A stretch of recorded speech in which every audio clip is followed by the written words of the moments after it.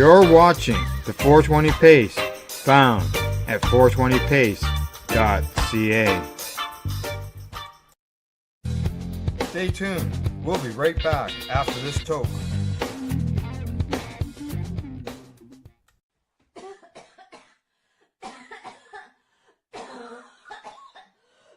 You're listening to the Pace Radio Network here at paceradio.net. The views expressed by the individuals during this broadcast are their own opinions, and they may not be the same as those of their group or other organizations they may be involved with. All medical advice during our broadcast is not a medical opinion and should be checked with your medical physician.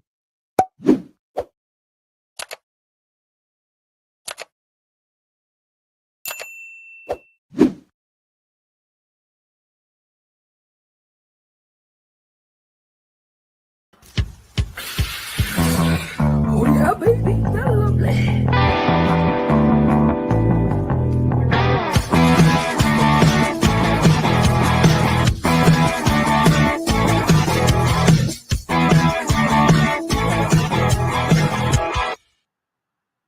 Good morning, it's July the 21st, and welcome to Psychedelics and Cannabis Education News, your psychedelics and cannabis news source. We're live here at paceradio.net and 420pace.ca. Just as you notice, I'm alone today. Cindy has the day off, and I'll still be bringing you 8 stories today. We're going to be talking about news from Canada, as always, Czechoslovakia, Lebanon, as well as the good old USA.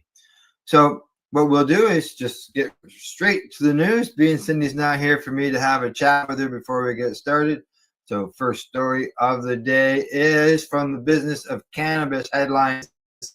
GOP aims to put final nail in the coffin of cannabis rescheduling as budget bill blocks funding for reform. Uh-oh. The U.S. Cannabis Rescheduling Project, which has been stuck in limbo since being temporarily shelved 6 months ago, is now facing another existential threat. That's never good. From the government's wide-ranging budget. On Tuesday, which is July the 15th, the House Appropriation Committee voted 9-6 to pass the fiscal year 2026 bill for the Commerce Justice Science Bill, containing language which would specifically prevent any funding being allocated to the rescheduling process. As a preface, Section 531 of the committee's bill, it recognizes the ongoing tension between federal and state law regarding cannabis, stating, the committee notes that marijuana remains a Schedule I substance under the Controlled Substances Act, despite 38 states and the District of Columbia allowing for comprehensive public medical cannabis programs. Exactly. This is essentially relevant for the rescheduling process, as the current status as Schedule I substance means that by definition it has no medical use. Following an acknowledgement of the DEA's ongoing review of the 2023 recommendation to reschedule cannabis to Schedule III, I'd much rather see it unscheduled, the committee strongly encourages DEA to expeditiously complete its review and issue a final determination in a timely manner. It continued with the committee also directs DEA of this act on the status of its review and the projected timeline for its final determination. This is particularly relevant to the current situation, given that last week the DEA issued an update confirming the interlocutory appeal of the acting administrator regarding the motion to reconsider remains pending with the acting administrator, and that no briefing schedule has been set. In essence, nothing else would probably still happen.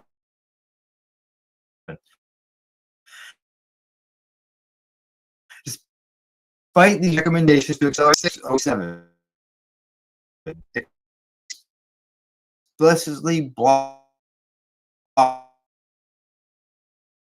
the use of any funds from this bill. It reads, none of the funds appropriated or otherwise made available by this act may be used to reschedule marijuana, as such as defined in Section 102 of the Controlled Substances Act, or to remove marijuana from the schedule established under Section 202 Controlled Substances Act. There you go. Conversely, according to a report from the Marijuana Herald, President Donald Trump said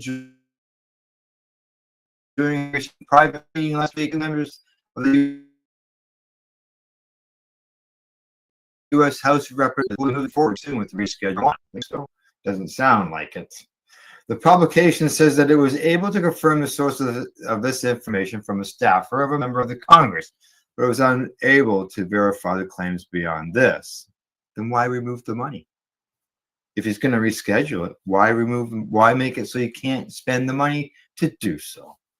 In June, a separate House Appropriation Committee bill, the fiscal year 2026 Agricultural Rural Development, Food and Drug Administration, and related agency appropriations bill was passed through the subcommittee, similarly taking aim at the rescheduling process. This is why I doubt he's going to do it. Lawmakers asked the Department of Health and Human Services Inspector General to examine potential deviations from established drug scheduling standards in the Food and Drug Administration's 2023 review of cannabis, which recommended moving it from Schedule 1 to Schedule 3. With the Commerce, Justice, and Science bill now waved through the subcommittee, it will now go to the full House Committee for review before advancing the House and Senate floor for debate. So, I don't know. To me, it doesn't look very promising. I got more stories that, to me, that doesn't make things very promising that we'll get to before the day is out here. One of the upcoming stories. It's in the, I believe it's in the second half, maybe. Here we go. All right. Find the next one. Then now we're going to head to Alberta, where they've got some good news. I'd like to see this actually spread across Canada, which is, it takes one place to get things rolling, and let's hope that others follow suit on this. And that is the fact that cannabis sales now allowed at all ages events in Alberta. If you can sell alcohol at all ages events here in Canada, why can you not sell cannabis at all age events? I went to a local event that had a beer tent. Why can't you have a cannabis tent? Cannabis retailers in Alberta can sell cannabis at events and festivals where minors are permitted. Come on, the rest of Canada, let's get on this. Announcement from the Alberta Gaming, Liquor, and Cannabis Commission, shared with the industry the week of July 14th, states that cannabis stores' licenses can now apply for license to sell cannabis at events, even if minors are permitted to attend. The most recent change follows a similar change to the province's rules in 2024 that allowed such sales at minors prohibited entertainment events or cannabis industry trade shows. The province has also previously allowed cannabis consumption spaces at these types of events. Come on, Canada. Previously, cannabis sales in Alberta were restricted to adults 18 plus events. Retailers could sell cannabis only with a temporary license extension from the AGLC, and sales could not occur within the designated consumption areas. The amended policy related to these sales may be found under the section of the AGLC's Retail Cannabis Handbook. Now, one Alberta cannabis retailer says it is already taking advantage of such changes with pop-up sales at least 2 events this summer. Plant Life Cannabis, with about 40 locations in Alberta, was selling cannabis at the Rock and Thunder in Edmonton on the weekend of July 11th and 12th, and will be at the Country Thunder in Calgary from August 15th to the 18th. Cannabis sales take place in an 18-plus area event. Rocking Thunder include bands like Def Leppard, Joan Jett, and Weezer, while Country Thunder features artists like Cody Johnson, excuse me, Bailey Zimmerman and Clint Black. According to VP Operations Ian Scott, he says, we see this as a natural evolution of where cannabis retail is headed. Festivals bring together a wide range of Albertans. And by operating in designated 18 plus zones with transparency, education, and full compliance, we're showing how cannabis can reasonably exist in the same spaces as beer gardens or food trucks. We're proud to be leading this shift. Got to spread this countrywide, folks. Through careful planning, designated consumption areas, and clear separation from minors, we demonstrated that cannabis can be safely and reasonably integrated into major life events. Why not? This sets a new benchmark for what's possible in the evolving entertainment and cannabis landscapes. Now, he tells Stratcan that the company, along with others in the industry, worked with the AGLC in the lead up to the announcement, allowing them to plan these events in anticipation of these regulatory changes. Alberta is the first province to allow these types of sales at non-age gated events. Exactly. Come on, the rest of the country, pick it up. We got to follow along with this Alberta example. This is a huge step for the normalization of cannabis in Canada, and it should be in Canada, I will add. According to Marcy Kazak, she's the president of the Retail Plant Life Cannabis. She goes on to say that we've been preparing behind the scenes, and our team is ready to operate reasonably, visibly, and in full compliance at a new kind of cultural event. Now, Jerry Krochak, a director of corporate partnerships at Rock and Thunder and Country Thunder, said the first event went well. He says, we're proud to share that this past weekend's event marked a successful step forward in integrating legalized cannabis into the live music experience. Our on-site cannabis sales were handled with the highest standards of compliance and responsibility, working closely with regulators to ensure a safe and seamless guest experience. Yeah, I got hiccups, people. Sorry. He goes on to say the feedback from the festival goers was overwhelmingly positive. Guests appreciated the convenience and atmosphere, and we saw respectful, responsible enjoyment throughout the weekend. We're excited about the future of enhancing festivals, cultures in a thoughtful and progressive way. We're also happy to have this partnership lined up for our Country Thunder event in Calgary this August. Yeah. Plant Life will also be hosting a space at the 18 plus Great Outdoors Comedy Festival in Edmonton, July 18th to 20th. So that just went by. With comedians such as Martin Short, Tony Hinchcliffe, as well as speakers like the Trailer Park Boys. Now, Mike Anderson, he's the president of Trek Star Entertainment. He says, we're proud to partner with Plant Life. Cannabis is our on-site retail partner. Their commitment to education and compliance and responsible consumption sets the standard of cannabis retail at live events. They've created a safe and welcoming experience that aligns perfectly with the values of the Great Outdoors Comedy Festival. Now, Ivan Ross, Brana, a consultant with the Diplomat Consulting, which helped work with the provincial regulatory to push these types of changes, says he sees it as a step forward for the entire industry, with Alberta leading the way. And yeah, let's get this countrywide for sure.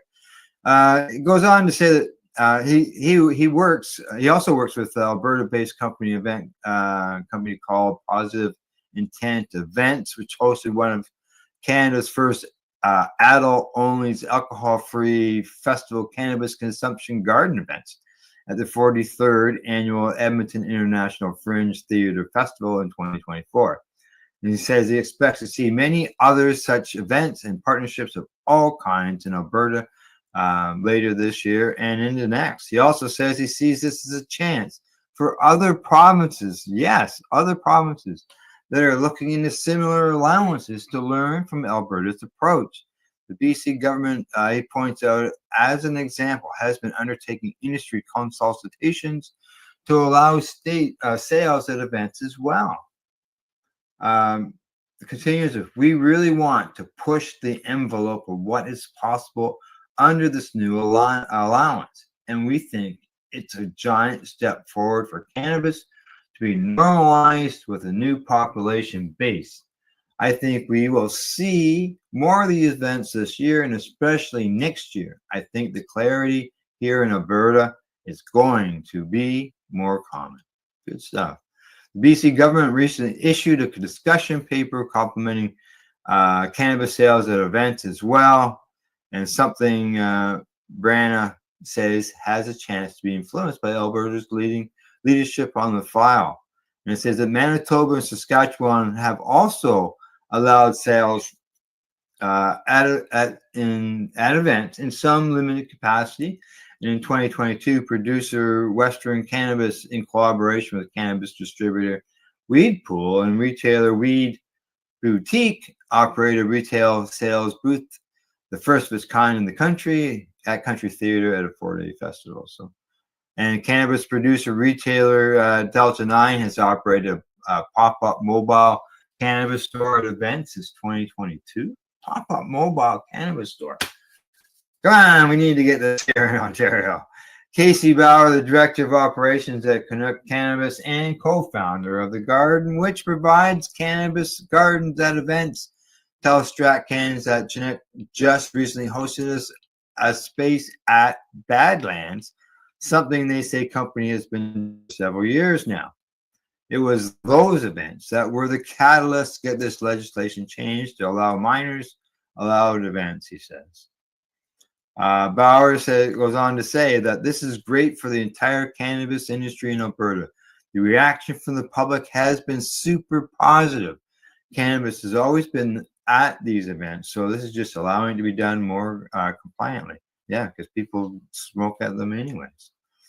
Now, Brandon Apatow, press secretary of the Alberta MLA, Dale Naily, the Ministry of Service Alberta and Red Tape Reduction, whose office has been behind this, and many other recent changes to the province's rules, explains how the rules will work. He says, the new direction only changes how and where retailers can operate. All restrictions around consumption remain the same, including prohibiting access for minors. All federal and provincial regulations must be met, such as ensuring minors cannot view any cannabis product for sale and prohibiting the consumption or sale of cannabis in areas where alcohol is sold or consumed. Municipalities can establish specified areas within an event or festival where cannabis can be consumed, such as designated smoking areas, in compliance with municipal bylaws. The province does not license the areas where cannabis may be consumed. The responsibility lies with the municipality. Municipal bylaws may vary from jurisdiction to jurisdiction. Yes, yes, yes, yes. I like that. We have to get that here in Ontario and the rest of Canada. We need to spread that stuff around so that people can get access to it instead of being, as in some places, restricted to their home, which is crazy. So, all right, let's move on. Heading to Czechoslovakia. Because there, according to the International Business Conference, the headline says that Czech president officially signs cannabis legalization measure. There we go. Yes, another country. It's official. The Czech Republic President Petr Pavel signed the nation's historic cannabis legalization measure into law earlier this week. The measure which will permit adults the age of 21 to cultivate, possess, and consume cannabis, will take effect on January the 1st, 2026. Now, on May the 30th, Czechia's Chamber of Deputies of the Parliament of the Czech Republic approved the adult use cannabis legalization measure. The European Union Senate then approved the measure a little over 2 weeks ago, sending it to the president's desk for his signature. Now, starting next year, the Czech adults over the age of 21 can cultivate up to 3 plants in their private residences. Additionally, they can possess up to 100 grams of cannabis in private and up to 25 grams in public spaces. Public consumption will remain prohibited. Now, I think they're going to find a problem with some of this stuff right there. And I'm not worried about the public consumption stuff. That's unfortunately, as I mentioned earlier, that's, people will eventually just smoke in public until that law changes. But this 100 grams that they're allowed to possess in private and growing 3 plants, I don't know about you, but I know if I grew 3 plants, I can get well over 100 grams of cannabis. Like, it's basically 3 ounces. And that will have to change. That was sort of like when Canada, when the law was first introduced, they said that it had to be no taller than 100 centimeters. Well, how do you stop the genetics from doing that? And that's what's going to happen here.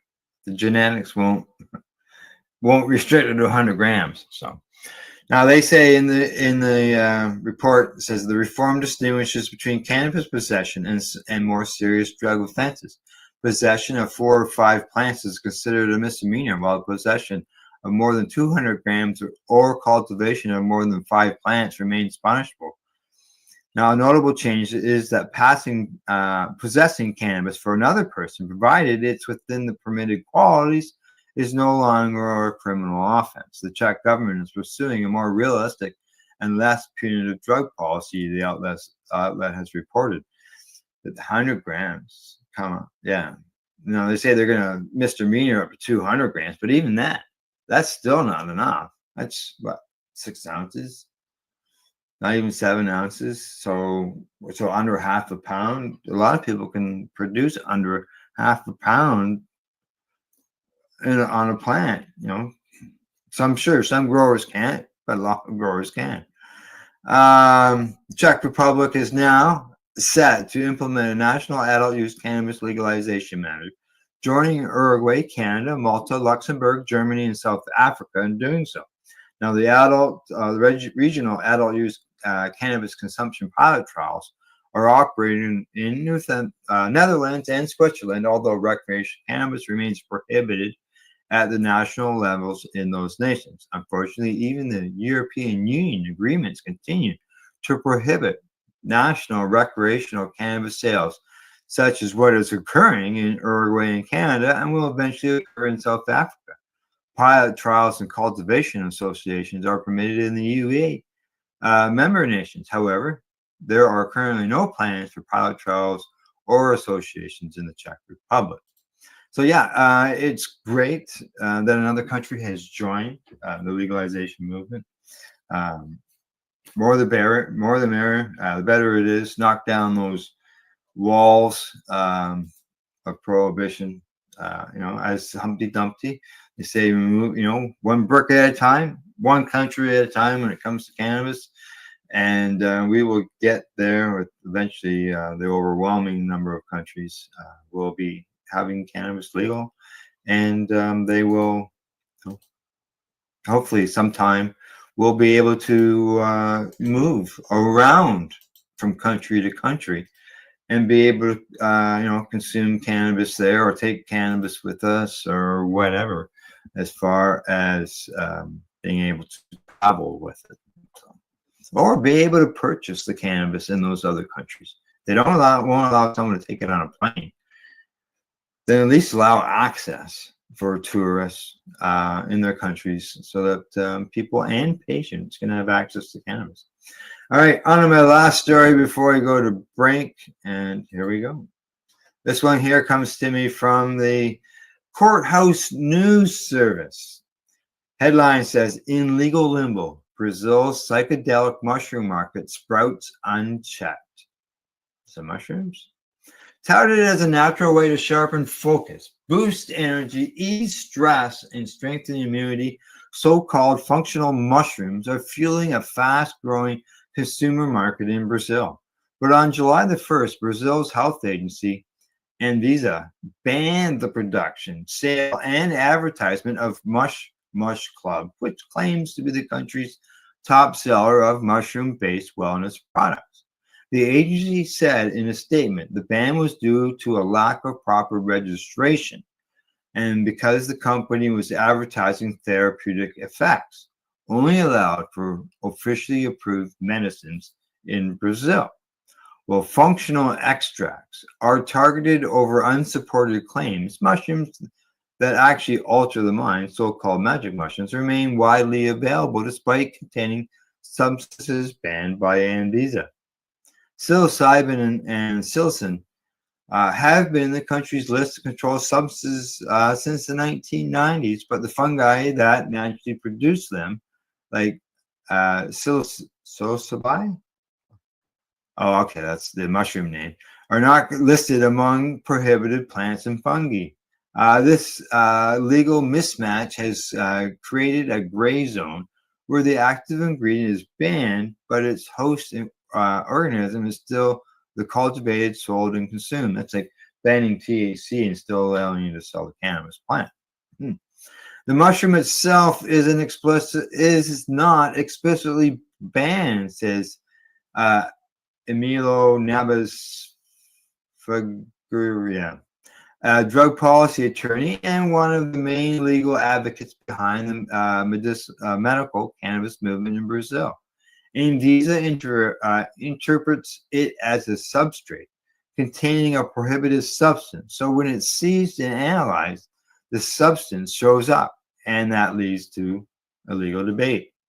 Now, two recent cases illustrate the legal ambiguity surrounding the psychedelic mushrooms in Brazil. In April, the Court of Justice of Mato Grosso do Sul acquitted a grower accused of drug trafficking, ruling that while the mushrooms contains a banned substance, the organism itself is not outlawed, and there is no criminal intent. But in the federal district, another grower was arrested in 2023 and charged with trafficking after setting up a home lab, a case based solely on the presence of a banned compound.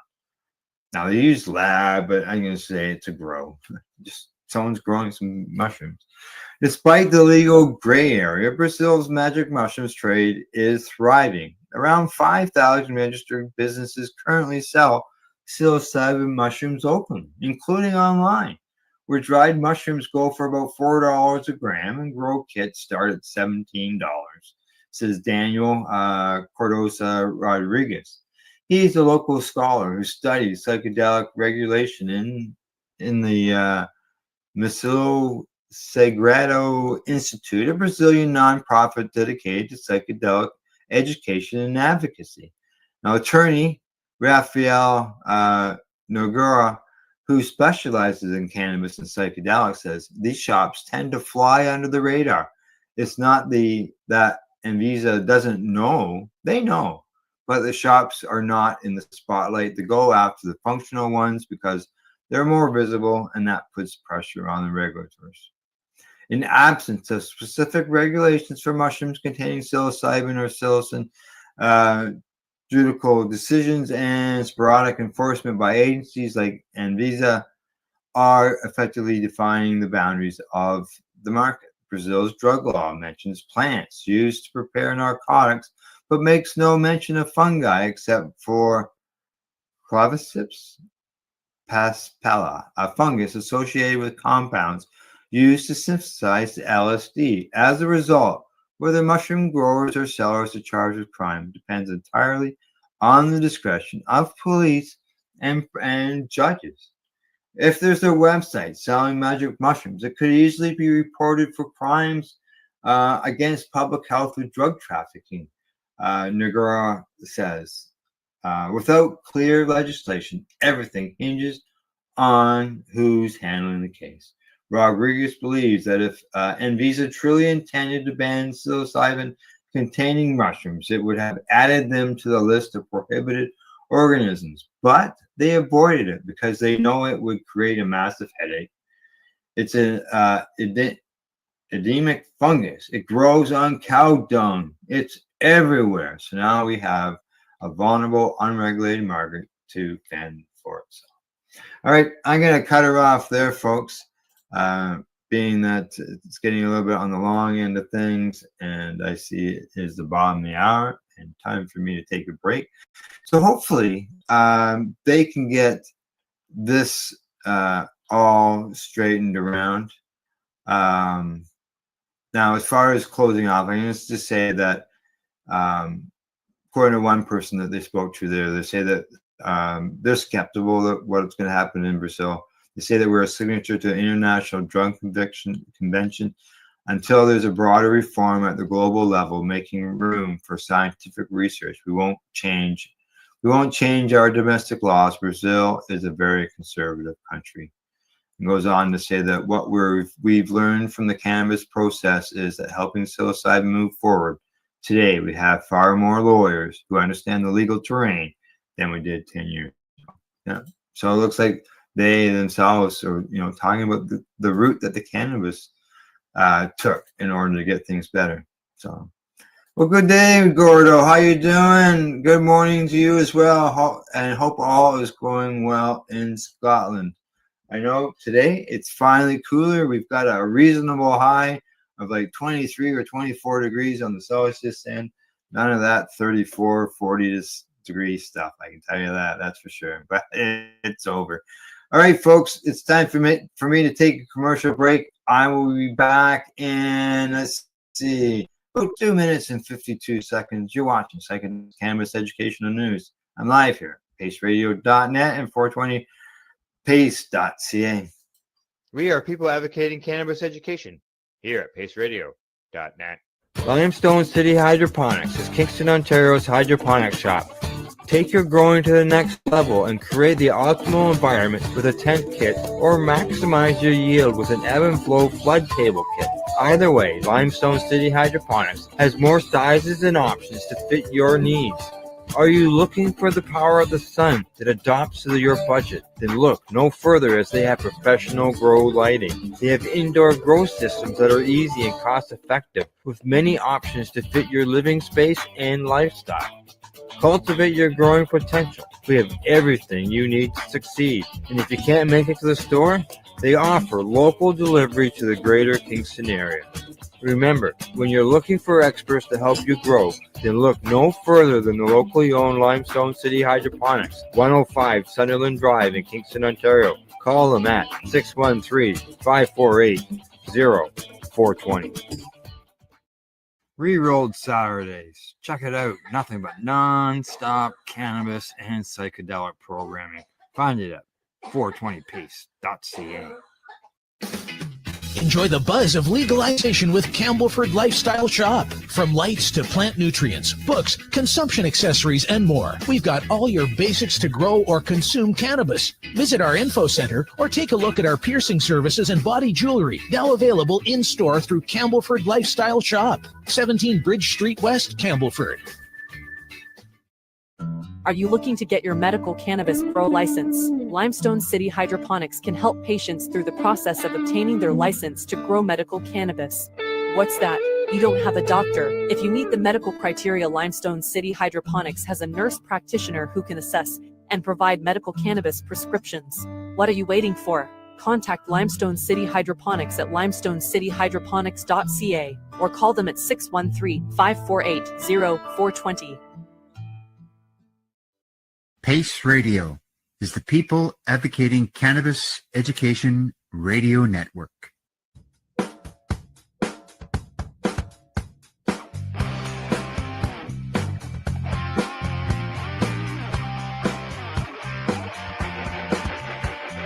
having an awesome day, and I'm gonna make sure it stays that way. I'm having an awesome day, and I'm gonna make sure it stays that way. You're listening to the Pace Radio Network here at paceradio.net. And you're watching Psychedelics and Education News. I am back with 4 more stories. And the first one we're going to start off, we're going to head to Lebanon. What's going on there? Well, according to the International Cannabis Business Conference, their headline says that Lebanon agricultural minister touts economic benefits of regulated cannabis. Does this mean we're getting another country that's going to legalize cannabis? Let's find out. Lebanon may not be the first country that people think of when it comes to emerging legal cannabis and hemp industries. Yeah, I guess so. However, there is a concerted push underway to ramp up the nation's legal industries and that push is largely being led by the nation's leaders. Prime Minister Nawaf Salam on Wednesday sponsored a conference at the Grand Rail on legal cannabis cultivation, reaffirming the government's push to activate Lebanon's law allowing medical and industrial use, according to the LBC International in its local reporting. Now it says, in his opening remark, Agricultural Minister Nazir Hanna framed the initiative as a turning point in Lebanon's approach to agriculture and economic development. Agricultural Minister Hanna reportedly described the developing the nation's medical and industrial hemp industries as being a national responsibility, and that the emerging sectors are promising if they can develop sufficiently. And there's no recreational in there. So Lebanon's prime minister estimates that an established medical and industrial hemp industry could develop into a $1 billion market and create a significant number of jobs in the process. He pointed to Bekaa Valley as an example that could particularly benefit from the developed industry. In 2019, a report by the United Nations Office of Drugs and Crime estimated that Lebanon was the third largest source for cannabis resin. I was going to say the hash, exactly. Worldwide, only behind Morocco and Afghanistan. The estimate that roughly 6% of all the cannabis resin on Earth originates in Lebanon. Two historical measures largely govern cannabis activity in Lebanon. The first came in 1998, when they passed a law, 67-3-1998, which criminalized the use of illicit drugs and scheduled cannabis as a very dangerous subject with no medical use. Now, the second occurred in 2020, when Lebanon became the first country in the region to somewhat liberalize its cannabis policies by permitting limited cannabis farming. As time has gone on, the measure approved in 2020 has proved to be largely symbolic, with the nation's cabinet refraining from implementing decrees to establish a regulatory authority.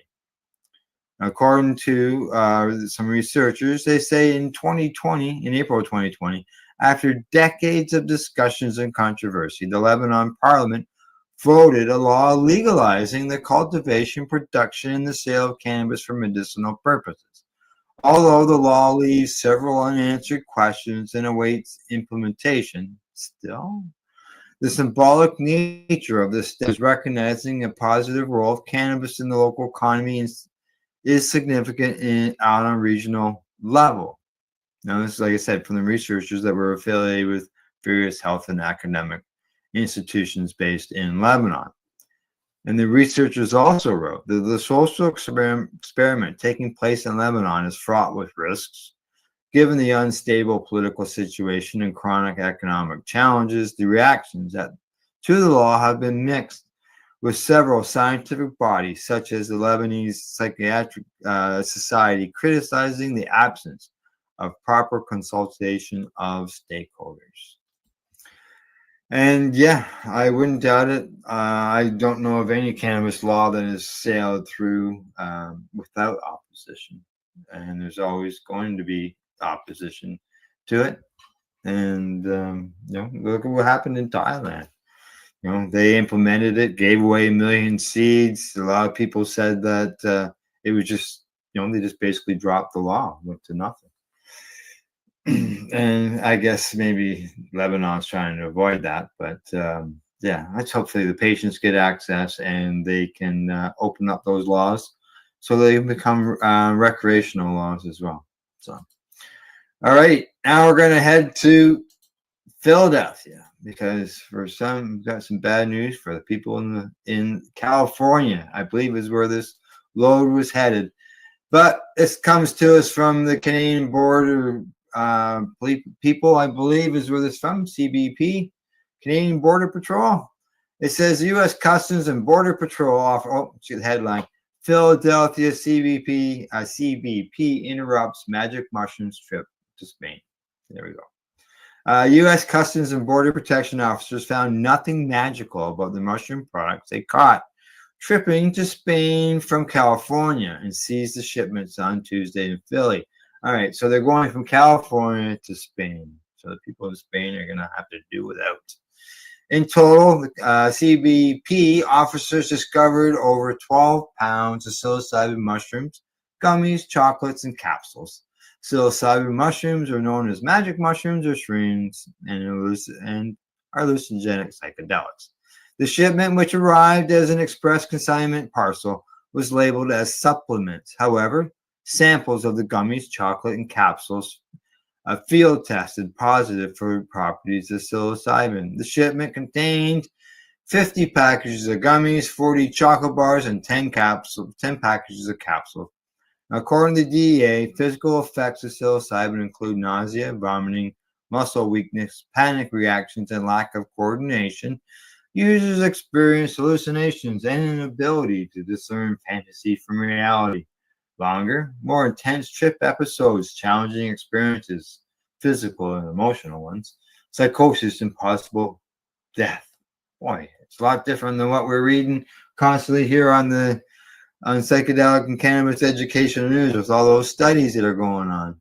Customs and Border Protection officers aren't altering our mindset when it comes to intercepting dangerous drugs, especially psychedelic drugs masquerading as less threatening gummies and chocolates, says Cletus P. Hunt Jr., Area Port Director of the CBP Area's Port of Philadelphia. CBP remains committed to combating drug trafficking organizations by seizing their illicit shipments at our nation's ports of entry.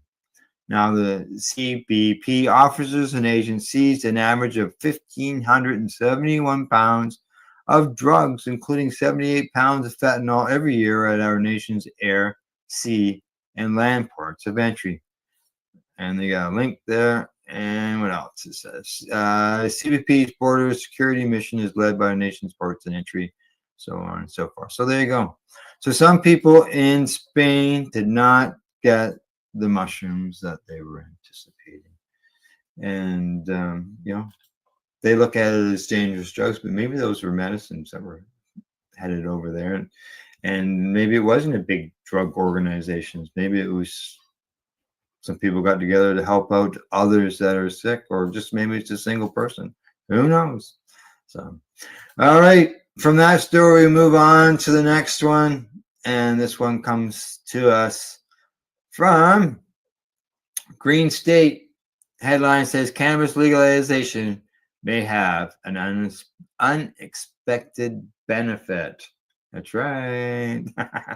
Many proponents of cannabis legalization emphasize the promised benefits of legalization, like job creation and more funding from taxes. However, an additional lesser-known benefit is the impact on the real estate market.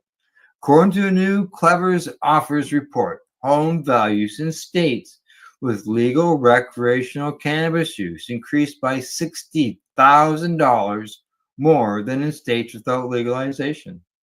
The report looked at property values from 2009 to 2024. During this time period, home values in states where recreational cannabis is legal increased by $222,958 compared to the $162,631 increase of home values in states where it's illegal. The report also found that even states that have legalized medical cannabis have seen home values increase. From 2009 to 2024, states with legal medical cannabis have seen a $22,000 increase in home value over states where it remains illegal. Furthermore, the report also noted that 9 of the 10 states with the highest jump in home values have legalized cannabis. In comparison, 9 of the states with the lowest home value growth have not legalized recreational cannabis.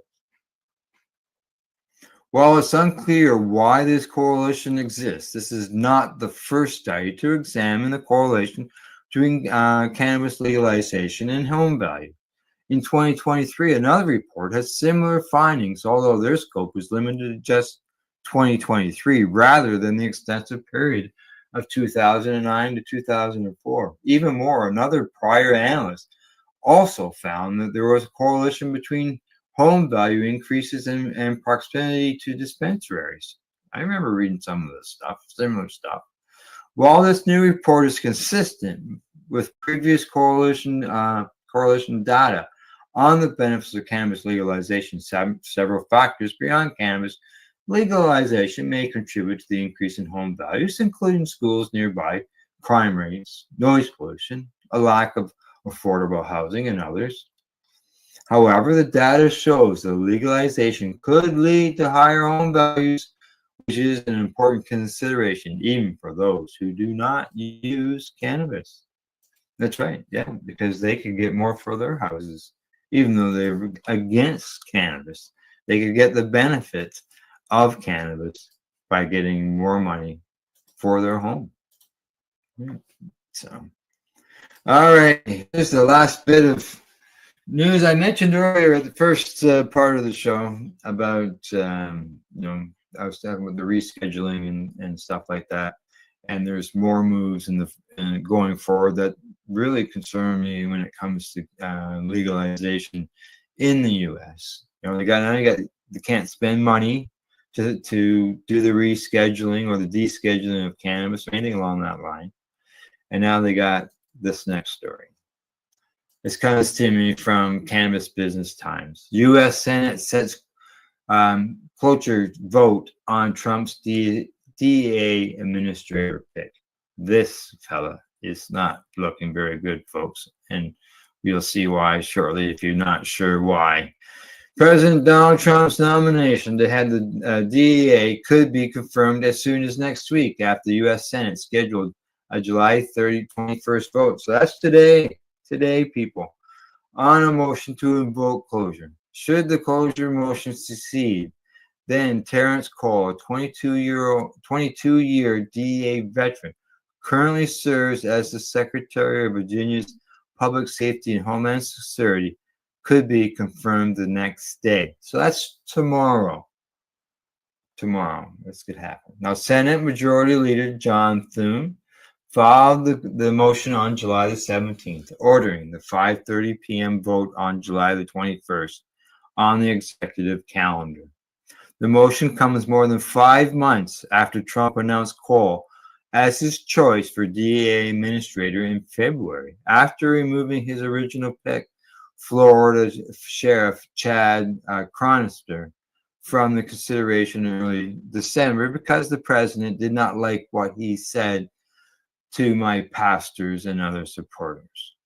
Now, Cole's selection was met with mixed reviews by cannabis industry stakeholders amid an administrative law judge hearing to consider a cannabis rescheduling proposal that's been delayed by interlocutory appeal since January the 13th, which I talked about at the beginning of the show.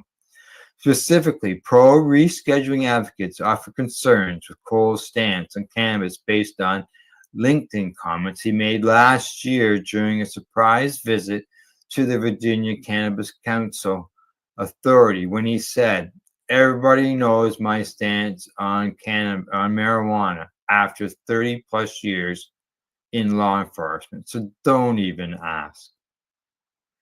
Furthermore, Cole included the hashtag #JustSayNo, an indication to some that his policies align with the late former First Lady Nancy Reagan's campaign that took off during the 1980s as part of the country's drug war.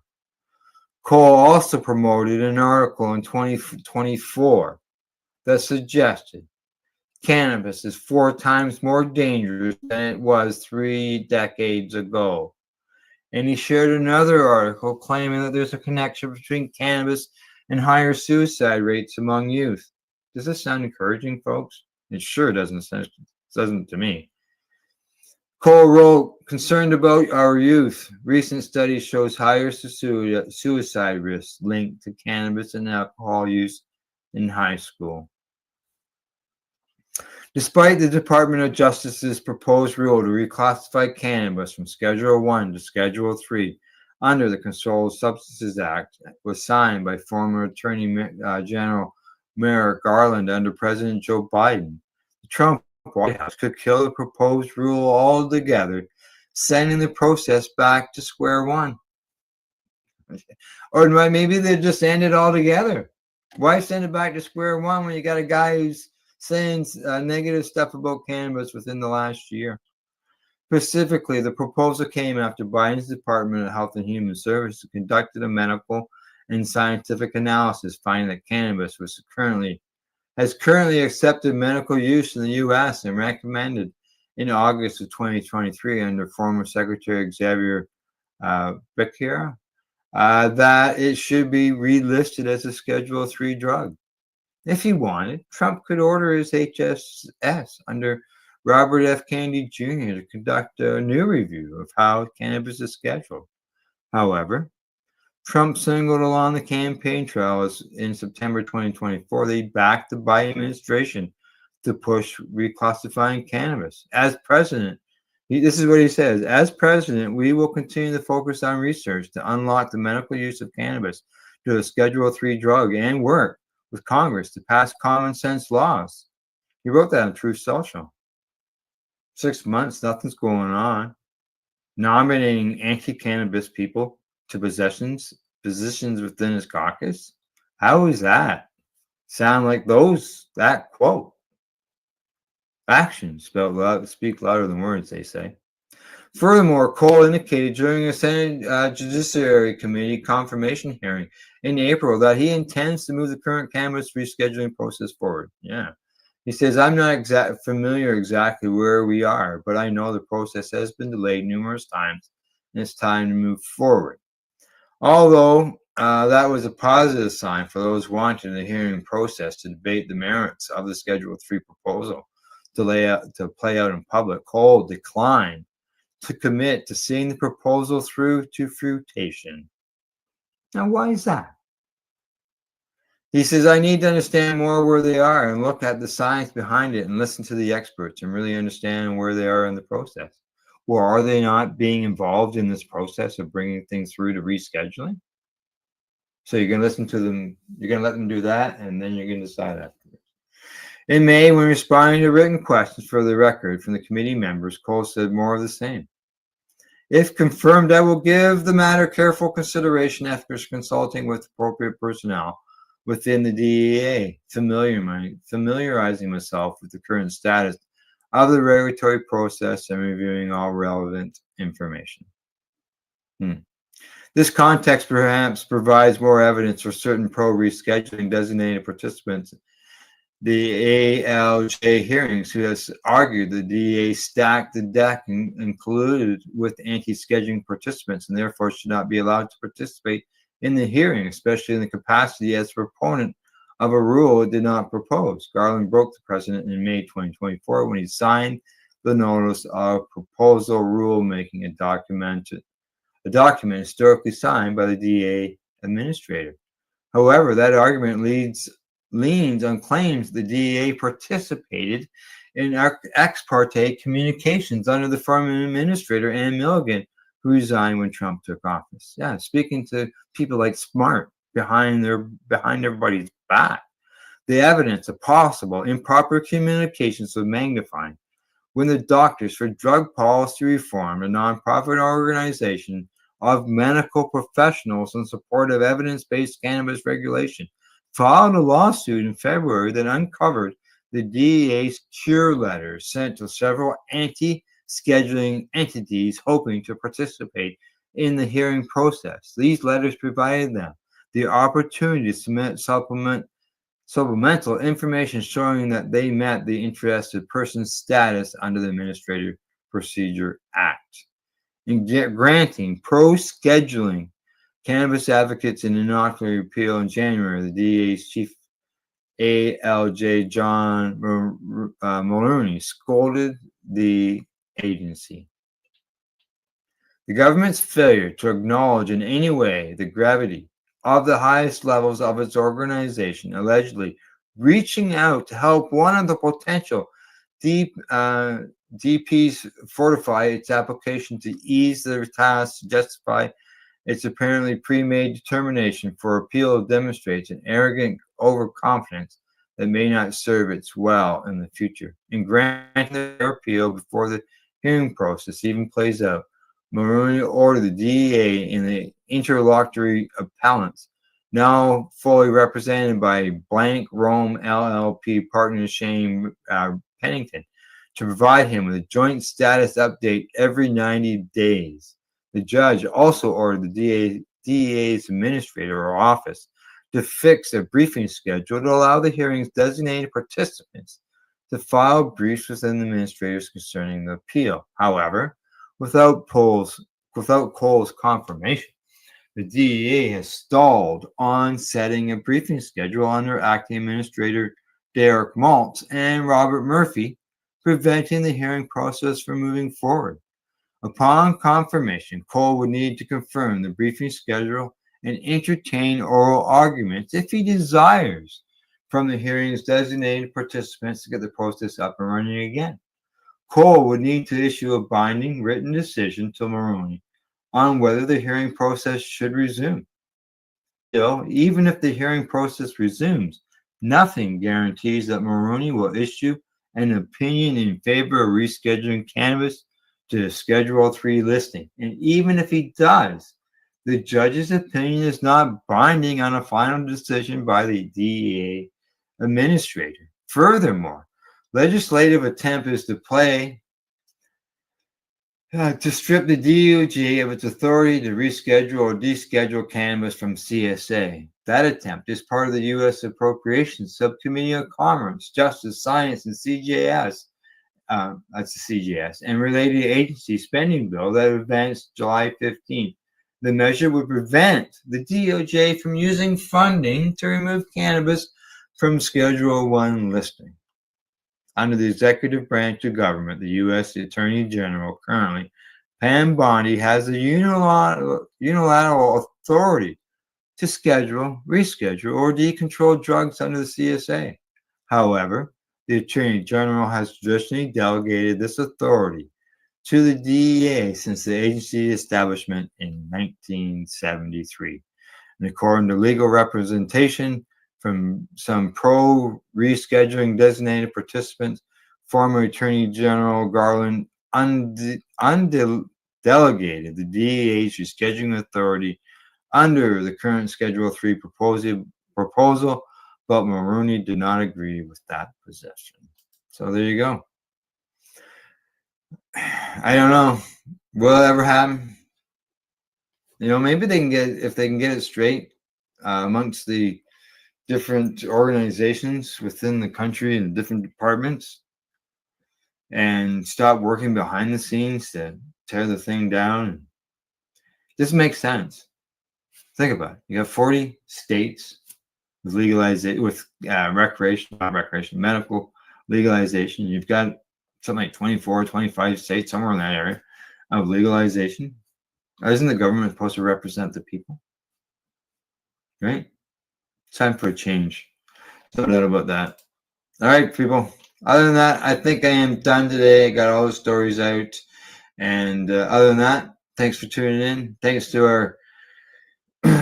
our sponsors and our buds at the Camel Lifestyle Shop, Limestone City Hydroponics.ca, and at ease.ca. And as I said, thanks for tuning in, folks. Thanks for watching the program. Thanks for the thumbs up, Fred Palmer and Eugene. Thanks once again for tuning in. We'll see you all Thursday. Cindy says she will be back Thursday morning, so we'll see you all then. And as I always say, since I'm going to say probably 2008. Thanks, Gordo. Exactly. Listen to the people and have a good day. You have a good day as well. Yeah. Educate, medicate, do not incarcerate, and let's get this legal around the world. Bye-bye, folks. We'll see you all later. You're listening to the Pace Radio Network here at paceradio.net. The opinions of the individuals during this broadcast are their own and may not be the opinions of their group or other organizations they may be involved with. All medical advice during our broadcast is not a medical opinion and should be checked with your medical physician. Enjoy the buzz of legalization with Campbellford Lifestyle Shop. From lights to plant nutrients, books, consumption accessories, and more, we've got all your basics to grow or consume cannabis. Visit our info center or take a look at our piercing services and body jewelry, now available in-store through Campbellford Lifestyle Shop, 17 Bridge Street West, Campbellford. Limestone City Hydroponics is Kingston, Ontario's hydroponics shop. Take your growing to the next level and create the optimal environment with a tent kit, or maximize your yield with an ebb and flow flood table kit. Either way, Limestone City Hydroponics has more sizes and options to fit your needs. Are you looking for the power of the sun that adapts to your budget? Then look no further, as they have professional grow lighting. They have indoor grow systems that are easy and cost effective, with many options to fit your living space and lifestyle. Cultivate your growing potential. We have everything you need to succeed. And if you can't make it to the store, they offer local delivery to the greater Kingston area. Remember, when you're looking for experts to help you grow, then look no further than the locally owned Limestone City Hydroponics, 105 Sunderland Drive in Kingston, Ontario. Call them at 613-548-0420. We are people advocating cannabis education here at paceradio.net.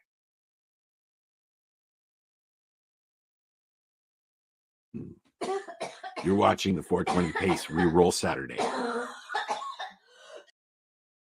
You're listening to the Pace Radio Network here at paceradio.net. The views expressed by the individuals during this broadcast are their own opinions, and they may not be the same as those of their group or other organizations they may be involved with. All medical advice during our broadcast is not a medical opinion and should be checked with your medical physician.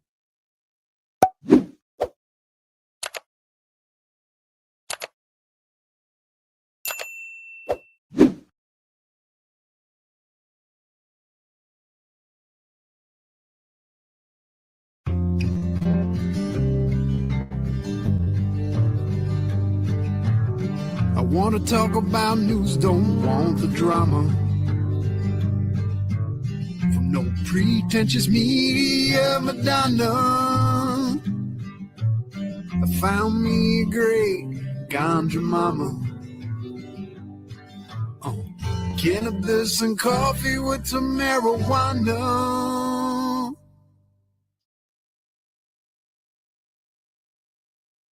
Good morning. I guess I had to add myself to the feed. How's everybody doing today? Yeah, we got some wild hair going on, but it's been a week. Anyways, 6 weeks since my dad left, unfortunately. But you know, it's been a whirlwind 6 months or 6 weeks. And I just got back from Lethbridge again on Friday. I went out and spent a week with my mom. And, you know, it's funny because I go out there, and before it was always to hide my medicine, right? Hide my cannabis, hide everything from my mom, because my mom worked for the RCMP for 30 years, right? So I hid everything. Like, you know, she thought I was a big drug addict. That was a big thing. Like, oh my God, she's a drug addict, you know, smoking cannabis. Well, after I got my license in 2012, things kind of eased off for her. And I mean, I didn't start anything really too major until my mom actually retired, which was 2006. And then once mom retired in 2006, that's when I started the Southern Alberta Cannabis Club and started my activism. Because I've been, you know, kind of how it started was we saw something on news, and it was Grant Krieger being held in the Calgary jail without his medicine. And I seen the Fagans, Keith and Debbie, and Kelly Christie, which was Calgary 420, standing in front of the Spy Hill Remand Center in Calgary, protesting. And I thought, what an injustice, like what a complete injustice. This poor man who had been given a cannabis licensing, because we've had medical cannabis available in Canada since 2000, because of court orders. Like, the government's never given us anything. We fought for it in courts, right? That's how we got our grows back. That's how we've gotten everything. That's how the cannabis program, medical marijuana program even started, was because somebody got charged with growing cannabis for their cancer. Okay. And then there was a Hitsy case and all these other court cases that brought us to where we are today with legalization. Now, legalization was off the backs of people that fought for for medical purposes, right? So all these people that went to courts and fought and fought and fought for all their rights in courts for cannabis, for their medicine, got stepped over. And now we've got legalization, but we don't have any medical cannabis. And we don't have the levels of dosing for edibles and the beverages that are efficient, are effective for people that use for medical purposes, right? So again, this has been an ongoing battle since 2000, well, 1998 to begin with Brosses, right? Alan Robin. And they're now passed away. They're both gone. So we've had people that we've loved and lost over the last 25 to 30 years, pretty much. Well, since 2000, 25 years. Well, 22, if you go back to 98, right? That we've loved and lost that have fought very hard for cannabis. And then now we've got legalization, and those people still don't have everything that they need as medical patients, right? And again, Health Canada has still not recognized cannabis as a medicine. And the only way they ever distinguish the two is when you take your sell it right or something, because they don't want you giving any medical advice in the dispensary or the store that you're selling. I've called them dispensaries. They're boutiques and stores and whatever you want to call them now, right? But you can't go in there and ask them, hey, I've got this and that, and they'll tell you to get the fuck out and leave. They're not allowed to give any medical advice, which I understand because they're not medical.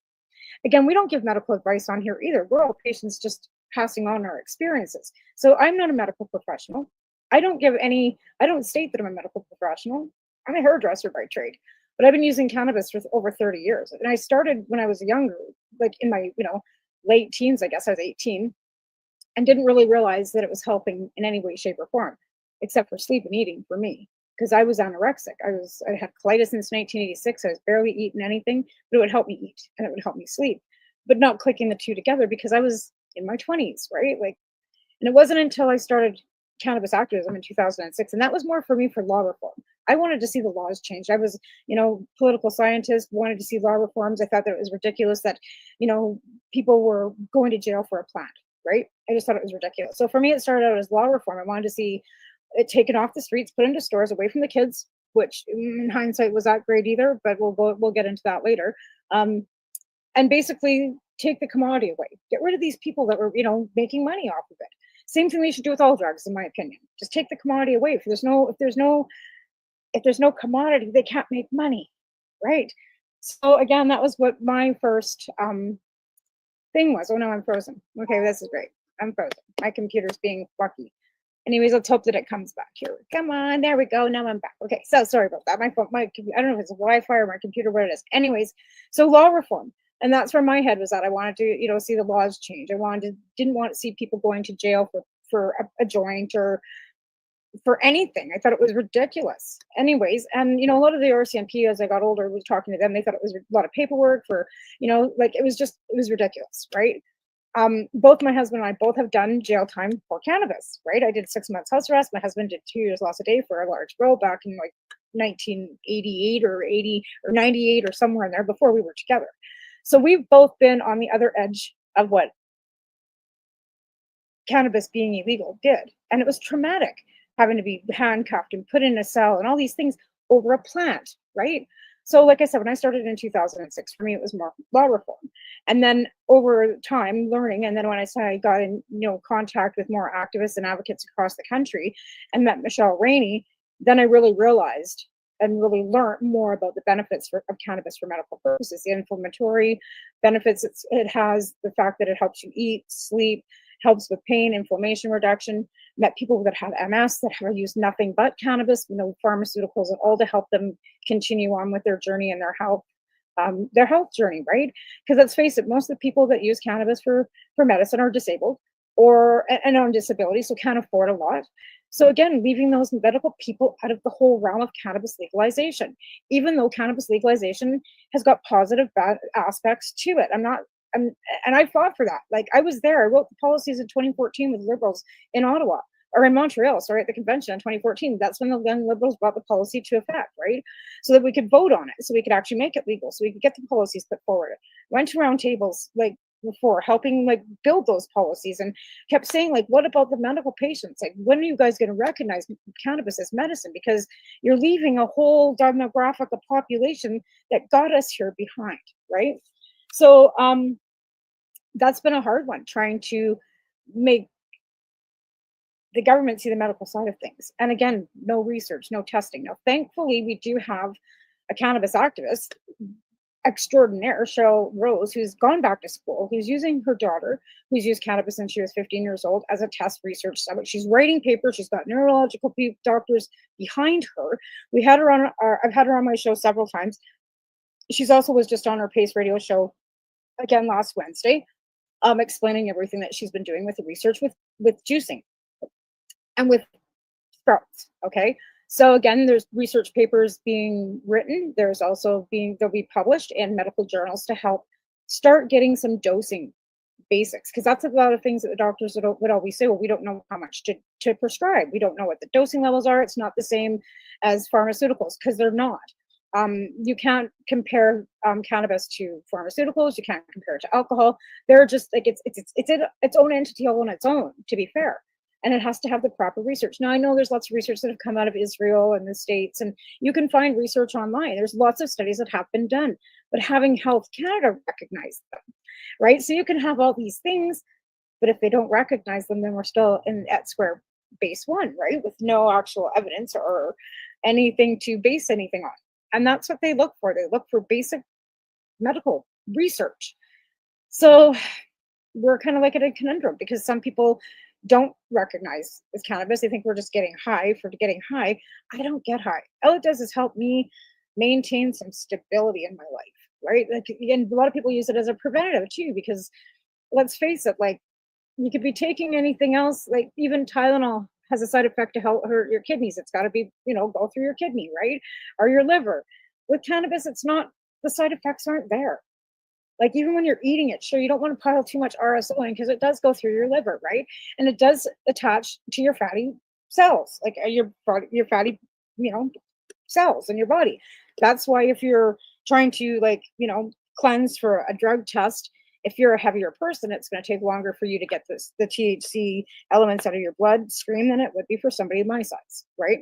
But again, it also depends on how much you're consuming and when you and exactly how much you consume. If you're a daily consumer, it's going to take you a while to get that out. But again, I'm not looking to get it out of my system. I'm not, like, people for jobs. And I think that's ridiculous now too, with the fact that cannabis is legal, and it's the lesser of two evils. Like, the only thing with cannabis is that it stays in your system so long, whereas with any other harder drug, like, well, opioids stay in your system for up to 3 years, to be fair. You can piss hot for opioids for 3 years. But cocaine, meth, all those other, like, stabilizing, beautiful, whatever you want to call them, 72 hours for cocaine out of your system. Boom, you can. And that's why a lot of people that do have to drug test will use that, because they know that they can flush it out of their system within, 24 to 72 hours. Alcohol, 24 hours, right?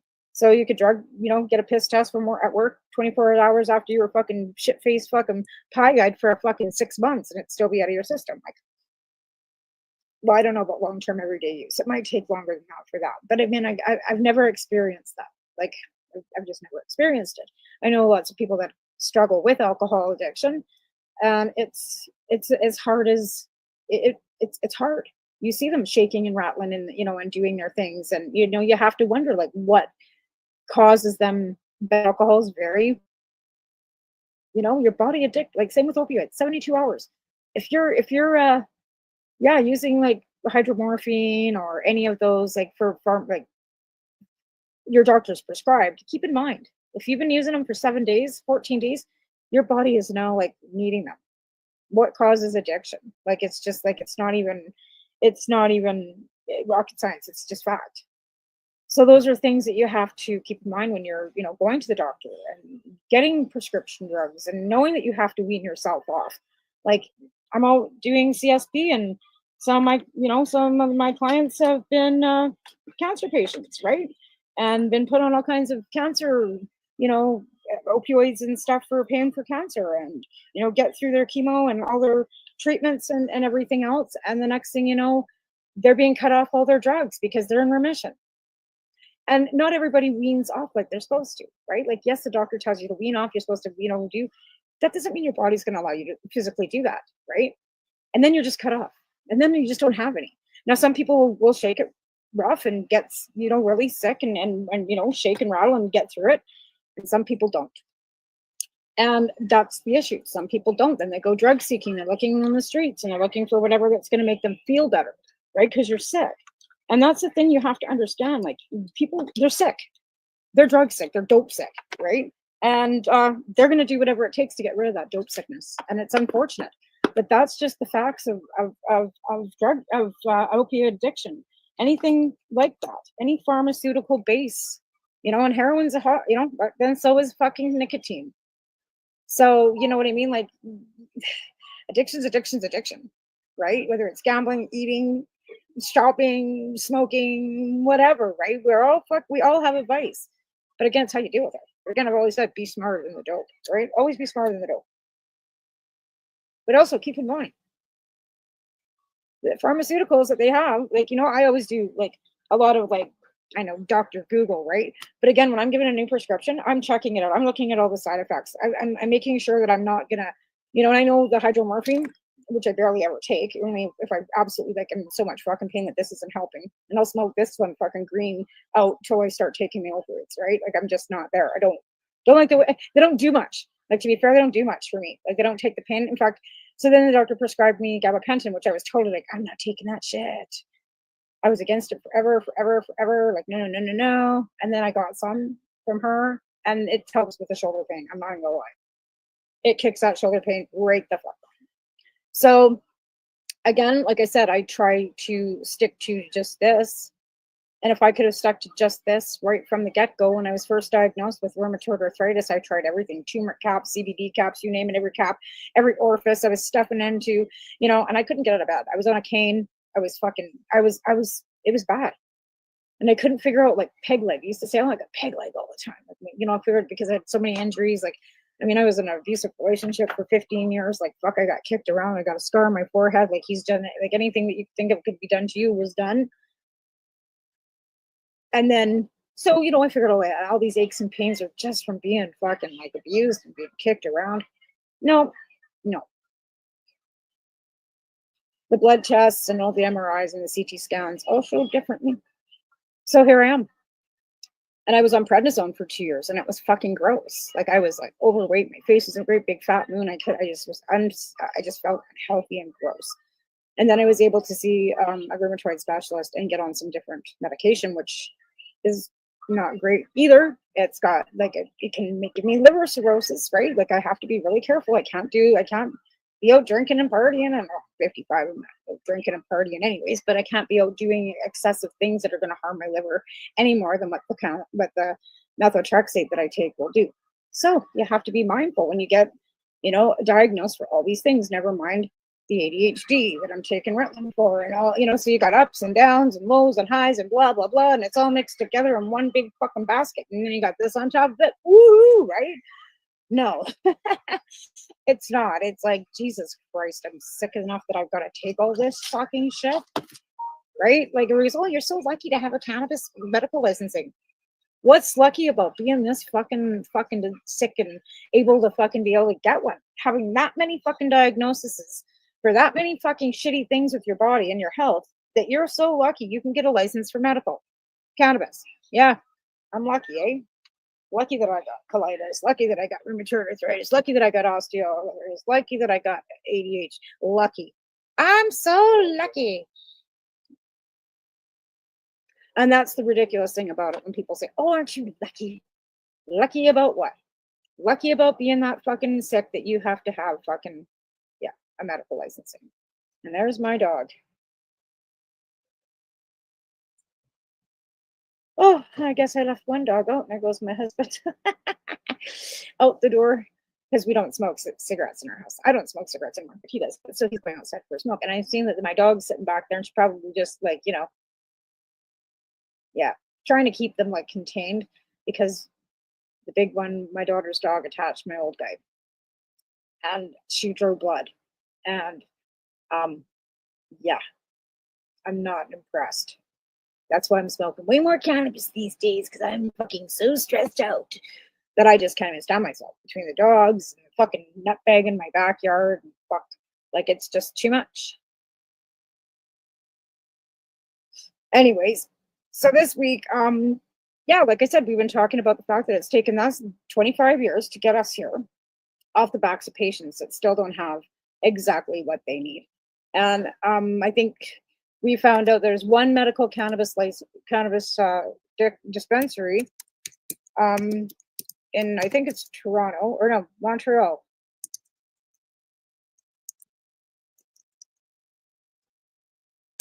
I'm just going to Google it. Because I know that Al had mentioned that there was one actually. Now, medical means like, you know, all that, and then it comes up all the stores, medical cannabis dispensaries, and I've got every store, you know, but it's not, they're not. So that's just not true. Like, these are not medical cannabis patient stores, because, and the fact of the matter is, they're just stores. So you can't walk into that store and say, hey. So when you Google medical dispensary stores, you come up with every boutique and every little fucking shop from here to fucking Tuktoyaktuk. But that's not a medical dispensary, because they're not. Now we've got some legacy ones that are still up and running. And they regularly go in and, you know, steal their fucking shit and fucking fine them. But they never charge them, because if they charge them, that means that we could constitutionally challenge that charge. And they don't do that. They just start fining you. And then I found out also, too, that the BC provincial government is not funneling cannabis taxation back down to the municipalities. They're keeping it all for themselves. So they get 75% of that fucking chunk of cash. And apparently they say they're putting it into education and healthcare. I'm calling bullshit. Because if that was the fact, our teachers wouldn't be fighting for their fucking wages back. We wouldn't be fucking having ER room fucking and lack of doctors if all that money was going into fucking healthcare and education. They said it was going into law enforcement. We see that with lack of fucking RCMP in our town, and all we got is what, community safety units running around Victoria and Vancouver fucking busting fucking medical fucking patients and charging them, fining them, to the point that VSB, I think last time I heard, had $6 million in fucking fines for the city of Victoria. Get off your fucking high horse, dudes. Like, seriously, where the fuck do you think that busting fucking medical dispensaries that are helping people for lower pricing, higher dosing, so they're actually getting what they need, is something that we should be fucking on board with? Because I'm not. And if my tax dollars are going to pay for that, I'm not on board for that. I'm no more on board for that than I am sending my money, my tax dollars over to fucking bomb fucking babies in Palestine. Or to back that fucking orange potato in the fucking US. I say tariff the fuck out of them and keep the fucking borders closed. In fact, build a wall. You know, as they're trying to take medical cannabis out of Texas. And any bounds that any of the medical patients have made in the US are being rolled back. For Mr. Orange Potato that said he would legalize across the board. That didn't happen. You know, we're not supposed to talk politics, but cannabis is politics. And if you don't think that politics goes hand in hand with fucking cannabis legalization or anything else, then you haven't had your head up your fucking ass. Because if it wasn't for us sitting in MP's offices and going and fucking talking to the politicians, you wouldn't have fucking jack shit. Just saying. You wouldn't. Because it wasn't fucking them just going, oh, well, we think we're going to be nice today. And we're just going to like give these people what they want. We're just going to make legislation that says, yeah, we think cannabis is not the devil's lettuce anymore. And we're just going to like it wasn't thousands and thousands of us fucking protesting and sitting in offices and going to fucking making meetings and doing these things, right? Oh, and fighting in the courts. And, you know, and like I said, even for me, like, here's the worst part about it. Like, there are some of us that actually did time for you, right? Like, we actually did. We actually sat and fucking in jail cells and in police stations and took the fucking rap, right? Like, my children will never have to worry about looking over their shoulder if they fucking are smoking a joint. Ever. You're welcome. Right? So the next generation after us, the Gen X, and then I guess Gen Z, because we were second about 2017 before legalization actually kicked in. So we still have a lot of youth, people that are in their, you know, early 20s or late 20s that still were affected by cannabis being illegal. A lot of young people that got charged for fucking smoking a joint or a small possession charge that can't go to the United States. Not that anybody fucking wants to anymore. And pretty much you can get a passport even with a cannabis charge and pretty much travel anywhere you want to, except for the United States of America. Right? You can go to Mexico, you can go to Jamaica, you can go anywhere you want to, except for I think Japan. Japan doesn't want anybody with any criminal record allowed there. You can apply for a visa, I guess it's up to them on whether they allow you to come or not. Right? But again, the world's changing, and like people aren't looking at it like it's a big fucking deal anymore. Even Germany's legalized cannabis. Poland's legal. Like even like there's so many other European countries that are looking at the fact that it's economy generating industry. You know what I mean? It's like whether it was meant to be an industry for, you know, anything, it was supposed to be for public health and safety type of deal when we wrote the legislation. It wasn't meant to be a huge fucking money making industry. That's not what it was meant for. It turned out to be that way. It was like a green rush, right? On the stock markets, everything else, there's still stocks available for it. And you have to shake your head and wonder, like, yeah, building your fucking bank off the back of patients again, right? And a lot of us all were like non-for-profit. We really didn't want to see any. I mean, let's face it.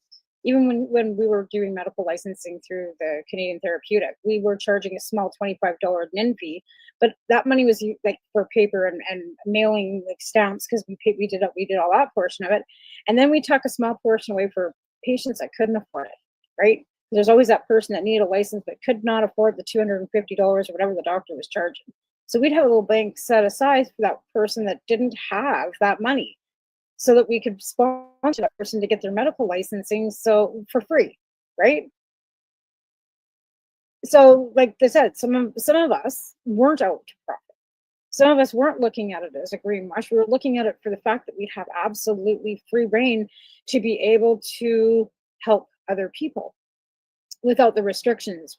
Like I said, I'm the one that did 6 months house arrest for mailing 4 grams of cannabis in the mail to another patient. Not realizing at the time because I just gotten my licensing and, you know, figured that it was not a big deal to, you know, do that because I had gotten cannabis in the mail myself from other patients. So I never thought anything of it, you know, tucked it up, you know, sealed it up, fucking sent it off.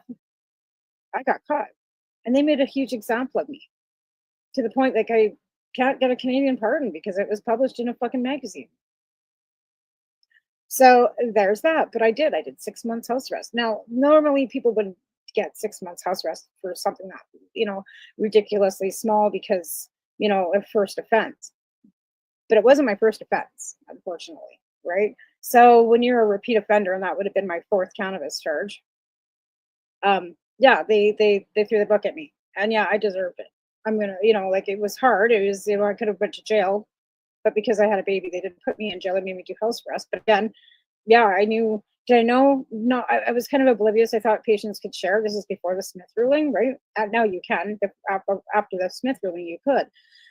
But this is before the Smith ruling, and I was kind of oblivious to it. And I was so brazen about it. I just sent a thank you card with my signature, my business card. That's how brazen I was. And that's why I had to take it, because I had no defense. And I did. I did the 6 months house arrest. I saw a probation officer every 2 weeks. I had the 10-year firearm prohibition. I took it. You won't ever have to go through that. Nobody else will ever have to go through that. Nobody will. Now they've got envelopes where you can mail cannabis in the mail, like legally up to 30 grams. Like nobody else will ever have to go through that. You froze me then. This fucking internet. I think I was frozen. I don't know if you heard any of that.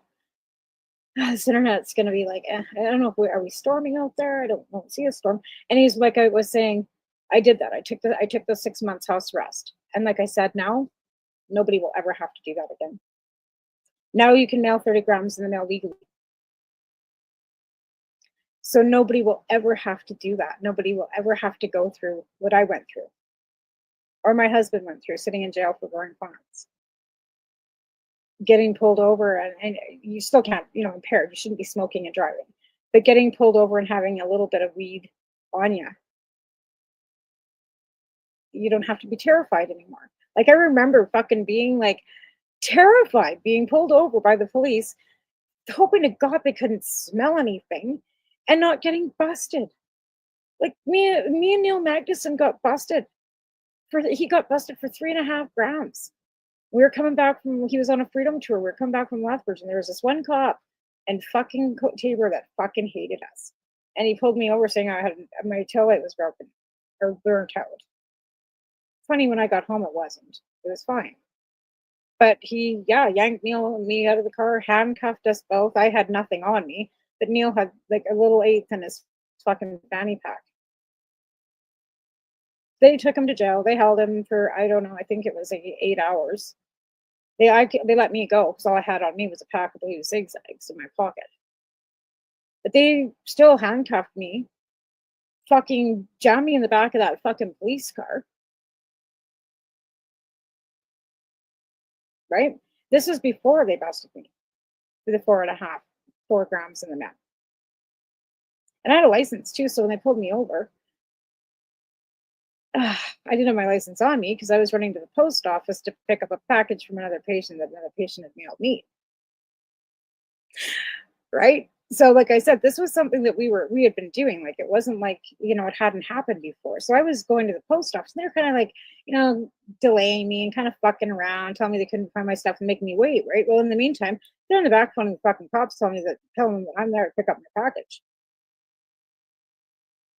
Because usually it would have been in my mailbox, but I had an envelope that, like a little, thing in the because we had post office box things, whatever, right? So I had a little like card in there saying I had to go to the post office that day. And it's almost time for break. So I will stop there, go to a break, and then I'll come back and finish the story. But some of you have already heard the story. You're probably so sick of hearing this story because I'm so like, yeah. But I think it's good to keep reminding people that we did things that you'll never have to go through. Okay, and on that note, I'm going to find a commercial here because, like Al said, it's hard to find them now because they're all kind of spread out. We'll go with this one. Okay, we'd like to thank our sponsors, and this is we have to do this for commercial break. So we're back in, I don't know, a few minutes. You're listening to the Pace Radio Network here at Pace Radio. Maybe it'll let me. What the heck is going on? Hang on. I don't know what's going on here.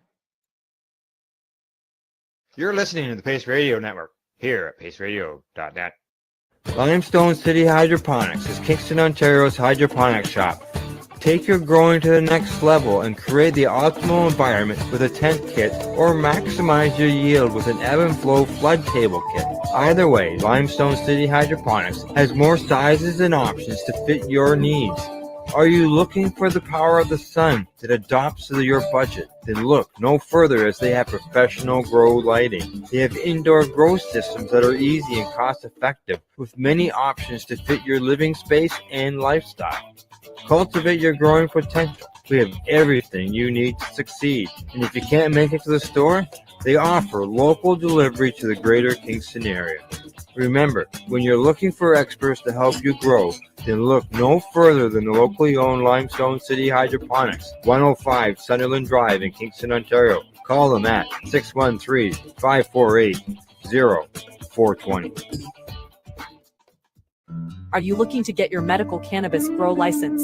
Limestone City Hydroponics can help patients through the process of obtaining their license to grow medical cannabis. What's that?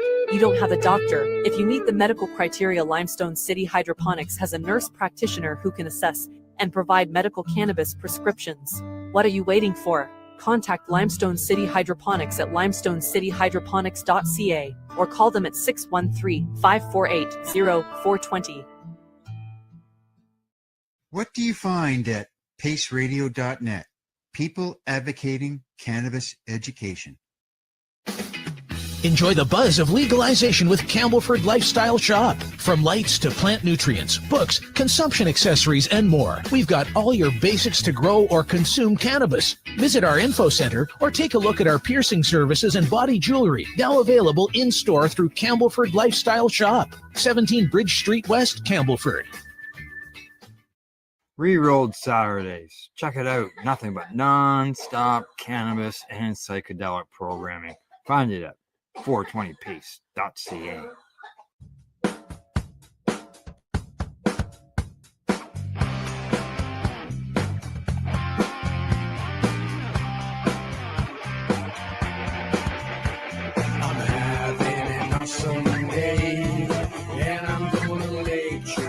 stays that way.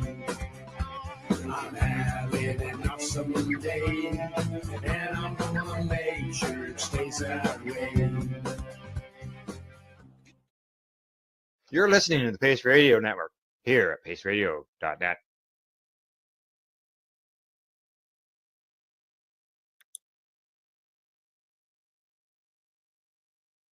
There we go. What the hell's going on this morning? Anyways, yeah, we were talking about my previous stuff. Blah blah blah blah blah blah. Okay, I'm on my show, folks. He said, got a bunch of messages. I'm gonna do my show. Like, everybody forgot. I've been doing this for 12 fucking years. Everybody forgot. Anyways, I said we were gonna do some giveaways today. See if there's one person in here. So we're gonna go to the comment section. Whoever's in here, if you comment, if I can get into this fucking thing. If you send me a comment, what the hell's going on here? I don't know what's going on here.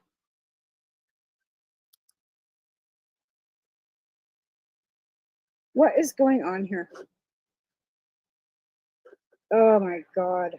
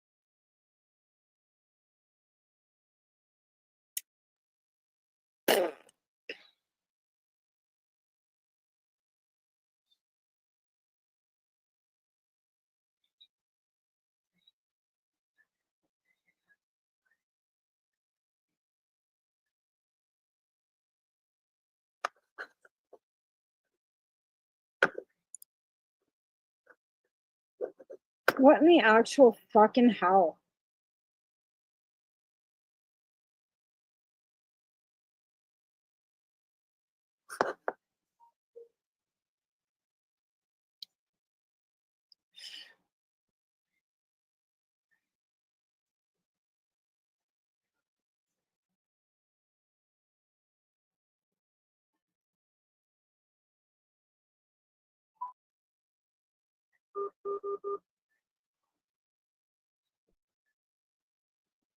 You have 70 new wireless voice messages. First new message. Hi, it's Janet. You'll just have to get back to me, and if there is a better time for you to do these calls. Message. Oh my God, are we back? For how long? I don't know. I don't know what's going on today, but every time I do anything, I'm frozen. So, yeah, I don't even know what I was saying before we were froze. So if this freezes up again, I think I might just pull the plug because there's no point in trying to fight this internet that's going on. And I've got internet. Like, I don't know what the hell is going on, whether it's the computer, whether it's the internet, what the fuck. Anyways, so we were talking to about the, yeah, and here we go again.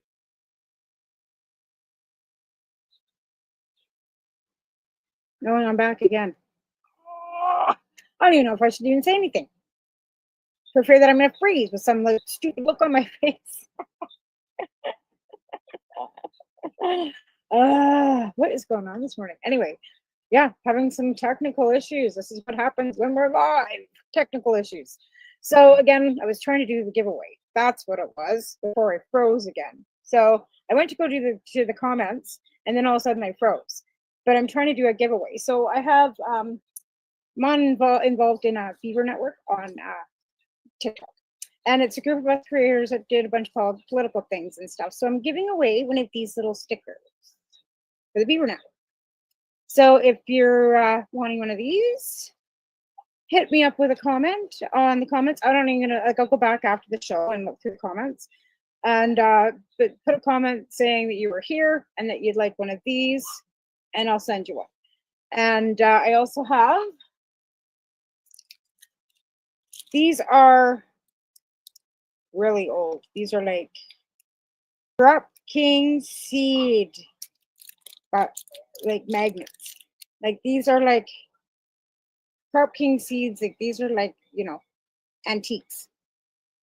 So I have one of these to give away as well. So like I said, drop me a comment and, you know, subscribe, follow the Pace Network, and put to marijuana when you join so that they know that you joined because you are watching my show. And I'll hit you up, send you one of those. So yeah, we were talking about the fact that people that have done time and done, you know, go through all these court proceedings and stuff, that has led to basically why we're here with cannabis legalization. And I often say, you know, on other social media platforms, like, Google me, I fucking dare you. Like, everything's there. Like, I have nothing to hide. You want to see my criminal record? It's all there in black and white. Why I can't get a pardon? Because I've done so much media and I've talked about it so openly, because of the fact that I don't want other people to ever have to have gone through what I went through. Right. So it's not like I'm, you know, out there fucking promoting, you know, or say, you know, boasting or being proud about it. It's not that I'm proud of the fact that I had to go through that. It's traumatic. It was an experience I don't wish upon anybody.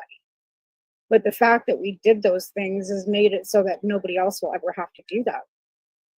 And it's not, like I said, it's not a boasting. It's not looking for recognition. It's a fact of the matter that there are people, not besides myself, I'm not the only one, like Ted Smith, Owen Smith, like they all went through harsh fucking bullshit to get rid of Jason Wilcox. Like, there's so many of us that had to go through this. Like, you know, even like my friends in Nova Scotia, the Giffens, like they had to go through bullshit too. Debbie was in a courtroom, like all the patients, and Debbie's got MS, like she's sick. Like, I'm not saying she's sick, but she's disabled too. Like, but they, you know, Allison Merton, like fuck, like people in wheelchairs in a fucking courtroom, right? And that's what you got to where we are. But you think that anybody's getting any recognition for legalization for the fact that they were all sitting in courtrooms doing all these things? We raised millions of dollars to pay for lawyers to do these things? No, you got fucking, you know, all these, you know, billionaires that got into the industry that fucking don't even recognize that any of us ever existed. Or you got people starting new projects and new shows that are fucking inventing the wheel that we've already done. In fact, that wheel was reinvented before us. And then we came in late in the game too. In 2006, I was late in the game. Because the game had started in 2000 before that. Prohibition started 75 years ago. And there's been people fighting for that, for, you know, cannabis legalization since then. So we all came in late in the game. But the ones that are screaming about, you know, oh, look at me, I got this big LP. We don't care. Because you know what? You're welcome. It was people that were in the grassroots, the ones sitting in the MP's offices, walking into fucking conservative MP's offices in Alberta. Okay, so that gave me, like I said, I was the former delegate for the Liberals in the battle for Crowford. That was Kevin Sorensen back in those days. That was the Stephen Harper days. That was when Kevin Sorensen was the finance minister. And I walked into his office. You know what he said to me? He was wearing a business suit, leather jacket, packing my briefcase. He goes, oh, you're not what I expected. And I said, what were you expecting? And he expected some dreaded fucking patchouli smelling fucking hippie walking in his office. Straight up. That was the stigma of anybody that was involved with marijuana, cannabis, anything. That's what them conservatives thought. Oh, you're not what you expected. Okay. Meanwhile, I was the only fucking person that had ever walked into his office to talk to him about any of this. And this is right when they were trying to take away our cannabis grows. And he had a fucking black fucking thing on his desk that was all the things that they were trying to push through with this policy to make us so that we couldn't grow our own medicine anymore. And that's when the big licensed producers started up, like Tilray. And they were going to supply all the cannabis patients. And they had started the MMPR. And they expected us to fucking shut down, fucking not grow our own cannabis anymore, and pay for it at $10 a gram. Broken Coast, Tilray, there was, Pure Naturals, very small, started out with I think 5 of them. Flim Flon, because Pure was a prairie plant system, was starting the Tweed. There wasn't a lot of them, right? But that was the conservative government forcing us into that cookie cutter fucking form of we're going to control what you do. And we're going to take away your right and your ability to grow your own medicine. And that was the fucking lobby that they had. So there was a bunch of us that said, this isn't happening. And we got John Conroy, who was one of the best QCs in Canada and still is. And we love John. He's retired now and he's still with us. And we went to a BC Supreme Court and we fought. And it cost a lot of money. And we raised money from coast to coast to coast. We had parties, fundraisers. Every patient, Jason Wilcox was the head of, they started the whole thing rolling. It was called the Eller case. We needed one patient to put the name in front of, right? There's always one person that's the plaintiff. And then we go against the crown, which is, well, now it's the king. And we fought. It took us 3.5 years. And now we're sitting in an injunction. There was never a ruling on that. It was put into an injunction. The Liberal government got in with Trudeau in 2015, and nobody ever fucking appealed that court case. So anybody who didn't need a prescription raised, didn't move, that MMAR is still effective. If you had a license for, whatever it was, and you're still holding an MMAR and you didn't get a license, like a prescription raise, it's never expired. Now, if you moved or you had to get your prescription raised or whatever, then you would have to get an ACMPR now, right? And that's what they're called. And they went from a 35-page, whatever, to 11-page application. So things have changed a lot. And they opened it up a little more so that more people with more, disabilities and afflictions can actually apply. But they also have done a kiosk with the veterans and, put a limitation, and they're not signing a lot of 50-gram licensing anymore. You would be lucky if you get 20. And even 20 is something that they're kind of, in the college and physicians in every province have always told doctors not to do this. So there's still these clinics that, and they want to push you towards the MMPR because then you have to go through a provider. The provider will pay for that licensing for you, so it's free. But if you want to grow your own, you're going to pay, and you still have to pay if you want to grow your own license, grow your own prescription, which I still think is bullshit because no other prescription do you pay a doctor. You pay the pharmacy for your prescription, but you don't pay a fucking doctor to sign it or write it. Even my triple script for hydromorphine, my doctor's not asking me for $100 under the table for that fucking for that prescription. She just doesn't. She signs it and fucking off to the fucking pharmacy. I go and pick it up. And does it cost me money at the pharmacy? Yeah, I'm paying for that prescription, but I'm not paying my doctor to fucking write that script. But with cannabis, you're still paying a doctor to write that script. Like, isn't that something that you kind of fucking want to go, about? That's kind of unethical, if you ask me. I'm just saying. And I think they're not really supposed to do that. They fucking write it up as administration or, forms or whatever. Even a form for my CPP. Service Canada paid for it. And the one for my insurance company, my doctor charged me $30. That's a form for my insurance company for fucking disability. That's not a fucking prescription. Just saying. My doctor in Hannah never charged me a fucking dime. And he was the only doctor that didn't have to really fight to get a fucking medical marijuana licensing either. He says, does it make you feel better? Does it make your quality of life better? Yeah, okay. All he cared about is that it made my quality of life better. Meanwhile, he was going for a kidney transplant because he had popped so many fucking Percocets from fucking a bad knee, right? So he saw the benefits, I guess, maybe. I don't know. He was South African too.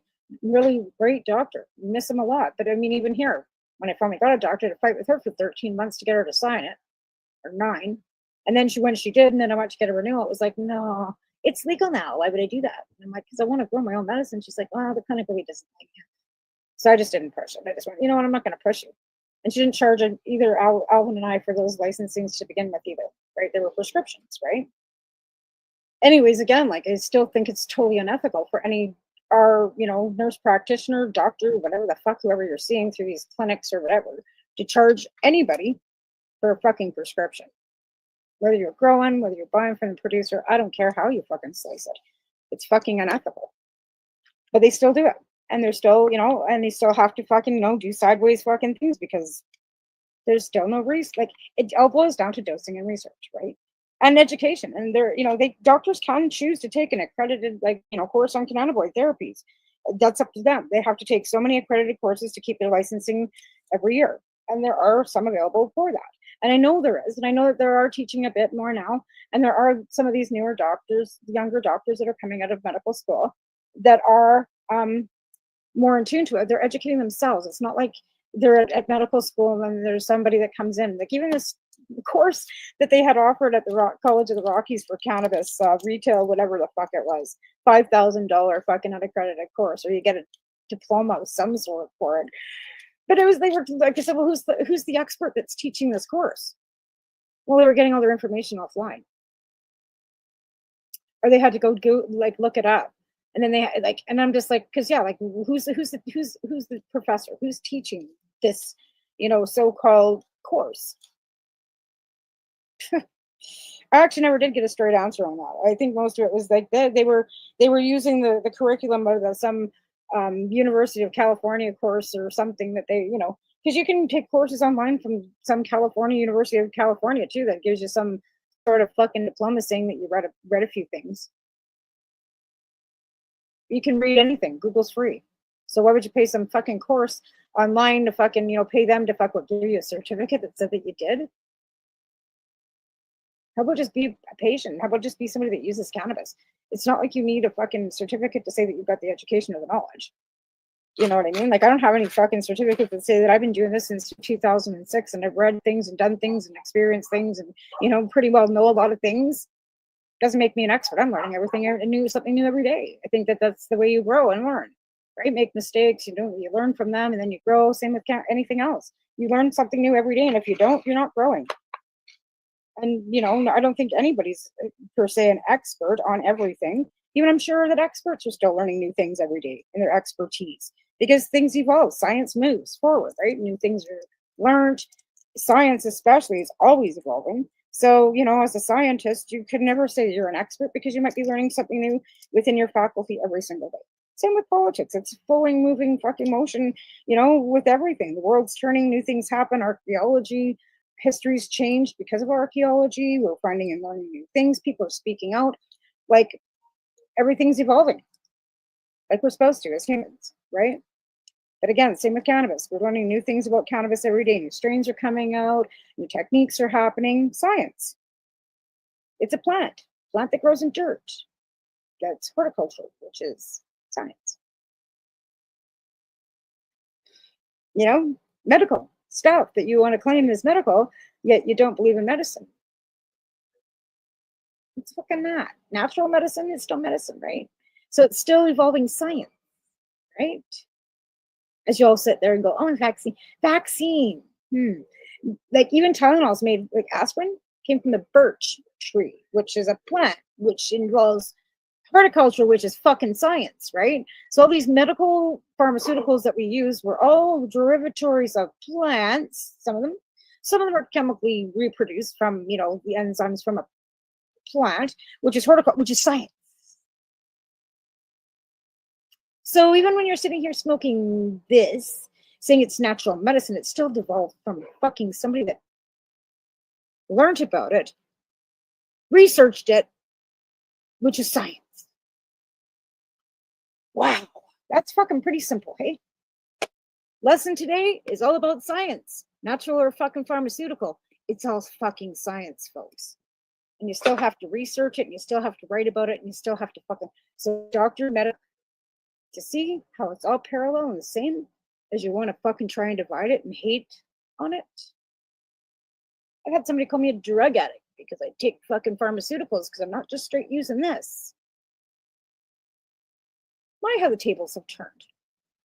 Again, the parallels that we are fucking have more in common than we don't.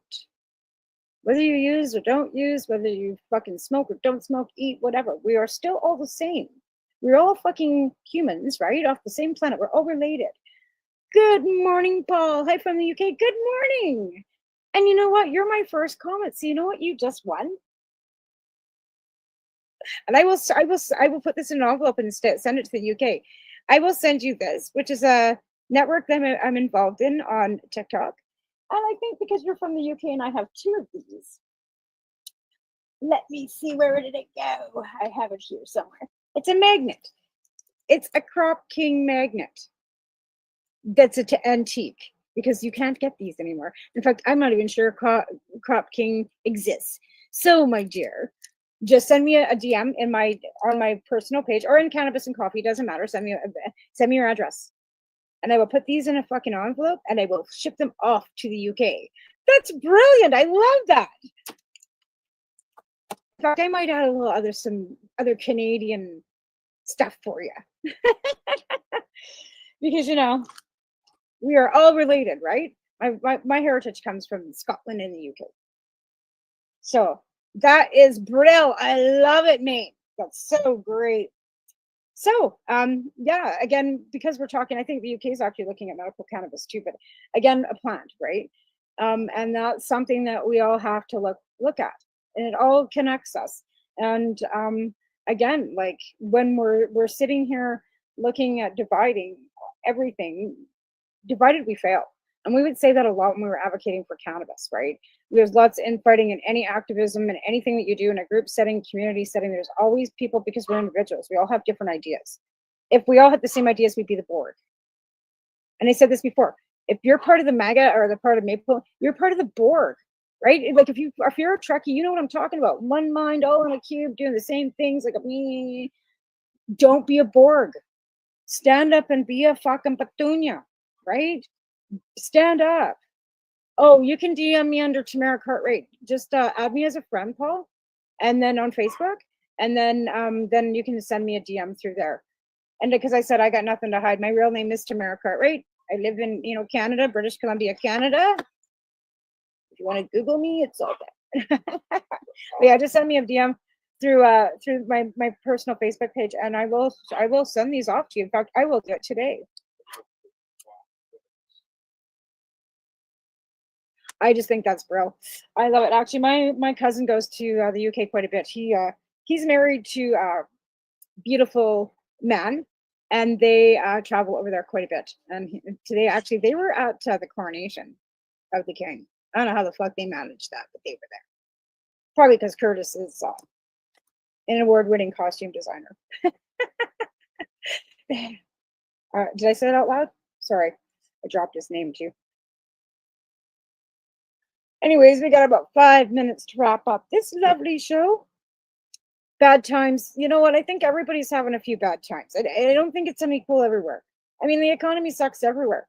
But I mean, you guys, I don't even know what to say. Brexit. I try not to talk a lot of politics on here, but if you want to talk politics, I could do that. We could do that personally. But I think Brexit was the worst thing you guys ever fucking did. And you were warned, but nobody listened. Anyways, yeah, I'm sorry for you, Paul. But hopefully, like I said, things will. My aunt Persis lives in London, right? She's my godmother. She's my mother's best friend. They're in they're boomers, right? They're in their like late 70s, early 80s, and she moved to the UK. I think it was probably in the late 70s, early 80s, and she married David. She was actually the librarian at the fucking London Library Archives in London. Yeah, at the library, the big public library there. She was the archive, worked in the archives, but she was a librarian. She went to school, became a librarian, and then married a man from the UK and moved to the UK. And she's lived in London for 50 years plus, maybe. That's my mother's dream. My dad just passed away, and my mom wants to go over to the UK and see her because they were here a couple years ago for a high school reunion, and this is probably their last trip to Canada. Anyways, 4 minutes left. I want to shout out to everybody that's joined me. Paul, thank you very much for joining. We're going to get these things off to you. Also, CSP. So we're always still looking for donations. I want to thank my sponsor that has sent me enough cannabis for this week and next. I'm going to head out to Dirty Darts today and check out my supplies out there.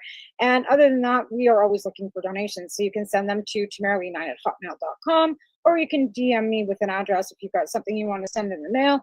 I'm more than happy to take it because, legally you can send up to 30 grams of cannabis in the mail in Canada from coast to coast to coast. So on that note, we also want to thank our sponsors who are Limestone Hydroponics and Campbellford Lifestyle and Easy. Easy was great fucking products. That's Steve's products. I mean, he's also got a show with Cindy on our network, Psychedelics and Cannabis News. There's all kinds of different shows on the network. So join us all.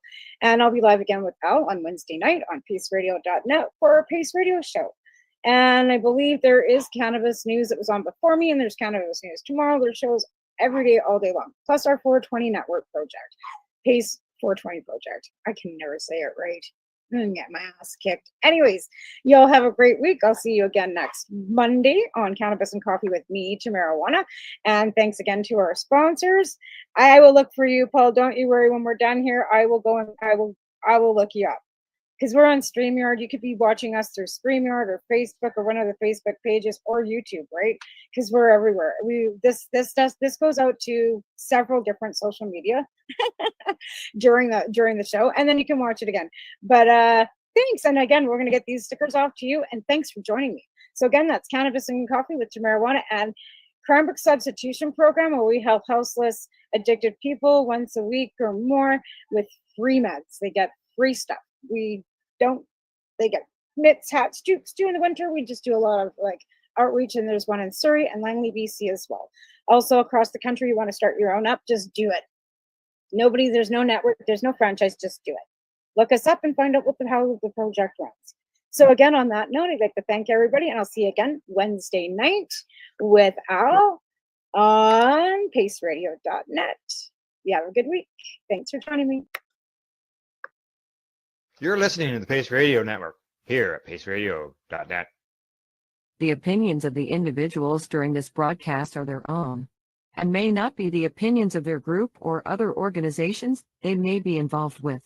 All medical advice during our broadcast is not a medical opinion and should be checked with your medical physician. Enjoy the buzz of legalization with Campbellford Lifestyle Shop. From lights to plant nutrients, books, consumption accessories, and more, we've got all your basics to grow or consume cannabis. Visit our info center or take a look at our piercing services and body jewelry, now available in-store through Campbellford Lifestyle Shop, 17 Bridge Street West, Campbellford. Limestone City Hydroponics is Kingston, Ontario's hydroponics shop. Take your growing to the next level and create the optimal environment with a tent kit, or maximize your yield with an ebb and flow flood table kit. Either way, Limestone City Hydroponics has more sizes and options to fit your needs. Are you looking for the power of the sun that adapts to your budget? Then look no further, as they have professional grow lighting. They have indoor grow systems that are easy and cost effective, with many options to fit your living space and lifestyle.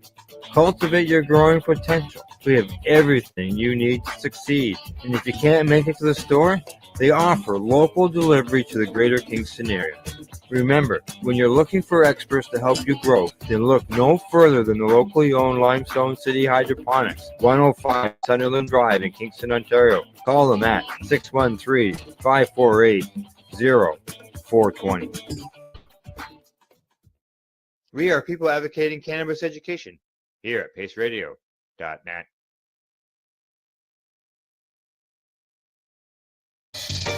You're watching the 420 Pace found at 420pace.ca. Stay tuned. We'll be right back after this toke.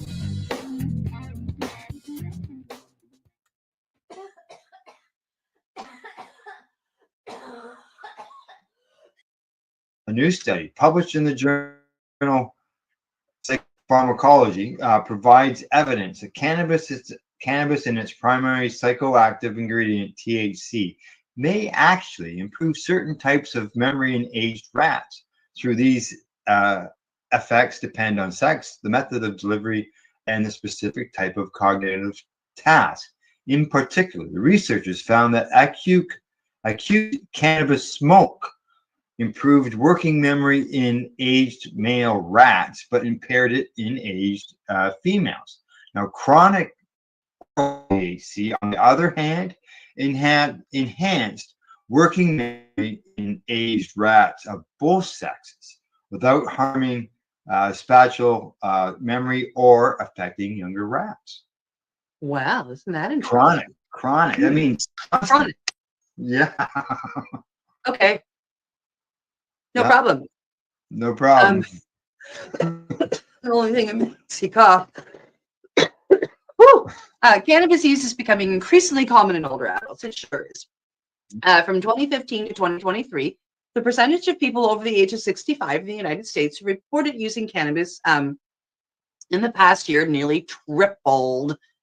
Many use it regularly, often to manage chronic pain, anxiety, or sleep problems. But while cannabis is well known to impair memory and attention in young adults sometimes, very little is known about how it affects the aging brain, which is already more vulnerable to cognitive decline. You're watching the Hi Guys podcast with Al and the other Al on the 420 Pace Project. The opinions of the individuals during this broadcast are their own and may not be the opinions of their group or other organizations they may be involved with. All medical advice during our broadcast is not a medical opinion and should be checked with your medical physician. Hi, guys. Hi, yes, And I'm going to say here. What? I'm going to say hi again. I'll explain that when you're done. Oh, I was just going to say, we are here. We're not queer, but we're really high.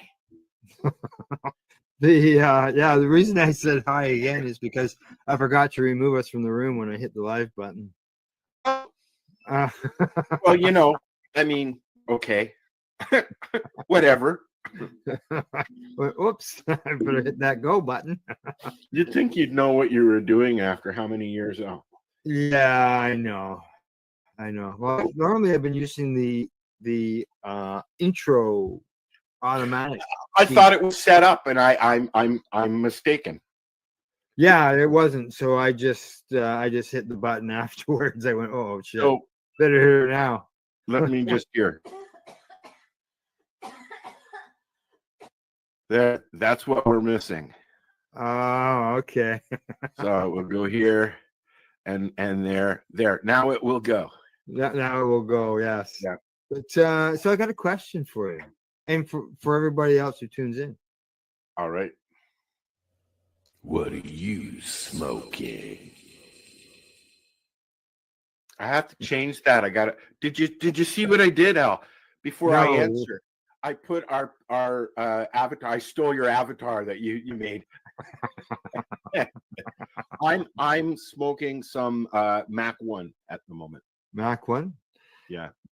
Today I've got 1, 2, 3, 4, 5, 6 different vape cartridges to consume during the broadcast. Okay, now how can you actually test 6 different fucking cartridges in a 90-minute show, Al? Who said anything about testing? That's in the review stage. Okay. I got something completely different for that. Oh, all right. I've got a few things loaded here in my Facebooky stuff. Oh, yes. And one of them is from our friend Steve Bloom at Celeb Stoner. That we're going to talk about 10 cannabis dispensary brands that are owned by celebrities. Oh, interesting. Yep. Yeah, I imagine there'll be some that will be maybe finding out the first time. Yes, I'm sure there are some that we know. I'm sure most of them we know. Yeah. But yeah, I found that interesting, and I've got a show that I want to show a trailer of that I watched from Prime as well. It's called, we'll do that during the entertainment and section there. But that's called On Call, which is a new cop show that they've got on Prime. All right. Different. So. And for myself for today, I've got some recipes. They call them the 10 best cannabis recipes. I think we'll find out when we go through them. And I've got some news. You know, being this is the first show of the year that we've been back live, I've got some top 2024 international cannabis stories, as well as I got. We really didn't do a lot of year-end stuff. No. And I've got some year-end when it comes to sports, year-end sports cannabis-related news as well. Cool. So we'll get into that as the show progresses throughout to the morning. And what are you drinking? What am I drinking today? I am drinking something. One of your little concoctions? No, nobody else can have that unless they live here, because they have to be on my well in order to get the well water I got in my mug. Oh, you got nice spring water? What's that? You got nice spring water. Yeah, well water or whatever. Yeah. Yeah, well, see, when I lived in town, I always sort of had the taste of the river. A little bit of an algae taste sometimes. It used to be really bad when we first moved to Campbellford. And then over the years, it got better and better and better. But, people from out of town said they could still smell the water. I could smell the water when I was in Hastings because I lived up there for a little while, as you know. Yeah. Same water source. Well, yeah, it's the same thing, but it wasn't. Ooh, that's very small. Yeah, no, I don't like that. Into my world, I'm doing things while we're doing this. You're talking about the little screen up there, little logo. There we go. I was trying to put our. It's the wrong logo. It's still not the right one. There's only two of us, man. We could call our audience. Anyways, our audience the third one. I never tried the water at the farm because all I had was a well or like a pond, and although several people said you would have been fine using the water for my plants. Good morning, Kent. I got a message there. I can't.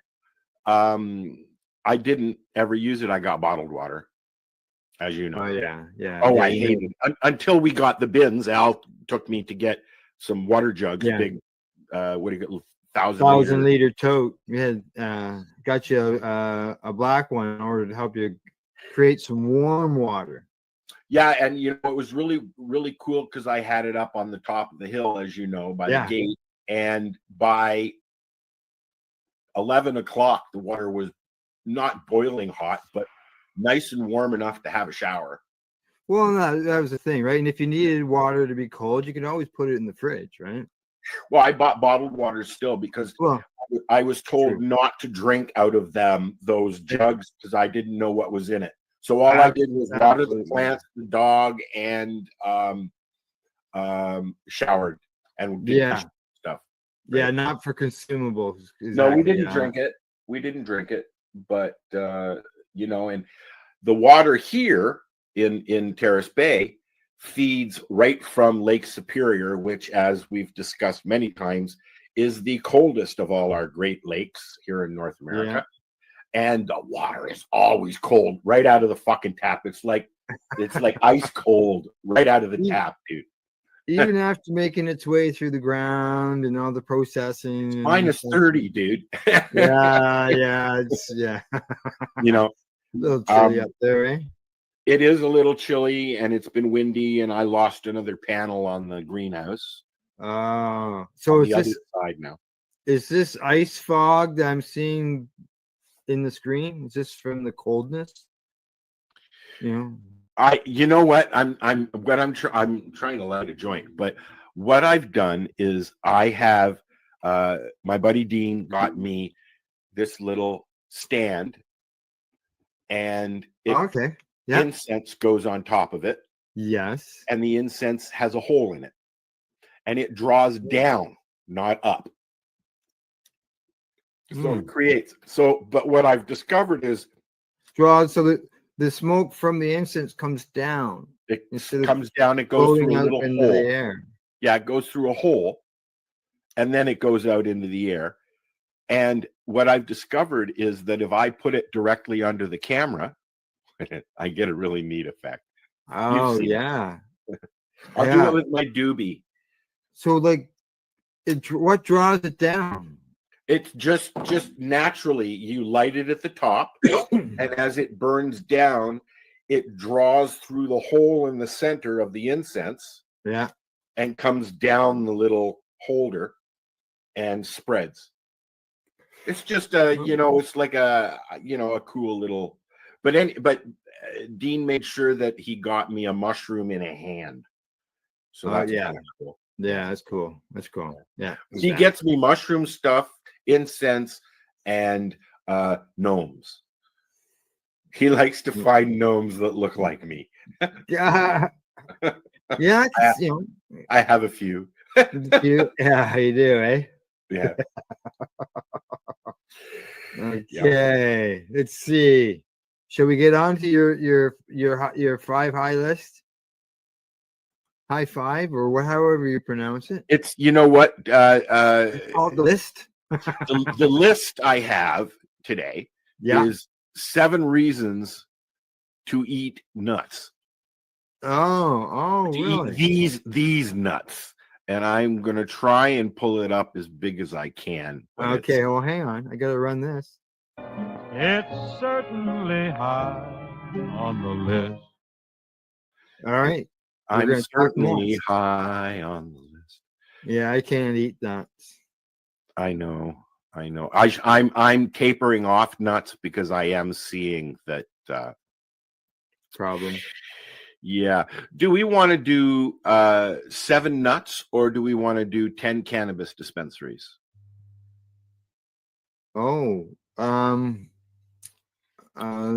Cannabis dispensaries. Why not?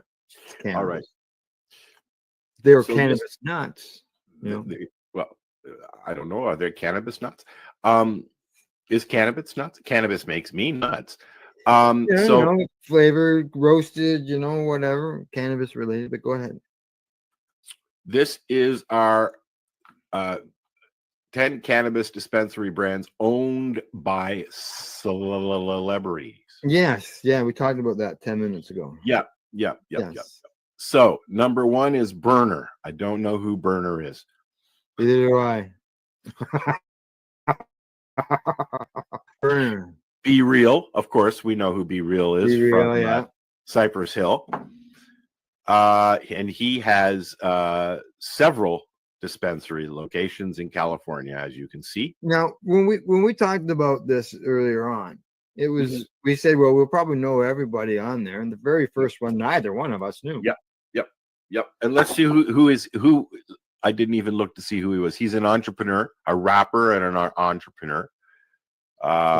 He has 75 in 15 states, plus Canada, Israel, Puerto Rico, and Thailand. Yeah. Wow, that's a lot of stores. So it's Lemonade's sister brand, is what it is. Huh. Oh, is that? Yeah. Well, he owns cookies. Well, what it says there, he owns cookies and lemonade. Yeah, I don't know that store. Do you? And cookies is in Canada. So you've seen. Yeah, I was talking to Tamara. Had some. So down to Be Real again, and Dr. Green Thumbs is his dispensary locations. Yeah, he's got 8 stores. Looks like 8. Yep. Yeah, 8. All of them are in the U.S. Looks like most of them. All of them are in California, except for one in Detroit. Yeah. All right, Cheech and Chong, of course, we know them. Yeah. 6 stores now. Geez. 6 stores. All yeah, in the and US. that's Cheech and Chong's dispensaries. I'm surprised, being that Tommy is Canadian, that they haven't opened anything here. But yeah. Who knows? See what happens. It's probably in the works. Woody Harrelson. And his partners are Bill Maher and John McEnroe in the woods. Oh, okay, yeah. They've only got 1 store. They only have 1 store. I want to make Hollywood Citizens a little bit higher. Not your ordinary flower shop. But Bill Maher and John McEnroe. Scroll back up. Okay, so this is his store right here. This is Woody Harrelson's The Woods. Yes. Okay, all right. I was thinking that it was the picture below, but this is his store here. Okay. No, it seems to be the picture above. Correct. So it would be this one. Yes. There's the article right there. Yeah. Okay. So like I said, I'm surprised with the partnership there. Yeah. Wonder why, Bill Maher, yes, I know. We all know Bill smokes. He talks about it all the time. But John McEnroe, I didn't realize was a cannabis. Either did I. I didn't either. But it makes sense. It does. That's probably why he's not as angry as he used to be. Al Harrington. I don't know who Al Harrington. Back down. down. Okay, hang on. Up, All right, just to up. put the, I just want to put the picture in with the wording. That's all. Oh, okay. All right. There you go. There you There go. you go. So he's a former NBA player with the Nuggets. Well, Nuggets. The That all Nuggets works together, right? and Kicks. Yeah. Or Knicks. Next. The Village. They got 4 stores. Yep. He's in 3 different states. Yeah. And let's Okay. see. Paper and Leaf. Brandon Hill. I don't know who that is. Blues Travelers drummer. The name almost sounds familiar to me, to tell you the truth. Is And that the who Blues that is? Travelers does. I know that. That's not a problem. Co-owner Steve Kessler. I know Blues Traveler consumes. I follow John Popper. He's one of my favorite voices. Oh yeah. Yeah, and I've He seen says him that live. he says I started Paper and Leaf from scratch with Steve Kessler. It's all about working together to break the stigma. So there you go. And there is Paper a and Leaf. That's a joint, right? Makes sense to me. What do we got here? Marley's Naturals. Yes, of course. Yeah. Bob Marley Although, family. you know what? I thought they had many more stores than that. Just the one, eh? The one in Kingston, Jamaica. They don't have any stores in the U.S. Yeah. But you can get their brands in the U.S. Yeah. I believe, and we covered this many years ago, they bought a prison in California and turned it into a full-out grow, where that's where they grow the Marley brand. Yeah. Yep. Huh. That's kind of interesting. What else we got here? Reckon the Chef. I don't know who that is. No. Wong Tang Clan member. Oh, Wu-Tang Clan. Wu-Tang. Okay. Yeah, there you go. Wu-Tang Clan. Okay, so he's a rapper. Yeah. Hash Astoria. So that must the store's name is Hash Astoria. So something tells me it's probably leaning that way. I would think so. What else we got here? Swede. This is wow. Snoop Dogg. The Snoop Dogg. I don't know who that is. Either way. It says he's a rapper. That's what he says. Yeah. Only 2 stores. Again, but yeah, well, see, one of them is in the Netherlands. You can get his products worldwide. Yeah, well, even here in Canada. Is it? It lists the Netherlands as one of the locations, and he was also at one time he was in a battle over copyright infringement because he had a brand called Leafs. Mm. Yeah, and the logo had a leaf on it. You know, it sort of looked a lot like the hockey end of things. Okay, so what? The Maple Leafs went after him? Yeah, there was copyright infringement. The Toronto Maple Leafs went after him. Yeah, I don't know what the final outcome obviously was, but yeah, I don't. You don't hear of it anymore. So Exhibit, yes, of course. L.A. rapper associated with Dr. Dre and Snoop. Oh yeah, he's a big name, and that's it. That's number 10. So we knew most of them. Yeah. Knew I've heard of them. Something along that line, right? Yeah, man. It's it's a different world. Sure is. Oh yeah. Do we want to throw some nuts in the mix? Sure. While we're at it. All right. Here, let me pull some nuts out. You're gonna pull my nuts out. Hold on, people. Working on it. Having a hard time finding my nuts. Just share them, will you? I'm sharing my nuts. Here it comes. There you go. So this is a list of 7 reasons to eat these different nuts. And can you even read that, Al? I can't even see it. I just blew it up. Walnuts. Okay. Yes, walnuts are a good source of ALA and omega-3 fatty acids that support bone health by boosting density and reducing inflammation. I enjoy walnuts. I that's one of my nuts that I like. Yeah, I like them too.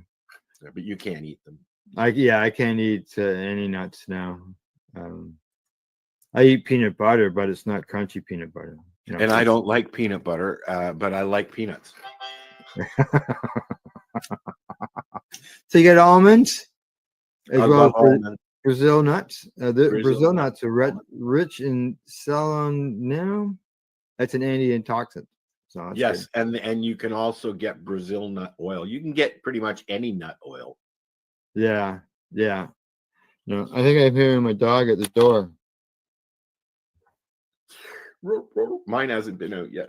Isn't she? Yeah, I'm hearing mine scratch. So keep talking about the nuts on the list. I'll be right back. Al, I can't even read the nut list. Oh, can you? Oh, okay. All right. I'll continue. Okay, no, I got it. I can't read the words, but I will try. We got pecans, rich in something long, fats, and antioxidants. Such as vitamin E, which helps lower bad cholesterol. And then we got some cashews. Cashews. They contain unsaturated fats, especially some type of acid. Oleic acid. I don't They're mind. good for fiber, plant-based protein, which contribute to a healthy heart and overall nutrition. Yes, cashews are one that you will usually find in a mix. Yeah. And the infamous peanuts, which are a lot of people are highly allergic to. Yes. Well, it's just though legumes provide healthy fats, protein, and fiber, supporting heart health, weight management, and muscle repair. Muscle repair is good. Yeah. And then there's macadamia nuts.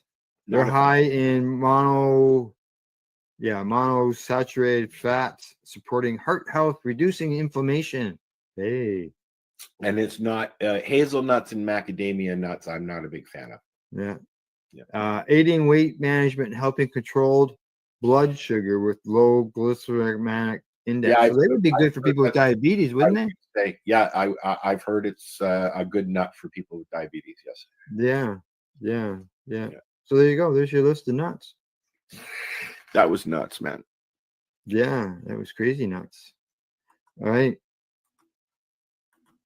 So remove that. There you go. You're gone. I took it off.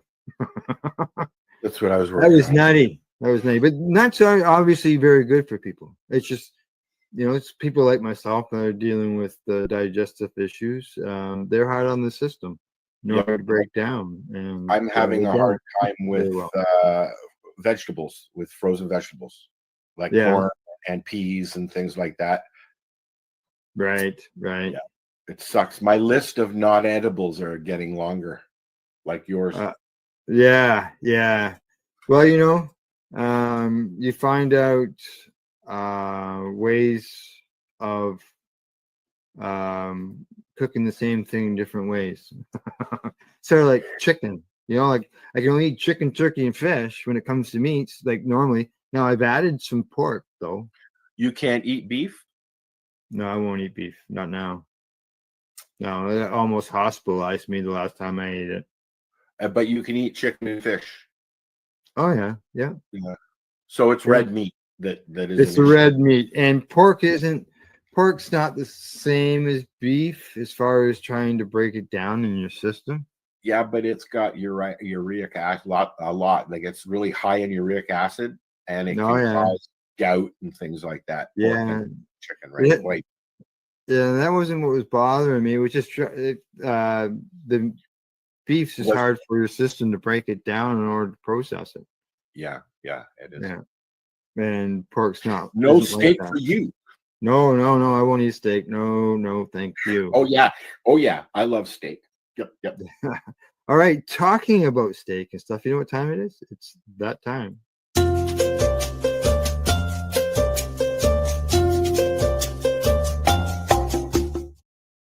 But I don't think I got a steak recipe. That's all. But I do have some recipes. There we go. I had a steak last night that was pretty good. Yeah, and I'm just going through the list. I'm not gonna actually. This works out pretty good because each recipe has a video. So let's go. Let's sit back and smoke a joint and learn how to cook stuff. Here's special brownies. How to make weed brownies. Are we allowed to No, say weed still? yeah, yeah, I see people do. Yeah, yeah. No, no bake can of cookies. So Oh, cookies that you don't even need to bake, Al. oh, So, but do you get baked eating them? that's the question. We'll have to try them and find out. Let's We'll play have to that try video them. and see. Yeah. Let's play that one. Tea. How to make cannabis tea. Yeah. Cannabis butter. Everybody needs to know how to make cannabis butter. Right? Okay. What's next after the butter? We go into space cakes. Ooh, yum. Basically brownies. Brownies. Yeah. It looks like it's got nuts. I like nuts. We just discovered this earlier. Okay. Ice cream. You scream, we all scream Ice for ice cream. cream. Yeah. It's a 3-minute video. How to make cannabis ice cream. Wonder if it tastes like chlorophyll. Now you see, I've made ice cream, Yeah, have you? but not cannabis ice cream. I have an ice cream maker, Okay. and I made an orange sherbet that I'm going to eventually do medicated. Mhm. And it was just C plus, orange C plus, right? Yeah. Or is it C plus? Yeah, I guess C plus.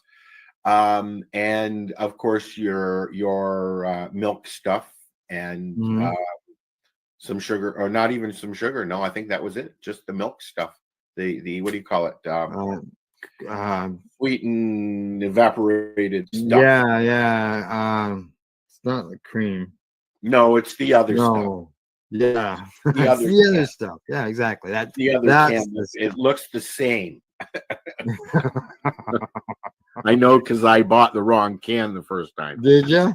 Yes, I did. It wasn't very good. Okay, I just took a quick look at the recipe and it doesn't tell me. Cannabis peanut butter cookies. No, just can skip right that. Magic pancakes.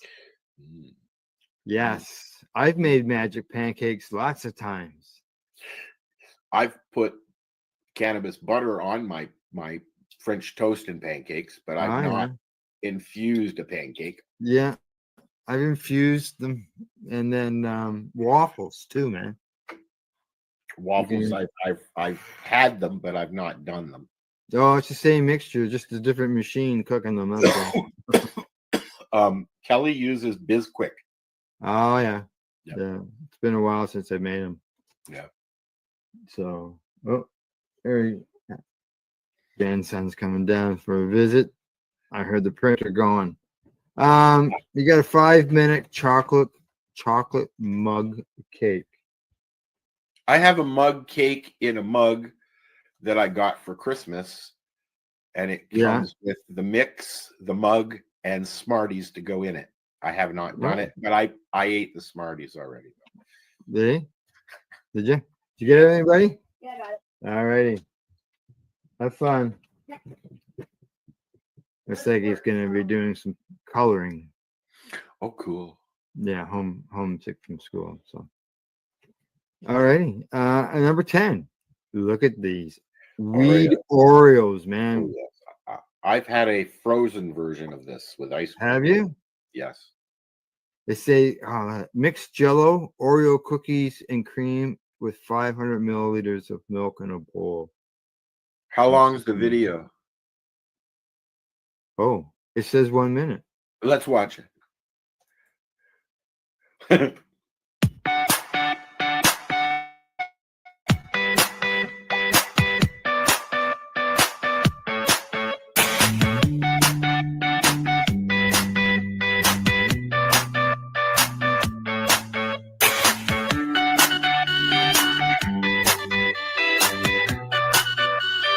There you go.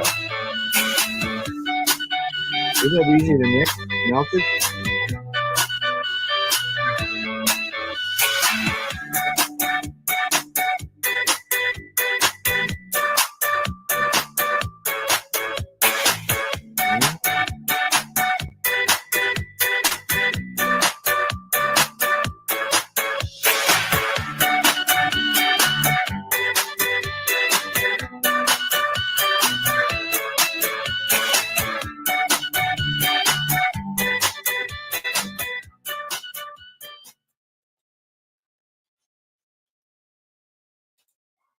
There you go. What'd you think of that? I'm in awe. So am I. You know, I tell you, like I'm not much of a dessert cooker. I like Yeah. to make meat and stir fries and meatloaves and stuff like that. Yeah. But you know, I've seen enough videos and enough people doing like baked goods that it's not that hard, but you need to be good at baking. Yeah. Right? If you're not a baker, it's very tedious. But if you're a baker, you know, you Yeah. got Yeah. this. Well, my son, he went to school to be a baker, worked in a bakery for like Oh, 10 really? years. Oh, really? Yeah. Yeah. So does he And do your baked goods? he's like 4 hours away from me, so no. Mhm. But yeah, he loves to cook. Loves to cook. Yeah, yeah. So okay, I am putting these recipes. The link is going into our chat, and Oh, yes, I forgot to put the link for the article that I had as well, but it's on my wall. From yeah, the there other you go. day. Today's recipes, including the cannabis Oreo cookie. Cannabis Oreo cookie. Yeah, that was good. I like that. So we'll have to try that. You know. You know, I thought that like when they took the top and bottom off and they removed the icing, I first the thought that come to my mind is whoever's doing that is gonna really love that job because everybody loves looking. You know, that's what you normally do, right? You separate them and you eat the icing first. And so that's what I thought they had done. But I see, but in the video, they throw it right in the mix. It probably helps stiffen things up too. Well, my was is that going to be really runny, or is it going Well, to set? yeah, and yeah. I had that same concern. That's why I'm thinking that they added the filling back into the mix in order to thicken it up.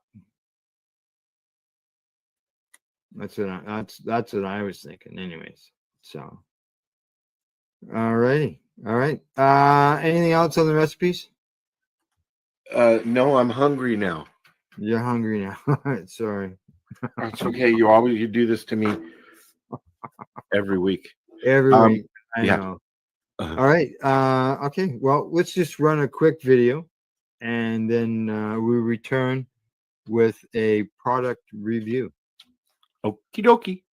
All right. We'll be back in like 23 seconds. Okay. Are you looking for nonstop, continuous cannabis and psychedelic programming? If you are, then turn your browsers to 420radio.ca or paceradio.net, where you will find the 420 Pace Re-Rolled Saturday. Everything gets started at 8 a.m. Eastern Saturday morning. All righty, it's time.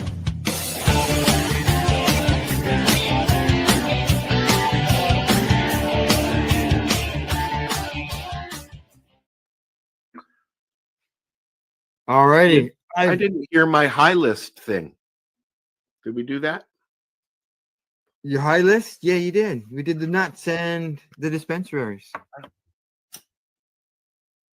I just got a message. I got a delivery coming in like 10 minutes. Your Just give me a meds? second. Yeah, I respond.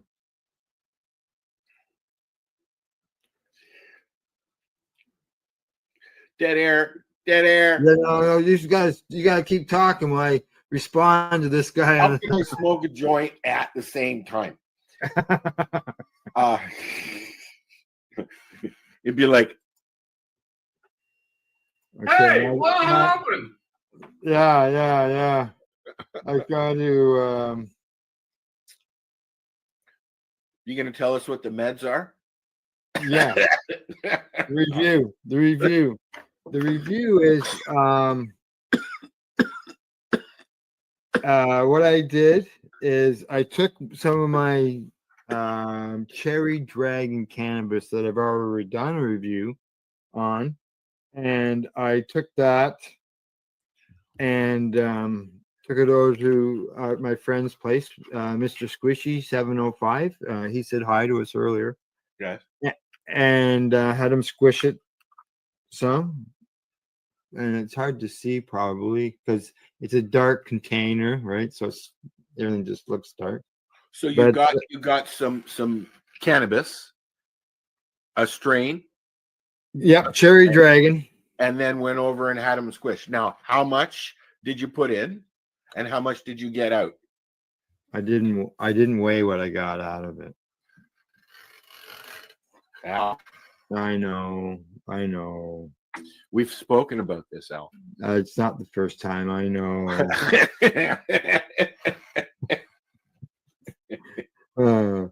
But I got lots. And so what I did before the show, I loaded your Shatterizer. I loaded my Shatterizer. And are you liking? Yeah, I am liking. And very effective. And it's all natural, it's organic. I grew it myself. I know what I put into the soil. How much did you put in though? In here? No, how much weed did you squish?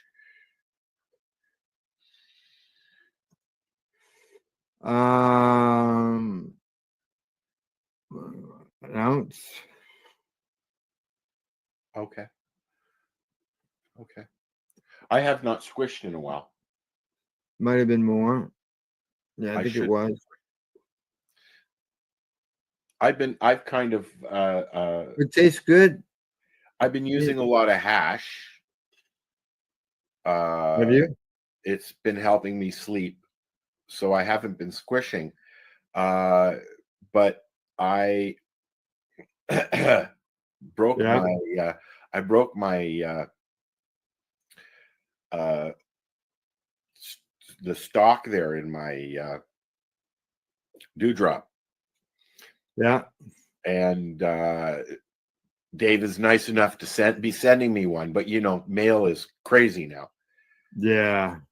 I'm not able to use it until I get a new one. I didn't want to I thought about super gluing it back together, and then I was like, I'm gonna be vaping fucking super glue. No, I don't think so.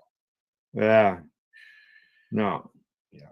So I've just been doing snakes, but I like that with the Shatterizer. Speaking of Shatterizers, yeah, I like the fact that you can use oil, because there's an oil pod. You can use concentrates. That's what it's made for. You can burn weed in it, but don't tell Matt and Val that I said that. What? Said what? Okay. I won't say anything.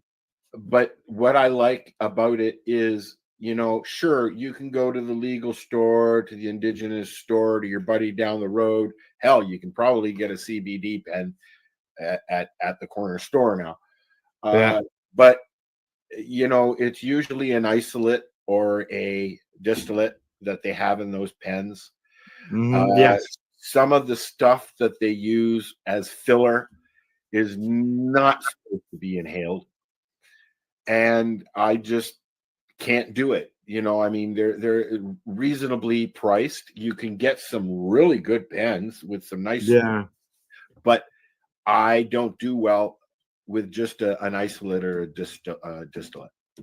Yeah, the last one that I've bought, I asked for live rosin.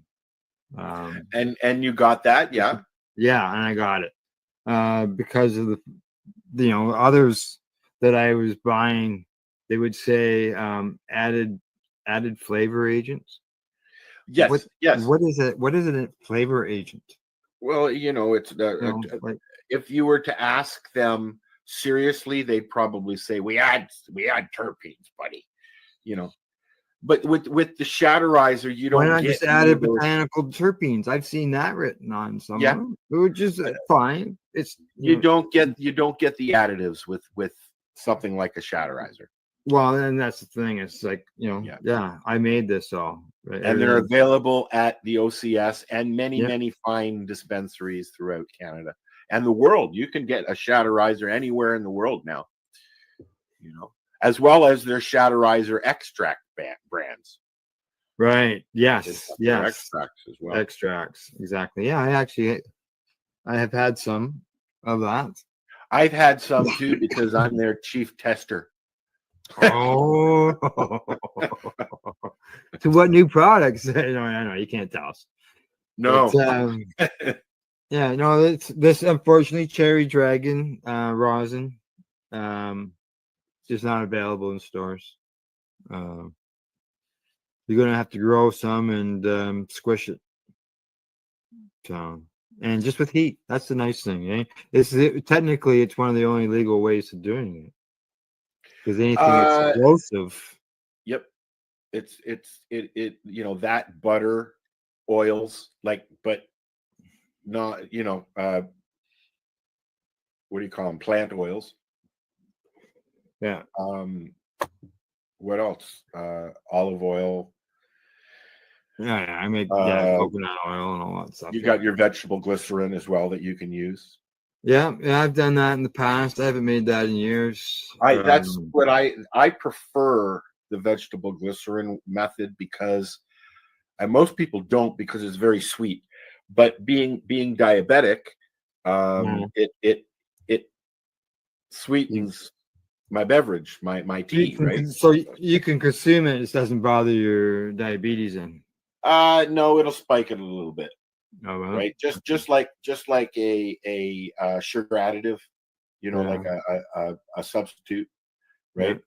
They actually spike your AC1 as well. When I was making the vegetable glycerin, I gifted some to a lady who's dealing with throat cancer, who was in her 90s. Yes, and they were quite impressed with with using it. I had a big jug that I got through Ross, actually. Yeah, and I was making, because I got my magical butter machine, and I was just going nut making fucking tinctures, but I was using it, right? Like I wasn't giving it away even, really. I was, you know, I put a couple of drops in my tea and in my craft dinner or whatever I was making when I needed it. Right now, I've got a cannabis and virgin olive oil mix, which, you know, is different. That's what I've got going on right now. Well, it's good for cooking, right? As long as you're not cooking too high. You know, what I do is sometimes I'll make what I make, and then I'll put some in after it's made, so that I'm not burning it off while I'm cooking it, right? Right. Yeah, because no use putting it in and then cooking it off, right? That's what she said. Yeah. But there we go. Okay, I haven't shared today's show. I did. Did you? I tagged you in and everything. Did you? I did. Well, I'll have to do that, but I'll do that at some point. Okay, so product reviews. You got anything you want to review, or is that it? I don't remember, Al. Sorry. Not products. Whatever you smoked, because if you can't remember, like I said, you know what? I went from basically maybe 27th until the 7th, and it was 10 days that I waited for my meds with none. And so then I got my meds, and I've been like mixing, and I've got some nice strains, and I'm enjoying it. Nice. Yeah. It's helping because of my knee, right? Big time. Yeah. So I'm highly over medicated at the moment, and I forget things. Well, you know, you've got something that needs to work on. You got that sore knee that's bothering you. Yeah. Which is an ongoing thing, from my understanding, right? Yeah, it's been going on for a while, this leg. Right. This is It one just of the doesn't want to things, go one of the away. reasons why I fell in the forest and a few other places. Yeah. I'm falling in my mom's footsteps. Literally falling. And using her walker. Yeah. Yeah. Yeah, The yeah, walker, yeah, that's right. the walker Yeah. has helped because the first 3 days I couldn't Mhm. move. I just kind of sat on the couch. Yeah. And then I had to limp, like literally. I was using I have a camping chair that I unfolded and I was using it as a walker to go to the bathroom. Oh. Didn't Oh. shower. I couldn't shower for 3 days. I couldn't get in and out of the shower. Yeah, so happy to say that's not the case at the moment. Yeah.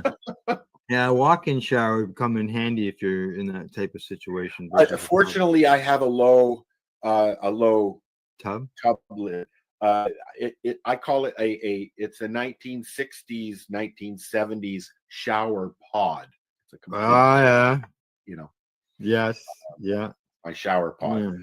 But luckily, I have a seat in there, so I've been all right. Mm-hmm. Yeah, it's Just just change- frustrating just change the because cartridge. well, yesterday, as I told you earlier, I got up and walked into the kitchen and got halfway there, and I went, "Oh." Yeah. Because I didn't take the walker with me, so I'm having to walk with the walker to keep the weight off of it. I'm not supposed to be walking on it at all. Yeah. Right. So Yeah, here we are. Now an hour into the show, 45 minutes. I mean, so at least now you're looking at me. Yes, I hate looking at the wall.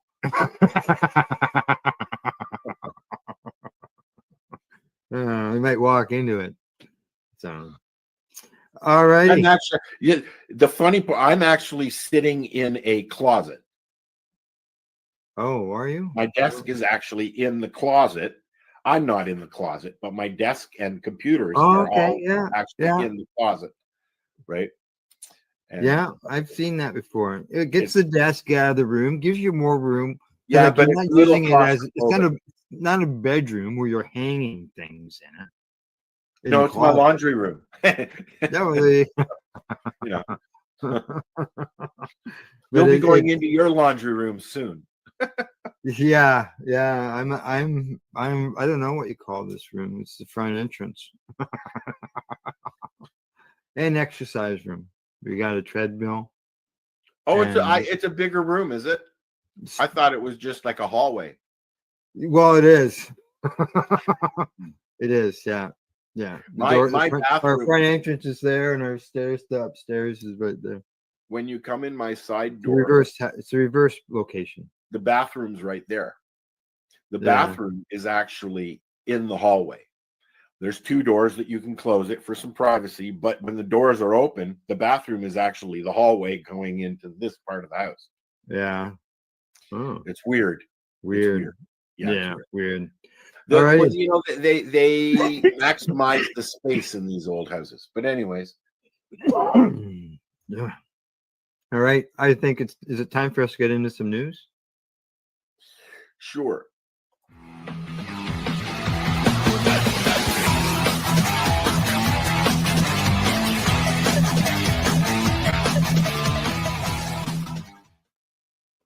All right. We've got some news. Now, the headline on this story here that I've got in front of me says that it's a 2024 saw major international cannabis news in Germany, Ukraine, Australia, Poland, and other countries. So I figured, why not? Why just cover Canada? Let's cover, the world, right? It's the number one subject on everybody's mind except for Donald Trump. Yeah. Okay, so it's down here. Germany, they began to legalize cannabis for adults. The next one now, marijuana moment. It tends to be jumpy. Okay, so bear with me here. I just finally got back to where I was. UN officials continue to criticize drug war, calling for focus on reducing harm. No, it says drug war. It doesn't say cannabis. It's 2025 for God's sakes. Get a fucking Correct. grip. Yeah. Medical cannabis is coming to the Ukraine this year. That's interesting. During a war. Correct. And it's because of severe illness and PTSD. And maybe it'll chill people out. Yeah. Yeah, exactly. Need some of that in Russia. UN officials could. Oh, okay. I jumped. Okay. Cool. Full legalization falls short in Australia. Oh, that's the Senate voted 24 to 13 to block the legalization legislation. That is so sad for Australia. It is. It is. It is. Okay. Switzerland pilot projects, and this is for cannabis legalization. They launched a regulated. They launched a regulated sales. What's that? I thought Switzerland would have been legalized years ago. Yeah, no, not by the looks of it. Yeah, limited number of participants. Okay, what else? Oh, that's it. That was the world end of things. Now, here in Canada, I'm going to say one of the stories that maybe not everybody heard of, and a lot of people look at it as you live in Canada, cannabis is legal here, everybody can grow here. No, but it's not like that, not whatsoever, because in Manitoba, the whole grown cannabis bill could come in effect in April. So all this time for the last 5 years, 6 years, people in Manitoba haven't been able to grow their own cannabis. Well, same Quebec as well, right? Yeah, but they're the only two. Quebec went all. Yeah, they're the only two two provinces. Quebec went all the way. We're not in the U.S. yet, Al. Come on. Yeah, I know. They're the only province that have gone right to the Supreme Court of Canada and actually won in order to stop their residents from consuming cannabis. And Manitoba never got to the Supreme Court because there was a change of government, but still, it's taking a while. And when I read this story, okay, I'm going to zing right through it here. It says that 19 years of age and older can cultivate up to 4 plants in their ordinary residence. However, a person will not be allowed to cultivate cannabis plants in different residences at the same time. So if you own 4 houses, you can't grow 4 plants in 4 houses, right? Like you can do here. I had the option of having my license in my apartment or at the farm. Yeah, you couldn't grow in both places. But that's what that's saying. You can have it at both places, but you can't grow at the same time at both places. Correct. Yes.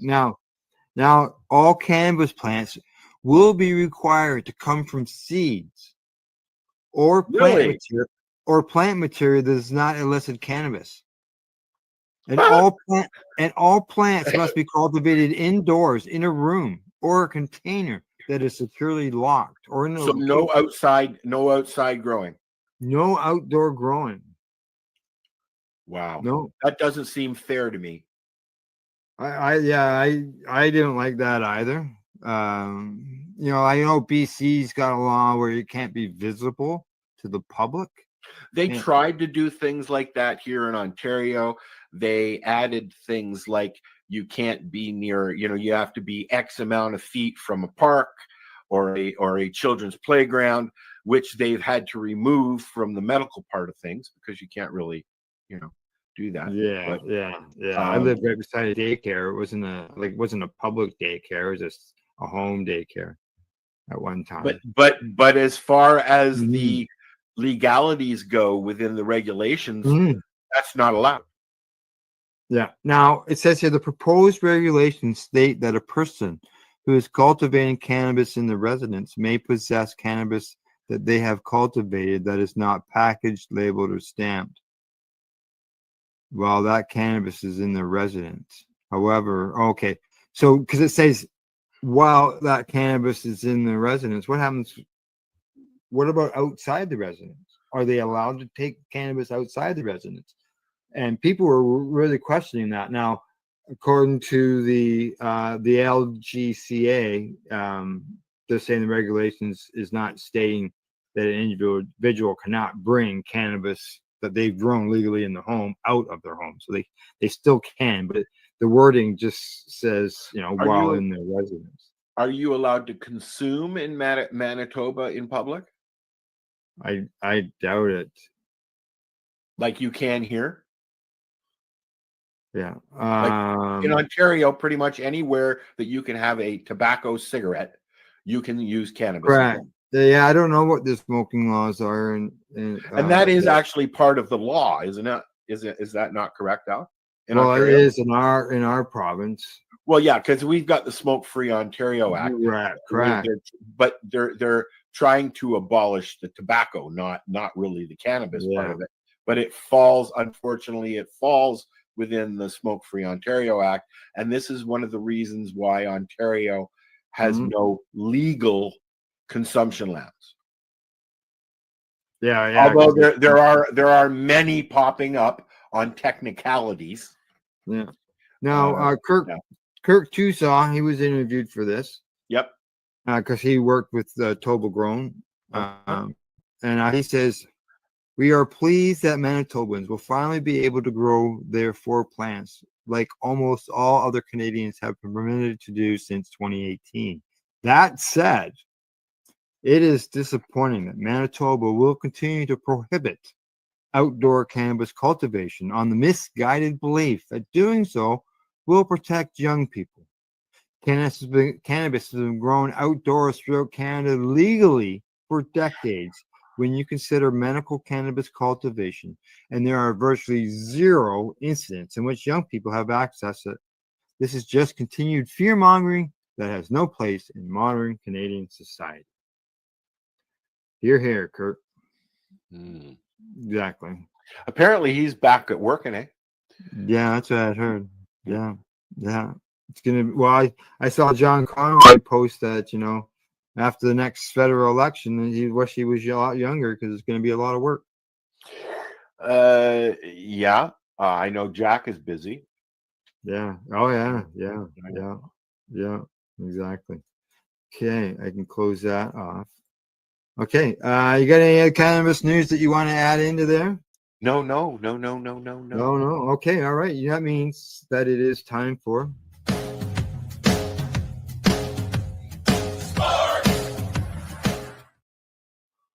Oh, I deleted out my story. Oh no. I closed. Oh, because I had it there. It had the top stories for sports for in cannabis related stuff. Oh, hey, what happened? Yeah, Al hit the delete button on the wrong tab. That's what happened. Not this, Al.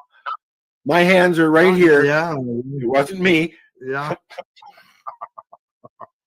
Oh, and you know what? The thing is, it wasn't a story that was like right up at the very top of my. So now you can't find it. Well, I'm quickly, as we're sitting here, I am quickly scrolling through all the news that I've posted on the news Facebook page to see if I can locate that story again. Not in your history, your browser history? Oh no, I don't normally go there or anything like that. I don't normally use it. Oh wow, that's a bummer. Next time. Well, maybe next time. I do have some sports news though. Okay. I just don't. My kitty is home. I just don't have that sports news story. Your cat just walked in. Yeah, the cat just walked in. You're correct. I don't know if you heard the door squeaking there or not. Oh, you've got a pet door?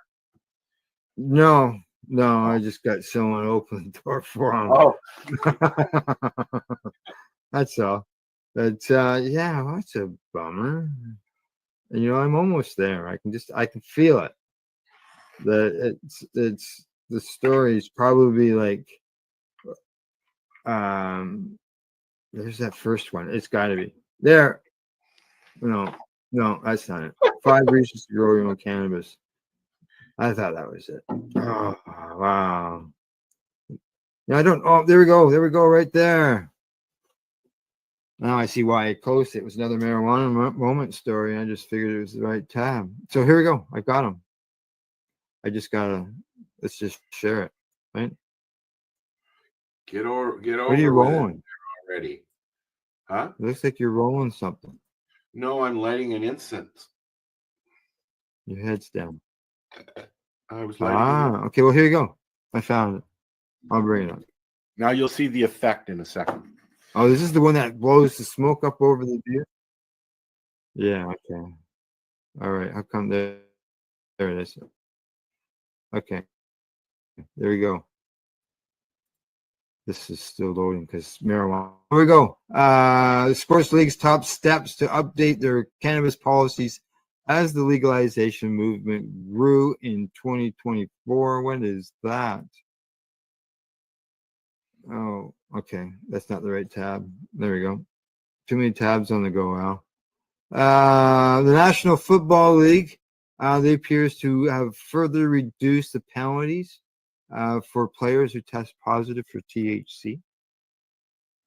Okay. The National Football League agrees, as I just mentioned, to lower the THC. Let's repeat that. You see, they went from this will increase from. They've removed it from the THC limit. Okay. Positive drug test. Yeah. A positive drug test goes from 150 nanograms to 350. So they have to be over 350 before they tested positive. Some fine reduction by the looks of it there. Nevada officials protect athletes from facing penalties of state legal marijuana activities. So that was good. Let's see what else. As Olympics run away, U.S. athletes groups criticizes international marijuana policies. Let's see what else is going on there. Ultimate Fighting Championship warns fighters about penalties for testing positive for cannabis in California, despite legal or league-wide rule change. That doesn't make sense because they've been very open. I mean, right? Rogan's been pushing that for the UFC. Yeah. Right. Yeah. And Dana, what's his face? I can't remember his last name. Yeah, I don't know. Yeah, UFC. National Basketball Association and Women's National Basketball Association partner with CBD companies. NFL partners with Canadian researchers on CBD study. Wonder who they were with. I don't see a name there. NFL and the Denver Broncos face lawsuit from player who incurred penalties over use of prescribed synthetic cannabis medicine. So he's basically taking a prescription Nabalone or something, yeah, pill or whatever, the same as any other pill, and you get hassled over that. Wow. Well, I mean, from what I understand, when I was on the Nabalone or Sesamet, as they called it, I still I would still have THC in my blood. Yeah, for sure, exactly. Right. You're very jumpy today, Alex. If they're taking a THC pill, it's obviously it came to them as a prescription. Like people don't make Nabalone at home. No, you're very jumpy today. Somebody's using your satellite. No, you think so? Yeah, it could be. Those marijuana moment things going. It could. Yeah. It could be pot. You got pot in your keyboard. Okay. No pot on my keyboard, man. I don't see any. All right. On sports end of things still, I've got some scores here. NHL scores. Philly over Florida 4-3. Calgary over Chicago 5-2. These are the hockey. Hockey, NHL Yeah. hockey. Yeah. Yeah. And that's what we've got here. Lenny more usually sits and watches the OHL games while we're doing the show on Fridays. Oh yes. Yeah. Well, his brother used to coach one of the OHL teams that went to the playoffs. Yeah. But he was fired last year for some reason. Oh, that's bad. Okay, well, Edmonton beat the LA Kings. There you go. There you go. There we go. Sports. Hockey has begun. Yeah, it started a while ago. It's almost getting ready. Well, a couple months to be playoffs, right? In the local leagues, like the local towns and all that, they'll be starting their playoffs anytime soon. So, all right, there we go. Sports news.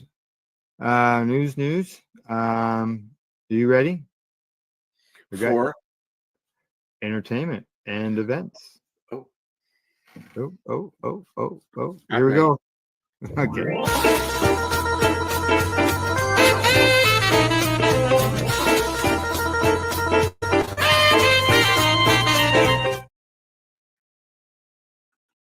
There we go.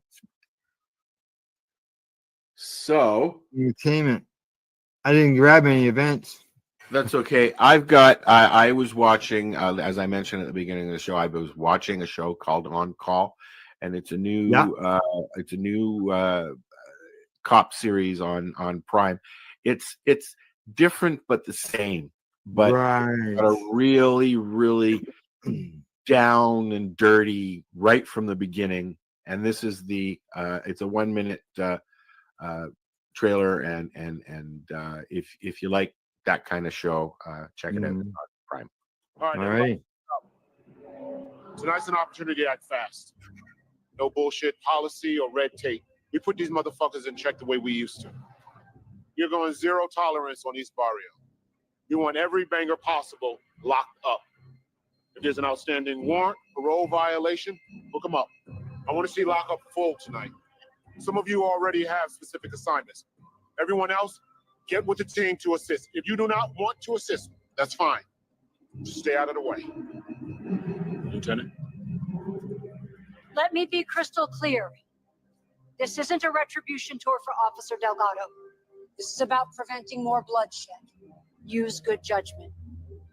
All right, everybody. Let's go put in some work. So this is it's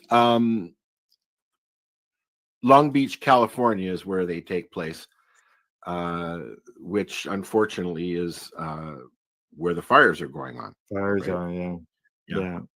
So, we've got a lot of we over the years we've got a lot of listeners, watchers, followers from California.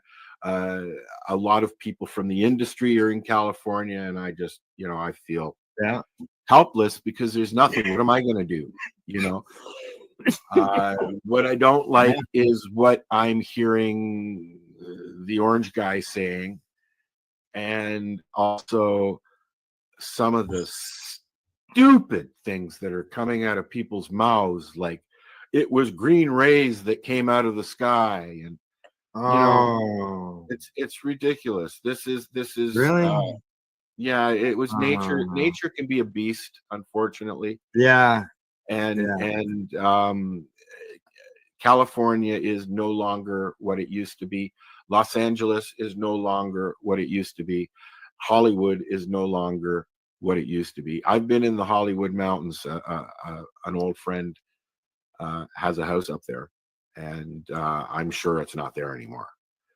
I mean, what I don't like about the coverage is we're not allowed to share anything about it on Facebook. And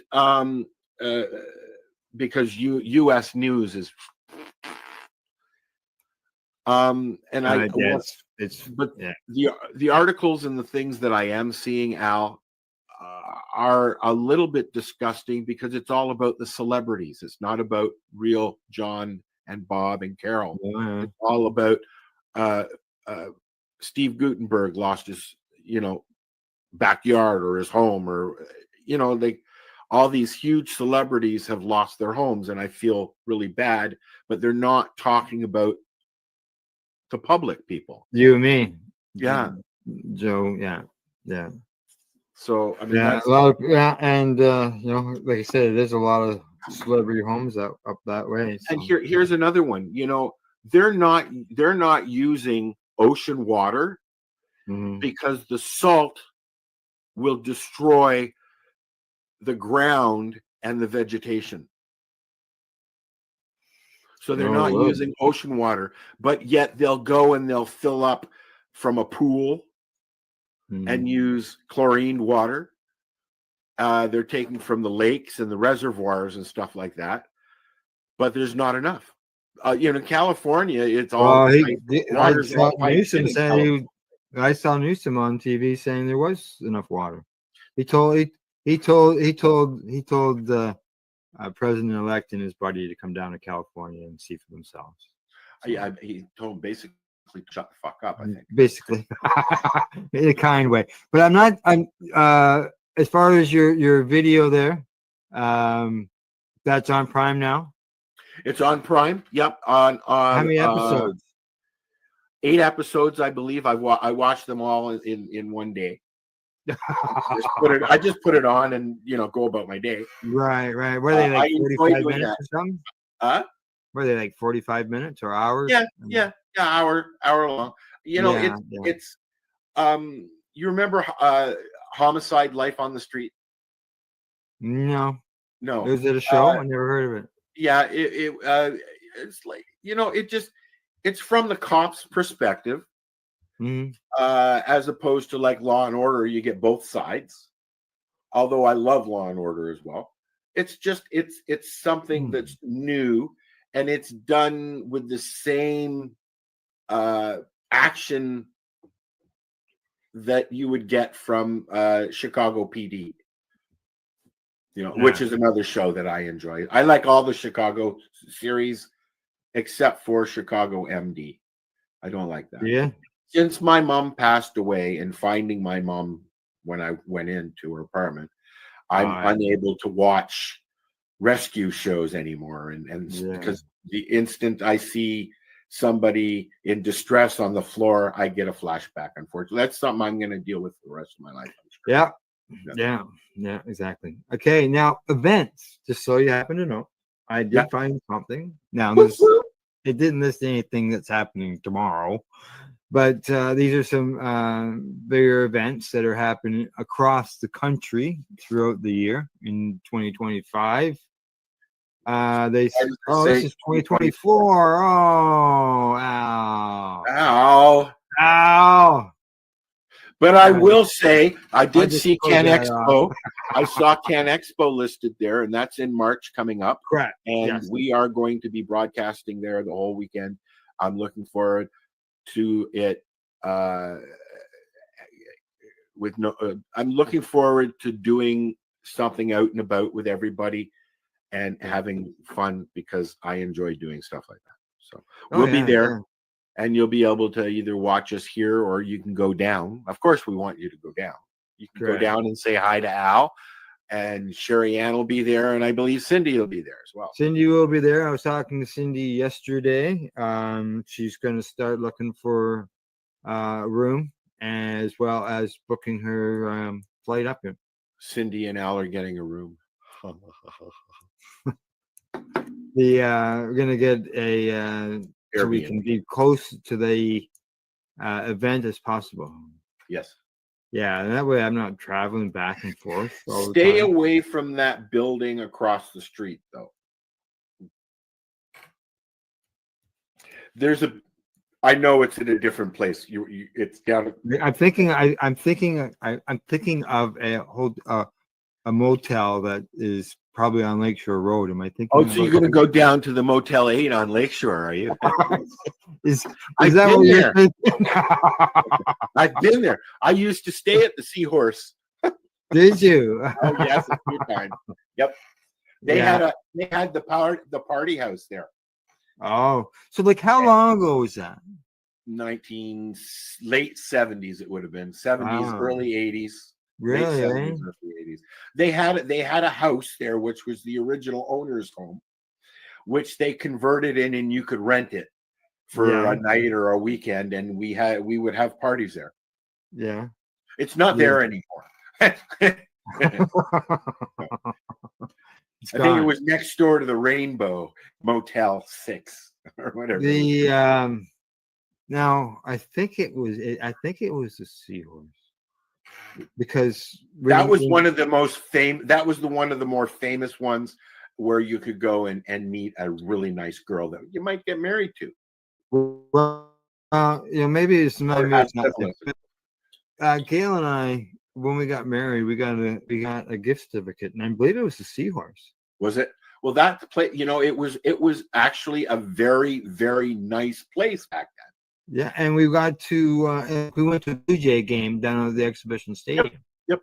And her aunt got us this motel room. Going into the late 80s, early 90s, it was all the girls took over down there. Oh no, at one time it was a prime hotel. It was where you wanted to go because the beach was right there, and this would be 85. Well, most of those hotels that were down there had their own little private beaches as well because they were right on the lake. No, I can't remember. Yep. But and they went from fine Lakeshore Hotel to Hooker Haven in a space of about 20 years. Yeah. And now it's all condominiums. I believe the girls are still down there somewhere, but I don't know.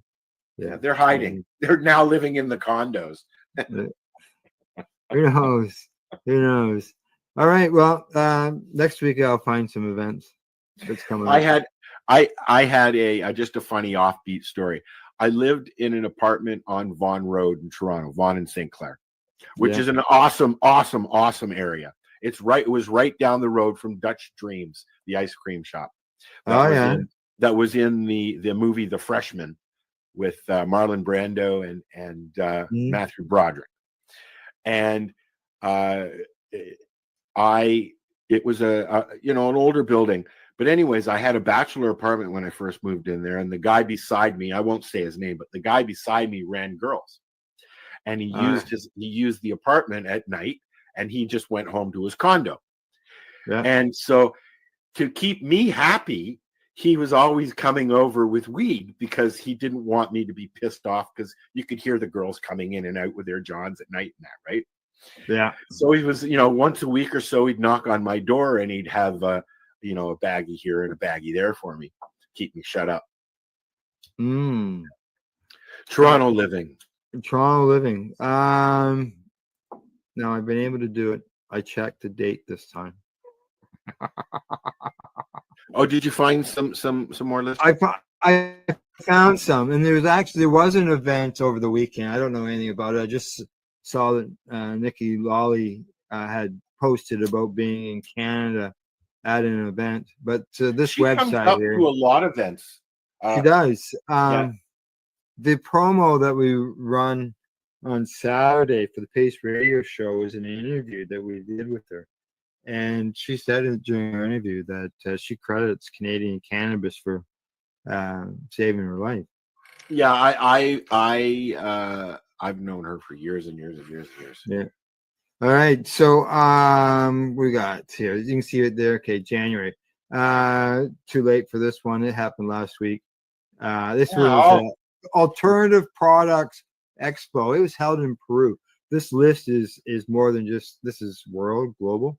The Sunny Cannabis Conference. That's where Nikki was at this past weekend. And that was in New York. There was Niagara Falls, Culinary Institute in New York. I thought it was here in Canada, but all right. Well, you know what? People get that mistake because there's Niagara Falls, New York, and there's Niagara Yeah. Falls, Canada.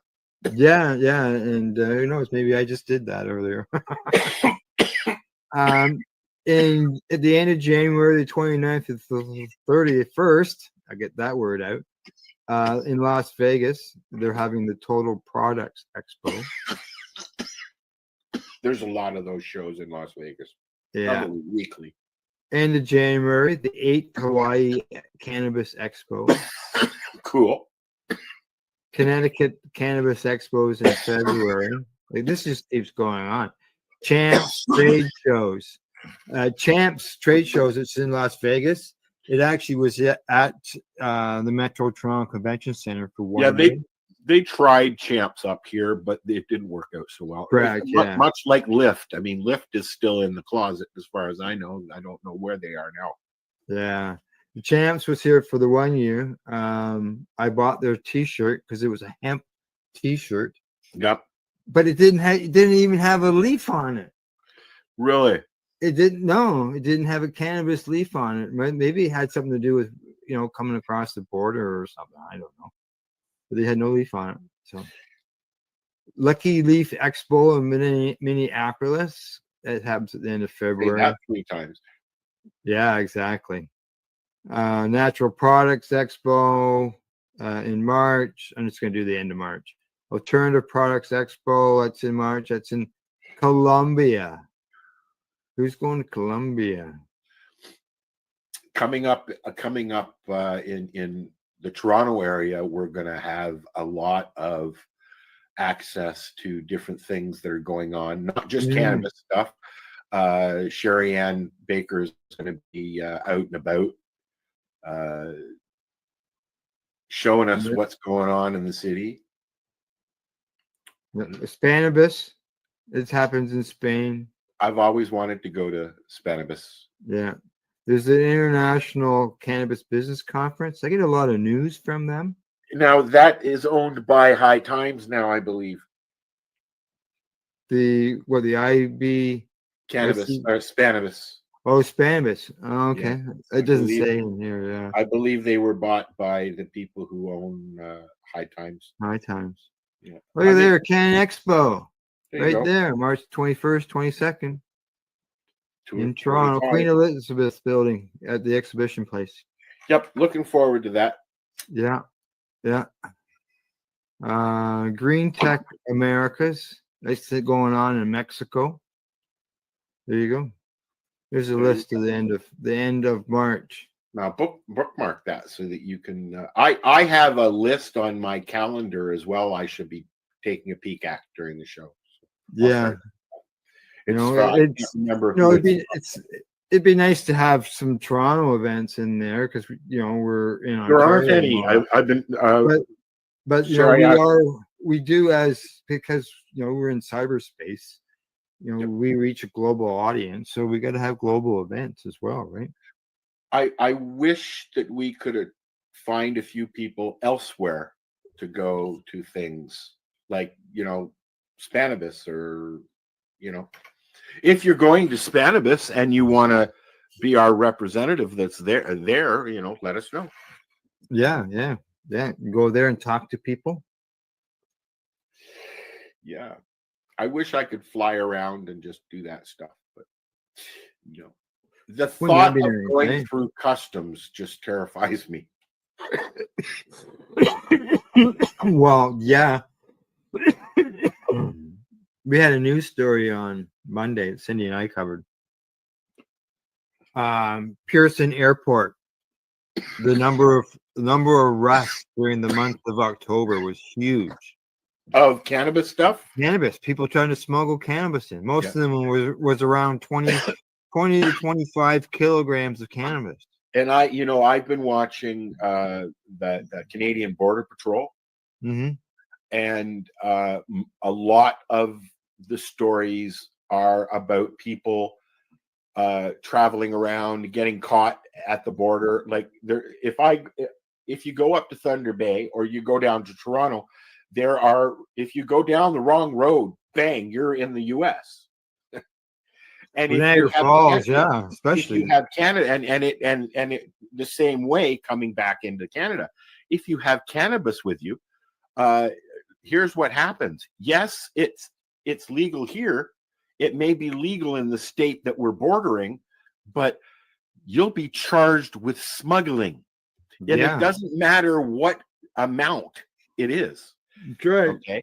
What they do is Right. they go to the the HSI, which is Homeland Security in the States. And if they have an inkling to charge you, you're going to be charged. And if not, you're going to be lucky. But chances are you're not going to be able to come into the country. No, yeah, Just- that's right. Yeah, you'll be removed. And it's Even if if you're down there and you get pulled over and they There's- find out in a search that you've been busted for like 5 grams of cannabis, Yep. and you have a record for it, Yep. yeah, you're in trouble. Yep. Yeah. And Big time. also there's a lot of people that like I say, take the wrong road and end up at the border, and they've Yeah. got guns or they've got weed or they've got other stuff, and Yeah. you can't bring that shit into Canada just because it's legal here, and they don't know that. Yeah. They're like, "Oh, I didn't know. I thought because it was legal here, it's legal there." Yeah, there's been I know should a be. few reports of out west of people accidentally driving into the border. But those are where their stories are coming from on that Yeah. show, from BC, Yeah. or going Yeah. from Vancouver, because you can go from Vancouver in the U.S. to Vancouver in BC, because there's a border city Mm. there, right? Basically, I've never been. I've just heard about it. Yeah, I've never been either. Yeah, you've never been out west? Oh, I've only been as far as Calgary. Oh, okay. Yeah, I drove to Calgary for 12 hours and came home. Huh. Yeah. With your brother? It was just for a short drive. I might do that this summer to visit my sister, actually. All right, well there you go. Yeah, because she's out west. Yeah. Yeah, And you can still do your shows. Dude, I've done shows on the fucking 401, and you know it. So. Yeah, I know. We got my laptop on here in the passenger seat. Those are the old days. I had to pull over for commercials. All right. Have you got anything else you want to touch on, or shall we say goodbye? Okay. You're saying goodbye. I want to run something before we say goodbye. So I got to run this. We'll just sort of work it all together here. I got to find the word closing. There we are. Okay. So, yeah, I'll let you get the cough out of you. All right. We're done. Go ahead. All right. We're done. We'll be back next week. We'll have, who knows, all kinds of news stories, or we'll have some munchie inducing recipes. News, reviews, and views. Yes. And remember, other than that, we'll see you all next week. And remember this little thing. You're watching the 420 Pace Reroll Saturday.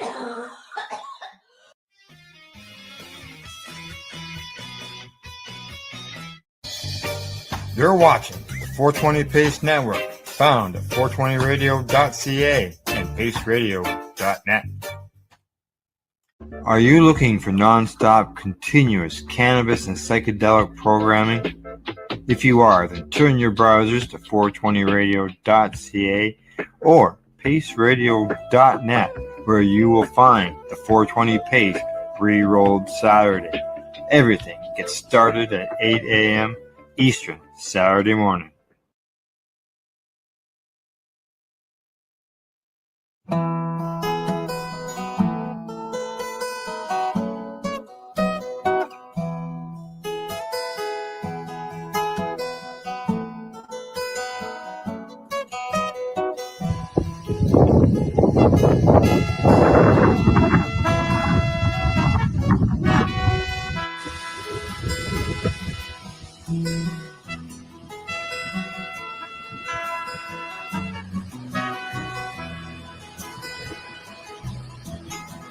His whisper sway to the breeze, under the sun where the heart finds ease, rustling leaves in a vibrant sea, nature's embrace, living breeze.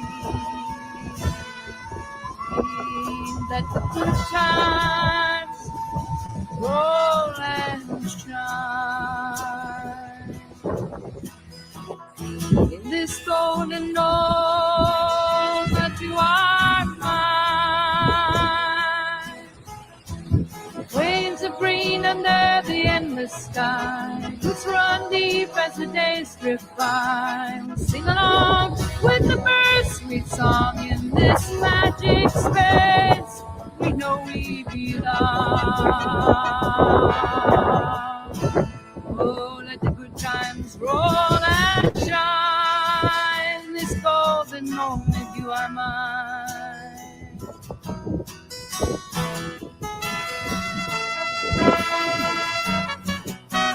Rolling hills with the sun on our face, every spirit's in this sacred place. Every lash and every moment we find, with a heartbeat our souls intertwined. Let the good times roll and shine. In this golden moment, you are mine.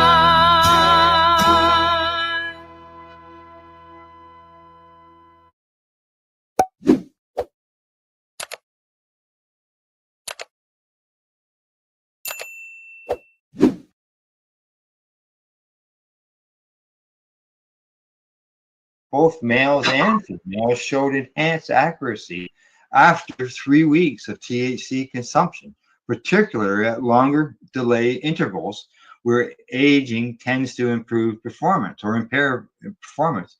Importantly, this cognitive boost was not seen in young adult rats, suggesting that the effects are specific to age-related deficits. Yeah, well, that makes sense that it doesn't work as well in younger people. Like in younger people, like Yeah. everything's working up to prime, so they don't necessarily Right. need that help. But as we get older, we need more help. So that makes complete sense. That's awesome. Yeah, these effects were specific to working memory. The same rats showed no significant changes in their performance on the spatial memory tasks, regardless of sex or age. In the spatial memory task, the Morris Water Maze, which is, you get to walk around it, neither young nor aged rats showed any significant change in performance after chronic oral THC. So let's just take a look at that for like 0.5 seconds. They didn't notice any change. Like they're looking for advances, but they didn't notice any declines either. I think that was important to point out. We were somewhat surprised that cannabis THC only seemed to benefit working memory, mediated by prefrontal cortex, and forms of learning and memory mediated by the hippocampus, medical temporal lobe, Setlow told SciPost. This surprise was in part due to previous work in rodents showing that the latter forms of cognitive can benefit from low doses of THC. Stay tuned. We'll be right back after this toke.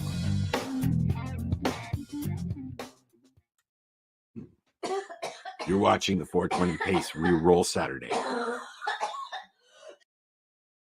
You're listening to the Pace Radio Network here at paceradio.net. The views expressed by the individuals during this broadcast are their own opinions, and they may not be the same as those of their group or other organizations they may be involved with. All medical advice during our broadcast is not a medical opinion and should be checked with your medical physician.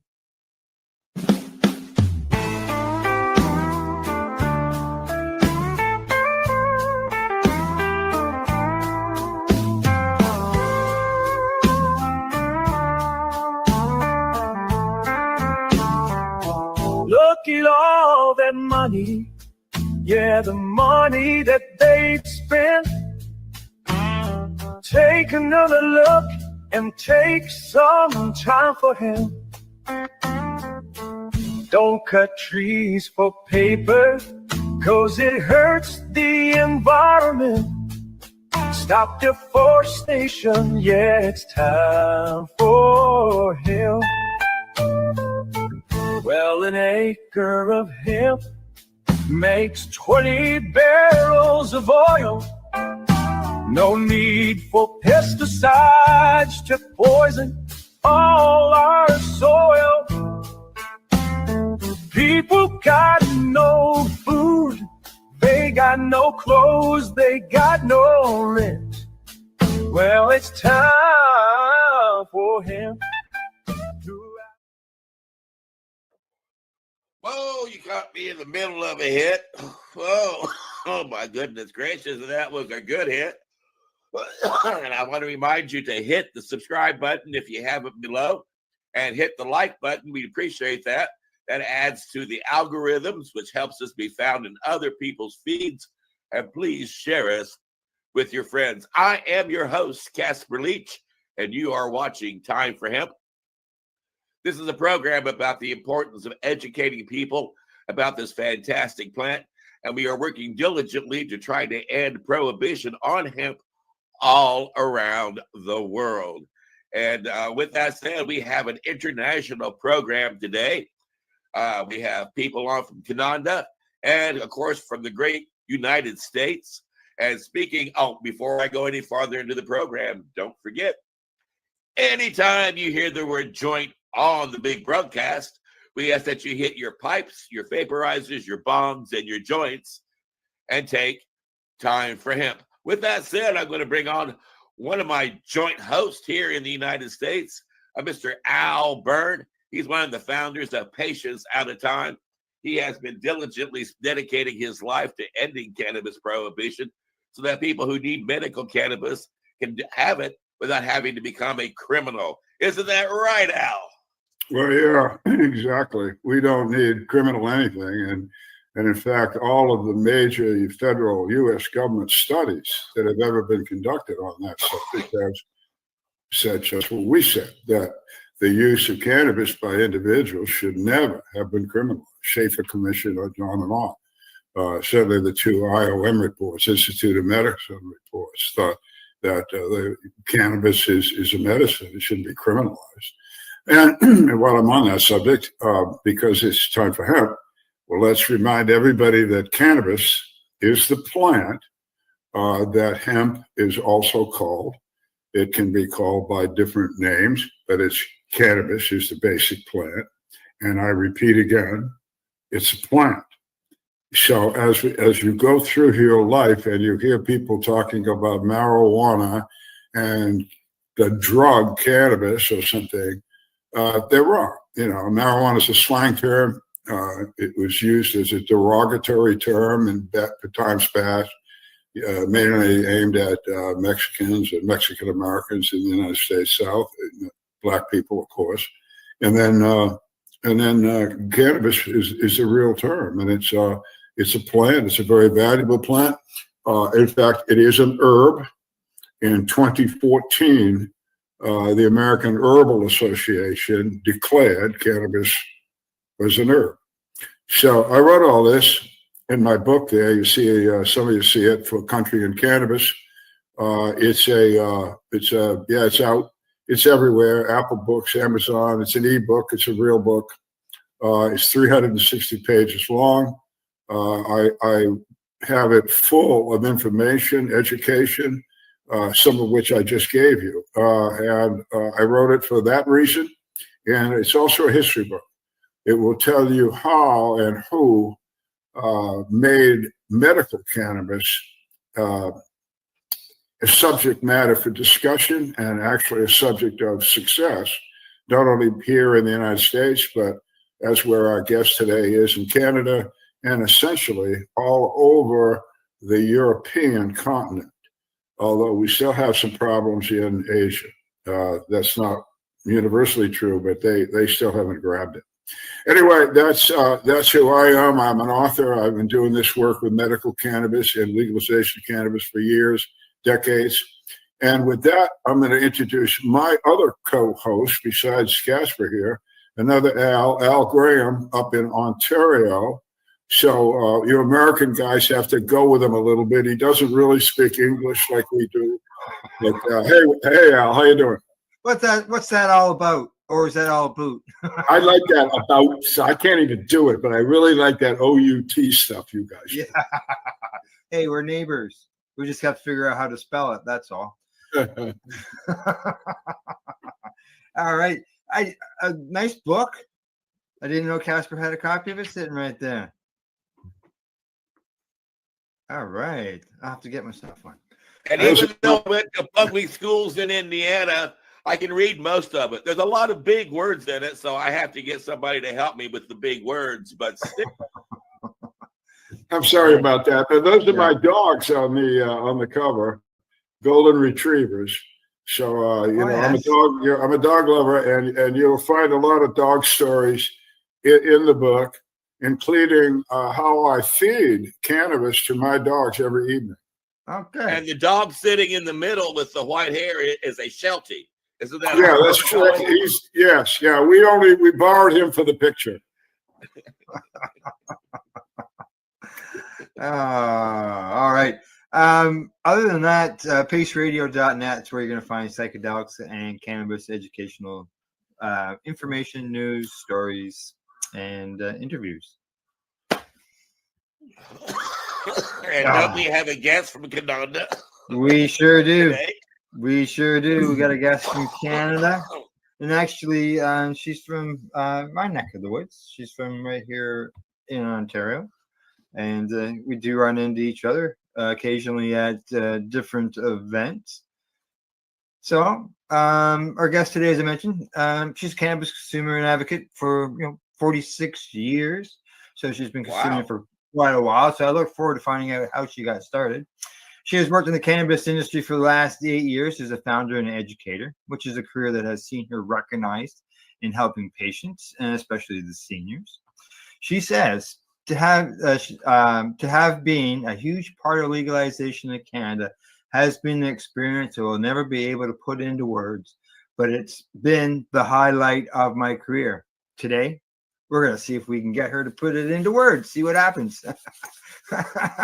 Without further delay, I'm happy to welcome and say welcome to Michelle Parada, a.k.a. Mimi Cannabis, for taking time for him today. Hello, How you doing, Mimi? guys? Thanks Welcome for to the having big broadcast. me. Yeah, we helped this. It makes me so happy to see Well, two Americans. We hope this would be another highlight to your career. But it's so nice. Thank you for having me. And it's so nice with what's going on in the world right now to have two Americans and two Canadians sitting here talking about one common goal. And that makes me really happy. So thank you very much for including me today. Oh, you're welcome. Well, I have to ask a Florida question. Okay, I'm looking at your last name, Parada, and I understand Parada, but I'm a parrot head. You know what that means? Yeah, you like Jimmy Buffett. Oh, wow. Okay. Yes, we're going to have a good time today. But it's funny. Way to go. Parata, and that's what I'll say to people. It's parrot basically with an A. But yeah, my husband is Italian. So yes, I'm actually of Polish descent, whereas my husband is Italian. So yes, Parada. It's got a vowel on the end. I don't want to stereotype because it's not polite to stereotype, but I do understand with your husband being Italian, I better not upset you. Otherwise, I'll find people at my door. So.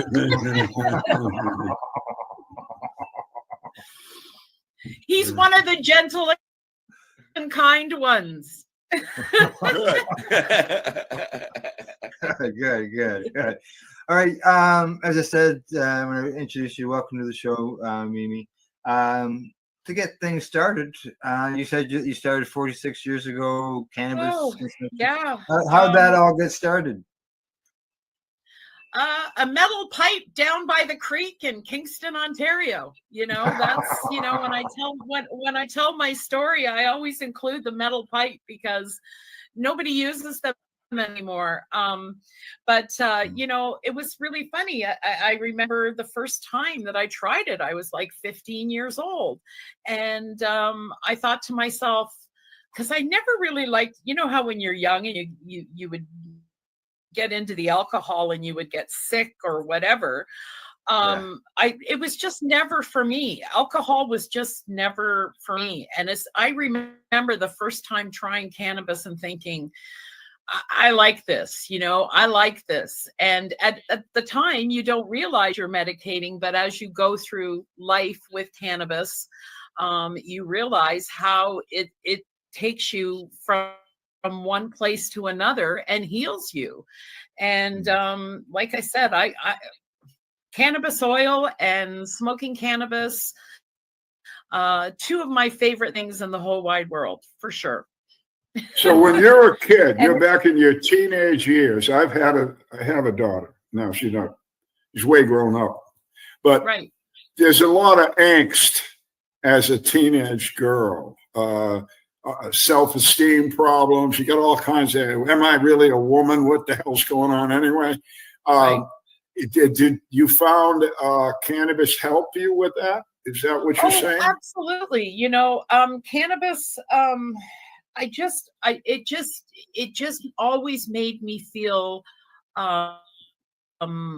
like the thing that was missing, socially, everything, and at that time, when you're that young, you don't realize, and then as you get older, I started dealing with anxiety and realizing that cannabis was helping my anxiety. And I've just, used it as a tool for anxiety for so long. And for now that I'm older, over 60, definitely aches and pains, right? I've never been one for pharmaceuticals, not too many. Of course, at our age, we have to sometimes take them.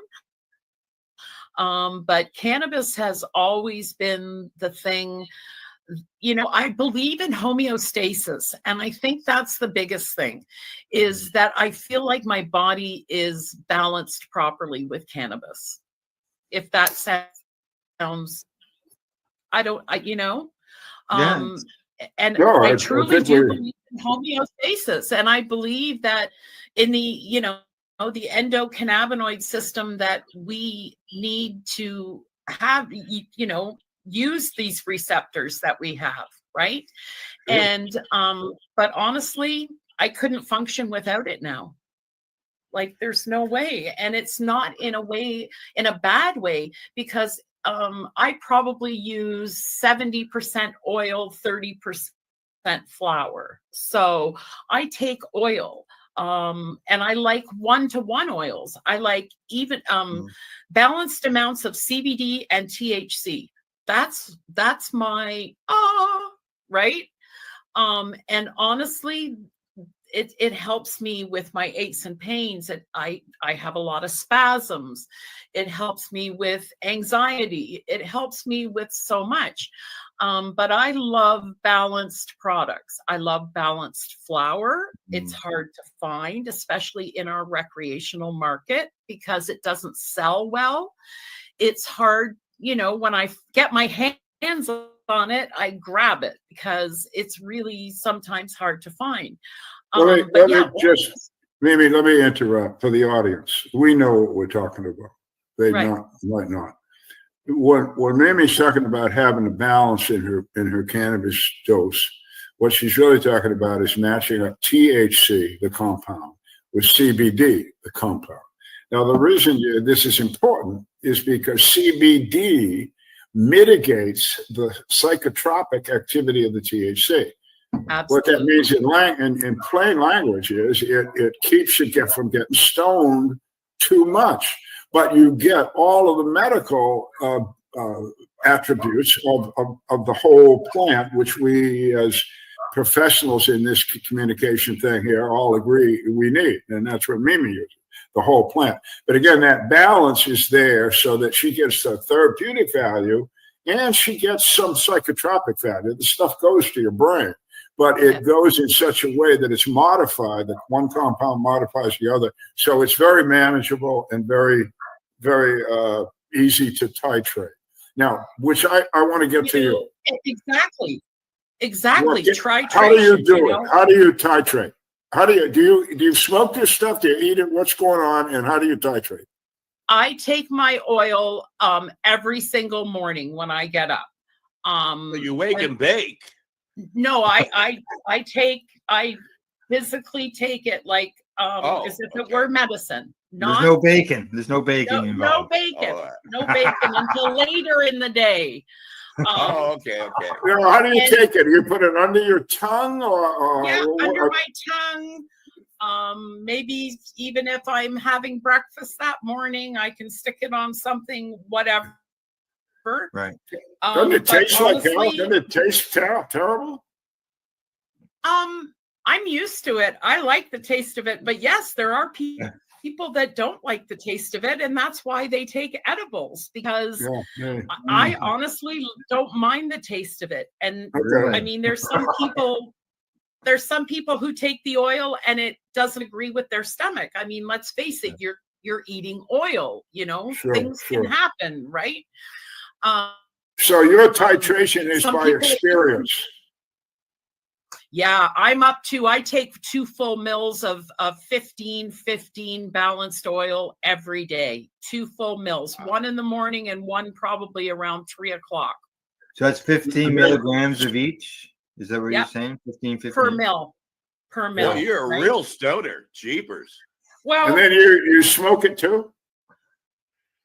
yeah, usually once my day is done, that's when I get into smoking. I do vape. I do have a vape that I use, but actual flower, I try to keep that for the evenings. Do you sleep well? You know, I sleep very well, sleep Good. extremely well.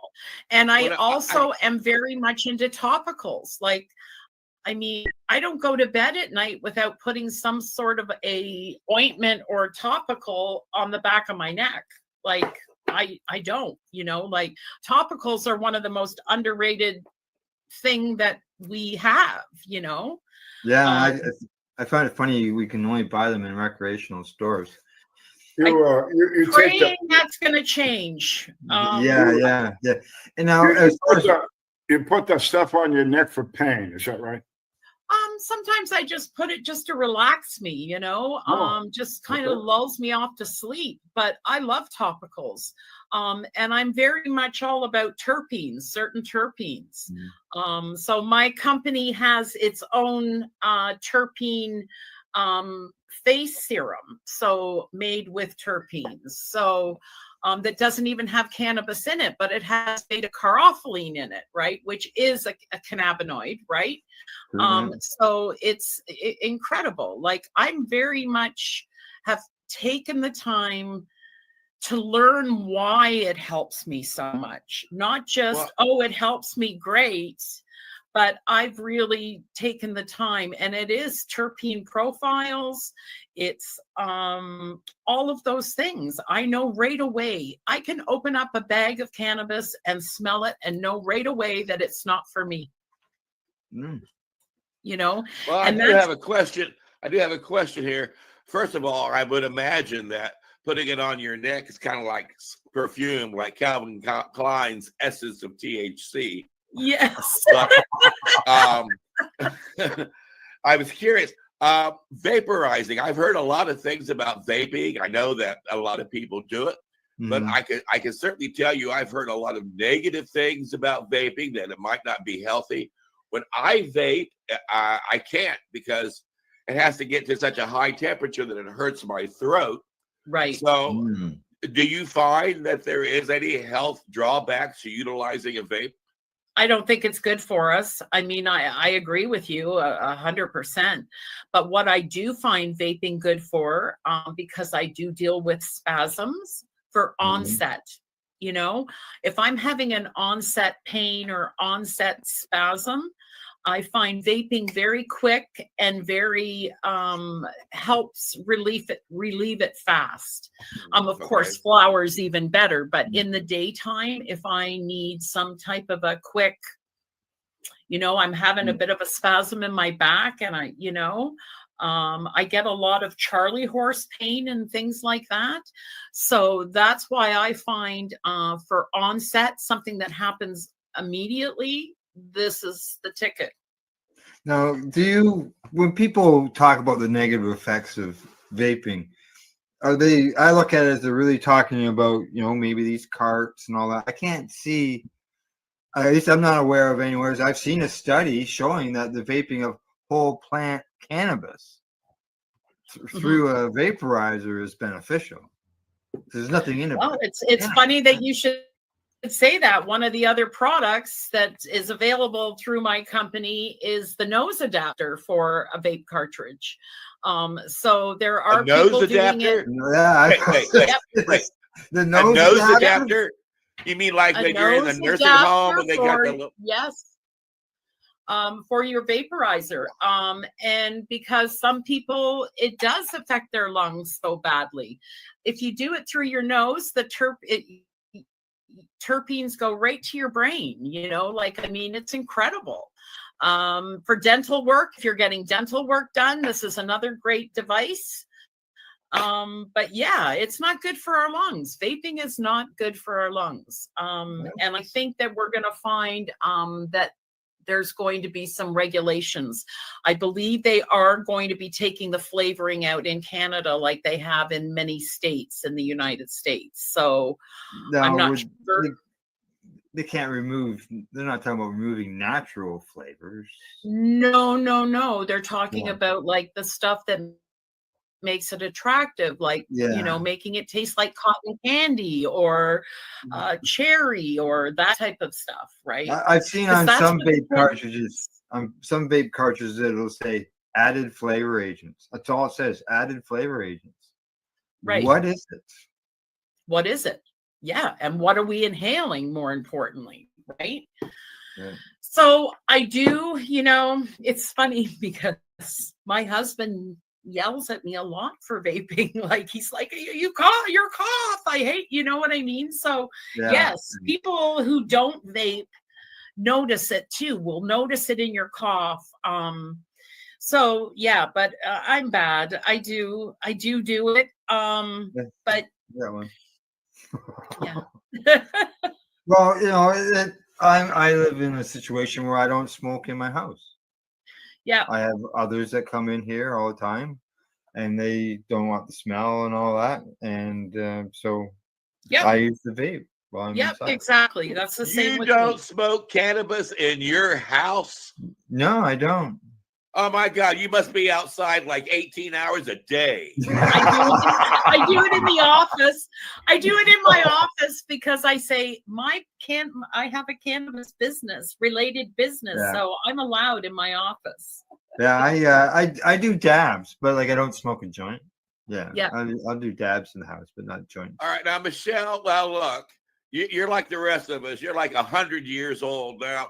Didn't you start this journey like when you were in your last half century?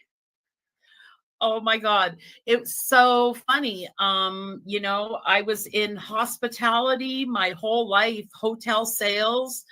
And as soon as all of the talk of legalization in Canada started, I thought to myself, am I still young enough to get involved? Because at that point I'm like pushing 50, right? So, and I basically gave up the same job for how many years? I don't know, 15 years, and hopped on and joined a medical cannabis company. And basically the rest is history. And that was like, I was 49. So at least, And then so that means that when you were in the hospitality industry, that was when they were first building hotels back in the 1800s, probably, right?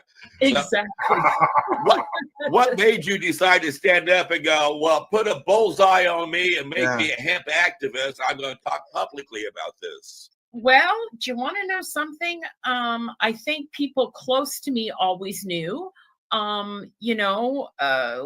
Before, legalization, there was like we had this conversation before the show.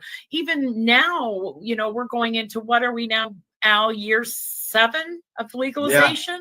Yeah. And we're still dealing with stigma, you know? Oh, yeah. And we're federally legal. Like, it's not like it's province here, place there. Our whole country is legal. So it's, but yeah, there's still, you know, my nickname is always, because my name is Michelle, people call me Mimi Cannabis. So when I first started my business, that's what I called it, because that's what, you know, was recognized.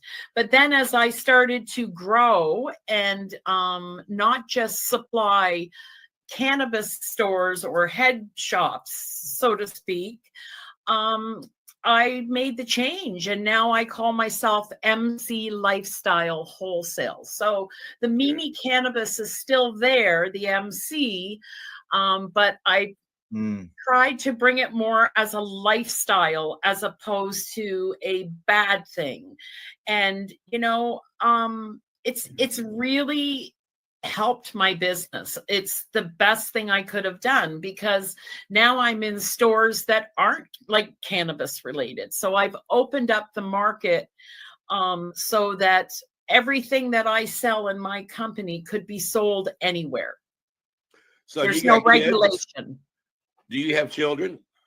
I have one. Yes, I have a 24-year-old. All right. Well, my question is, what did you tell Mini Mimi about smoking pot? You know what? It's a great question, because we didn't make a big deal about it. And I think that's what, if you make a big deal about things when kids are young, they want to do it, right? You know, what am I missing? What am I missing? Mm-hmm. My daughter was raised to believe it was medicine. Okay. And yes, does she like to use cannabis? The odd time, but it's not her everyday thing. But she also understands that the oil helps me a lot, and she's understood that from a pretty young age. So it was always sort of directed as medicine in my house. How'd your husband handle all this? Is he into this, or is he neutral? Oh yeah, my husband definitely likes cannabis, and definitely uses oil as well. Oh yeah, there's, you know, it's funny, you know, when legalization started here in Canada, there's so many people came out of the closet, you know. It was like, you use I didn't know. I didn't know, right? So, you know, but now that it's accepted I mean, for the most part, I think that the number one people walking in the stores, though, and spending the most money are the people our age. I mean, we know the benefit of it even more than the younger people. So, you know, I think some of the younger people are still hung up on that drinking thing and stuff, right? Whereas, honestly, we are the number one demographic walking in the stores here in Canada. Absolutely. It's interesting you bring that up, because Casper and Al and I, when we went back to restart Time for Hemp, discussed among ourselves that one of the reasons we're doing this is to bring education to the younger generation. There isn't any, it's legal, so we don't discuss it anymore. But we're our age group, we've lived it. So it's interesting you bring that up, and it's interesting that's what you see in Canada. Yeah. And it's interesting what you just said about education and how it's gone by the wayside since legalization. And that's too bad, you know. And I had the same conversation recently with someone else, because when I first started my business was meant to, like you said, educate seniors, you know, older people, more mature cannabis use, trying to fight that good stigma and stuff. And actually, I went on this whole theme that green is the new gray. And that's what I had. My t-shirt said green is the new gray. It was a whole theme, a whole vibe. But you know what? I was too soon. I was too early, because it's changed. Now everybody wants them again, right? because they have an older person in their family, or my skunkle, or that uses weed, that I'd like to get a green is the new gray t-shirt for, right? So now, do you find when you first started this and you started approaching like seniors when it comes to cannabis, was there some resistance? Because people used to always look at, oh, the old people, they don't like cannabis. There was sort of that mentality of years ago that went by that thought I that was the keynote speaker at the Dundas Seniors Fair, and it was standing room only, you guys, like standing room only. The curiosity was there. Oh yeah. So yeah. So I mean, it's just one of those things that seniors want to be a little more discreet about it. But yeah, now it seems to be, like I said, we know what the demographics are in these stores, and it's mature. It's not, And down here in Florida, we had an advocate. He's gone now, but he started up several years ago what he called the Silver Tour, meaning the color of our hair. And it was quite effective. When cannabis was voted on for medical use in Florida a few years back, that older demographic, those older, say 70 years old, went almost 90% to have medical cannabis part of Florida law. And that word had come from guys like him with the Silver Tour and word of mouth. Exactly.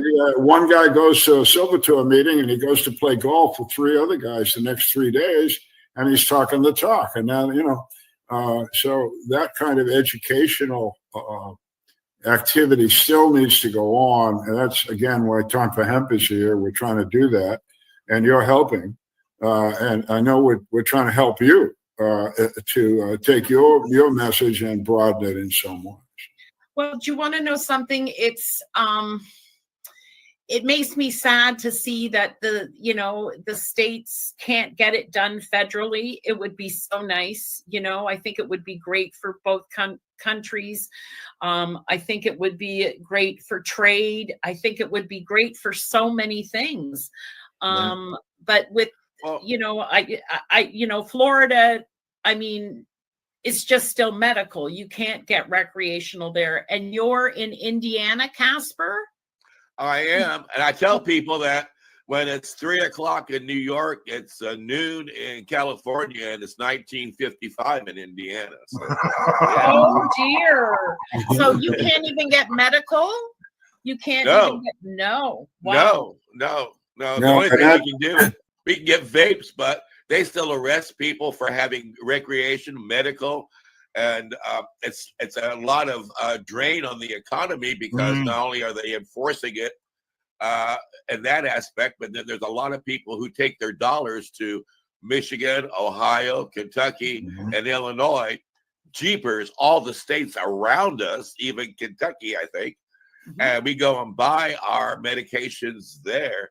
So you would think that they would at least come up to 1968 sometime.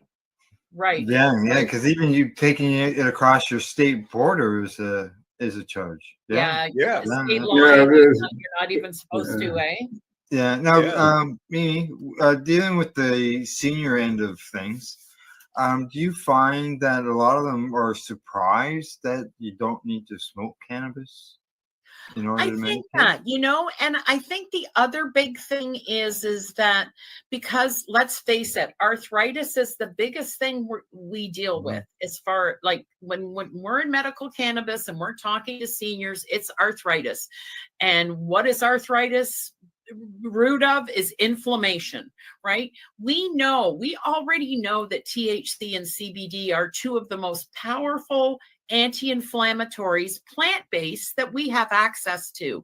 Because you start taking what the problem is with the seniors right now is they can't take the prescription anti-inflammatories. It kills their stomach. They can't handle it. So, I think that a lot of them are very surprised at the anti-inflammatory properties that are in our beautiful plant, because honestly, it's people Well, how can't do you believe that how well how do it you helps. how do you get your message out? Do you go door to door? Do you go to the nursing homes and say, "Here, fire up," or what? Well, like I said, I do speak at seniors fairs. I do like, if somebody wants me to come and speak, I'll come and speak, no problem. But I basically only speak about mature cannabis use. And like, sometimes I'll wake up in the morning because people know that I'm that person, right? I mean, some people are still even at that point where they're afraid to even go into the legal stores, right? Yeah. So, Yeah. or what they'll email me, Mimi, what should I expect? I think the other problem, that the biggest serious problem that Canada did, bad, shame on Canada for when they legalized, was not letting people talk about medical. Meaning, like, if someone comes into a recreational cannabis store and starts asking medical questions, the bud tender literally has to cut them off and say, I can't, I You're get not in allowed. trouble for that, right? We need a two-door system. Even if it's just, if the stores can only afford to have a nurse practitioner in 1 day a week, okay, that person comes in and starts asking those questions and going there. That's when you would say to them, June, our nurse is going to be in next week. We can book you in with her, right? Yeah. You know what I mean? And this is where Exactly. Canada lost it. This is where they fucked up. Excuse my language, but this is where they screwed up. I've said the same thing. Like, you go to Rexall, you go to Guardian Drugs or whatever, you go into a store, you pass by all kinds of thousands of products in order to get to the dispensary at the back. There's no reason why they can't have a medical dispensary or somebody along that line within a recreational store, so that patients can actually have access and talk to somebody who knows what they're talking about. Because they've talked about eliminating stores or wanting to, would not the stores, but would the stores help deal with the medical access for patients? Could the stores replace the medical program? But you're not going to send a 5-year-old in with Wait a minute. What is there a law against hiring an RN? Well, basically what they've done, Al, is they've separated the two entities. There's medical cannabis and recreational cannabis. If you want medical cannabis, you go see a nurse practitioner or a doctor, and you get set up with an LP, and it's got to come to you by mail. By mail. By mail. You can't just walk into a store and buy medical cannabis. Yeah, like now some stores you'll find, like most of the stores now carry 1-to-1 oil. Most of the stores now carry sometimes a 1-to-1 flower or a CBD flower, right? But the problem is that how can someone who uses, make this make sense? Someone who uses it recreationally can just walk in and buy it willy-nilly, but someone who needs it medically has to wait for it? Come on. That's crazy. What's the Canadian position on animals? I mean, if I go to a bud tender and say, I want the best stuff for my dog who's got arthritis problems. Do you want to know what I say? I didn't hear it. There you go. There it is.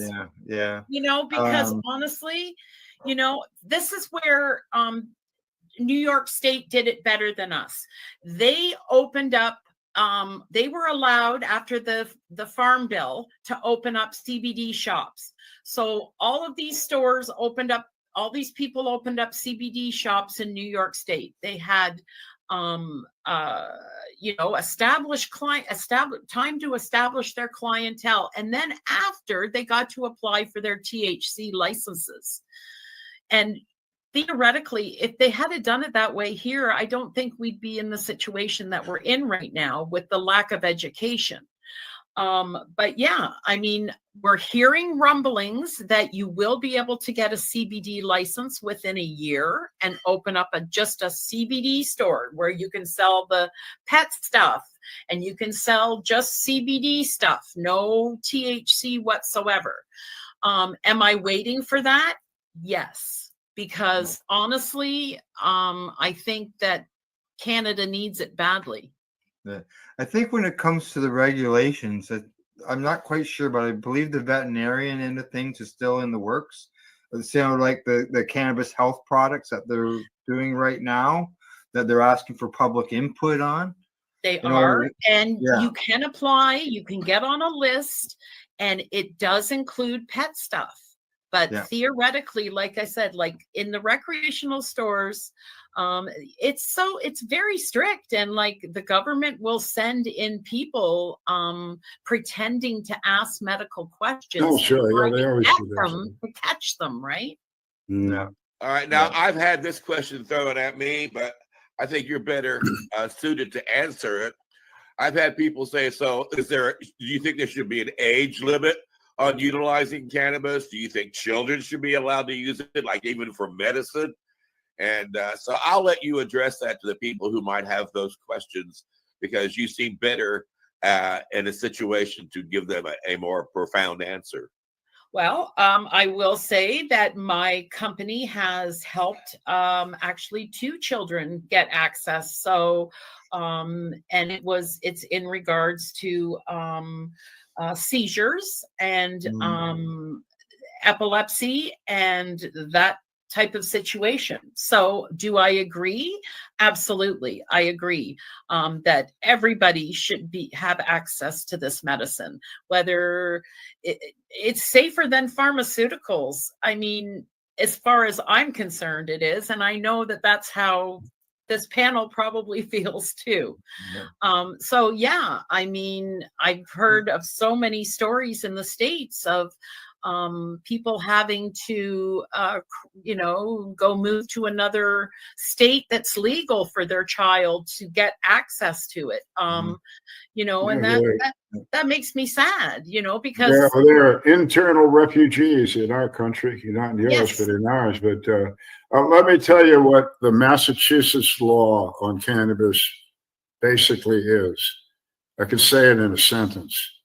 It says that cannabis can be used by a patient in conversation with their attending physician, and based on the attending physician's, this is cool, education, experience, and judgment. This is what medical professionals do for everything. So what Massachusetts did, age is not mentioned. Judgment is, experience is, and the agreement of a patient with the doctor, and I would assume about their child. So I think that's the answer that I give, Casper, to people, that it's all about the patient, the needs, and the judgment of the attending physician. And again, I've said this, and I'll say it again here because I think it's really important. When we're talking about these laws in the United States, in a state, federally, Canada, wherever the hell we're talking, these laws are made by lawyers, cops, right? And all we're talking about here right now is therapeutic use, medicine. Well, what the hell cops and lawyers got in this conversation to begin with? Where the hell do they come from? Why are they here? So this whole thing is, to my mind, absurd. It's been absurd for 40 years for me. It remains absurd, probably tomorrow too. I just picked that out. When you're thinking in Canada or the United States about all this law about cannabis, think who made them: cops, lawyers, not doctors and nurses. That's right. I have a slogan. When you're trying to figure out if something is real or unreal, consider the source. Where does that shit come from? And right now, we are dealing with shit in cannabis that comes from cops and lawyers. In the United States, by the way, if you practice medicine without a license, you go to jail.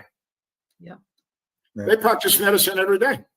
They don't go to jail. They just make a new law up, and it's based on nothing but myth and fantasy. And obviously, I'm getting worried. You're about the third or fourth Canadian that has come on here in the last couple of months and said they won't even let us talk about this shit.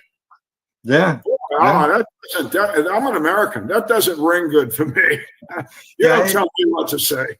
It's that big medical, and they don't want that being discussed in the stores. Like even Health Canada that authorizes our medical use doesn't recognize it as a medical item. It's too bad. I mean, maybe you guys can become a state. I don't know. What do you think? No thanks. Mimi, you mentioned that you've had to deal with a couple of children. I know that I myself have had to deal with children in the past, trying to get them licensed. Has it gotten any easier over the years to find a physician that's willing to sign for? I actually know a nurse practitioner that does sign for children. So but there has to be so much. There's a lot of paperwork involved, right? Yeah. But yeah, I mean, when the problem with Canada is they want them to try everything else first. So they got to put these kids through hell first on other shit, right? And that doesn't work. And then that's the problem with medical cannabis, the rules of getting it in Canada. They want you to exhaust every other pharmaceutical option first, and that's where it's wrong, right? Yeah, it's upside down. Cannabis should be the first line of defense. Exactly. It's not. Exactly. And the other thing that we call it down here is an exit drug. Yeah. When you've been loaded up with pharmaceuticals and your life has gone to shit. You try cannabis and all of a sudden the pharmaceuticals go away. You probably stop using nicotine and alcohol. Your life is a lot better. It's an exit drug. But absolutely, Mimi, it should be the first choice, not the last. Absolutely. Al, unless I'm mistaken, and you can address this, haven't they also utilized smoking cannabis as a way of getting people off of like cigarettes and heroin and a variety of other drugs? Sure. Absolutely. Yeah. We can, it's definitely like, and I mean, and not everybody agrees with it, but I mean, okay, let's talk about Vancouver, right, Al?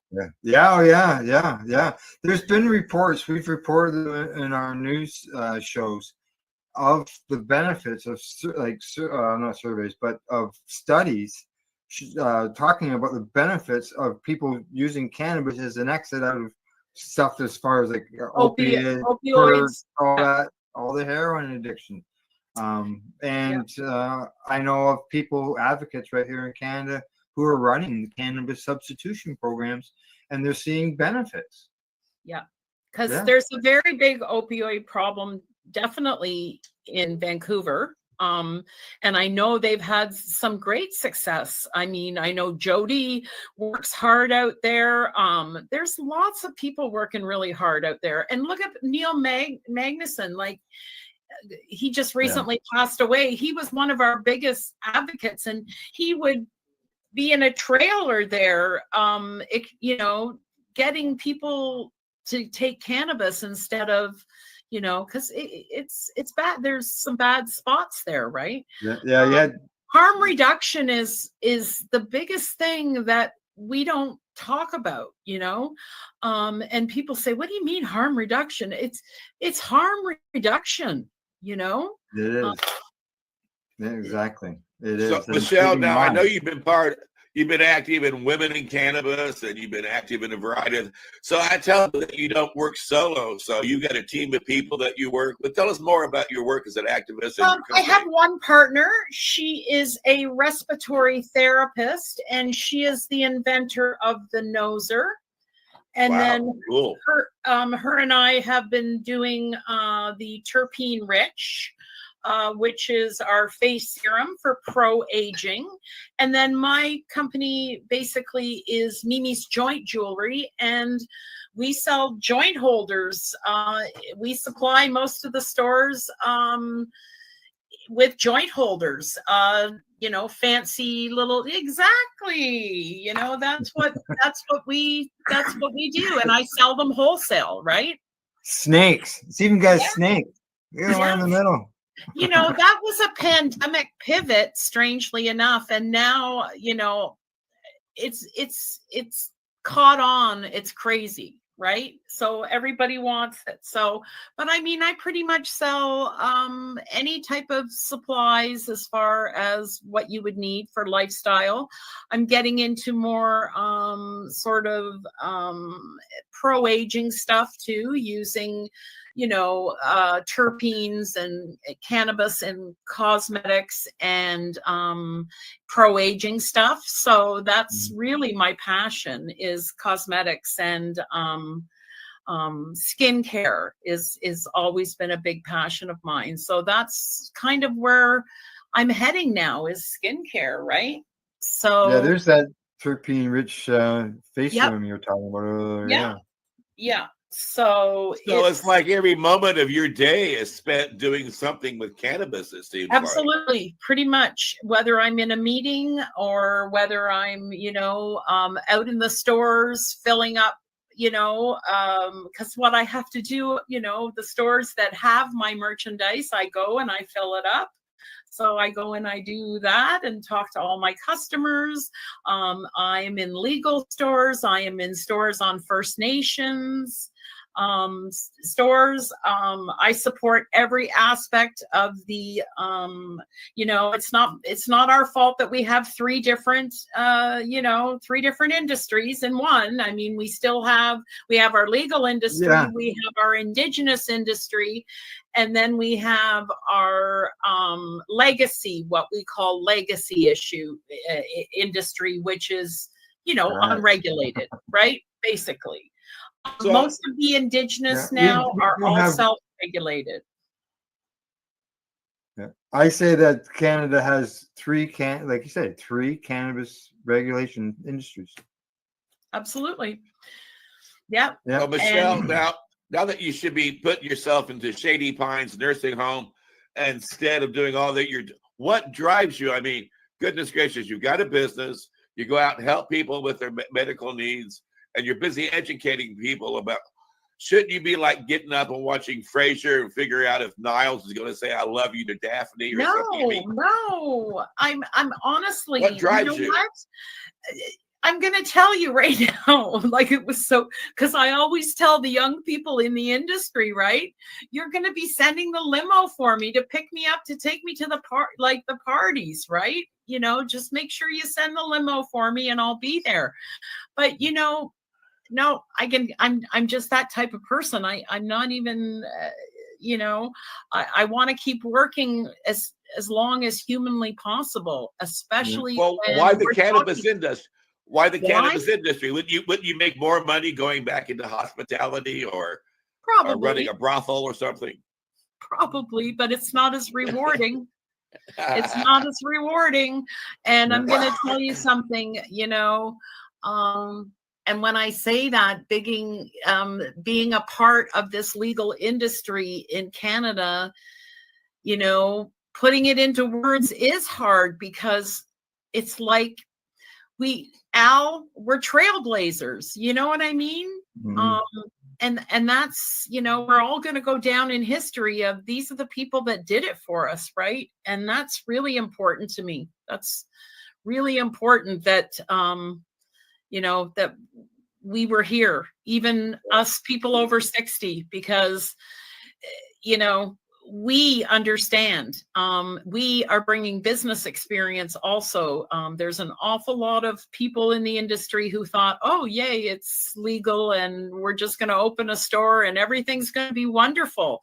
Well, you have to know basic business, right? And retail doesn't work like that. Let me ask you. But it's like, hey, I'm going to sell cannabis, well, it just, I did retail. It doesn't work like that. I try to help the stores as much as possible. I go in, I'll do like, pop-ups to try to increase their sales, or my merchandise is in their store. To the stores that maybe can't afford to buy my merchandise, they'll bring me in, and that's fine too, because there are a lot of stores that are suffering as far as the profit margin on cannabis sucks. I know our local store just changed hands. New company owns it.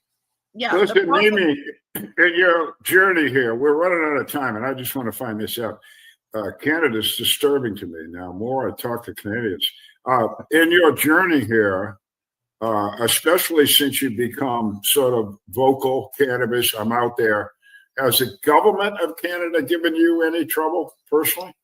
No, my business isn't regulated through anything. No, I mean you. They badmouth you along the way, or no? Actually, no, not at all.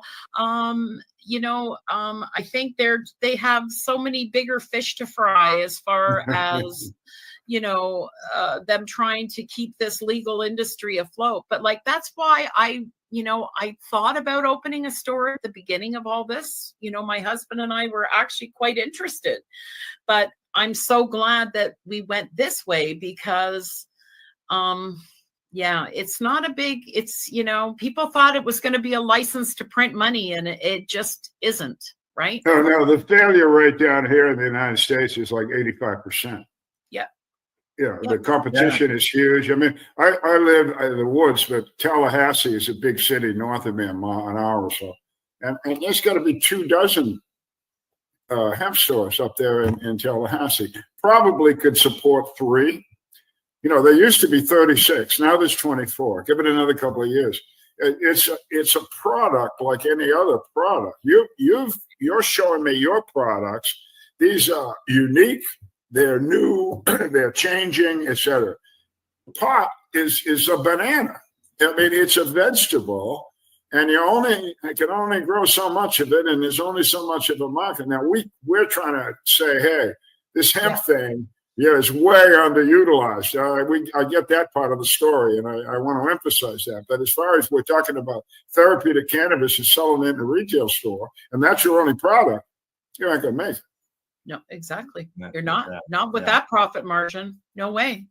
And that's why accessories are a must, because accessories, your profit margin is so much higher in accessories, and that's why I decided to stay in accessories.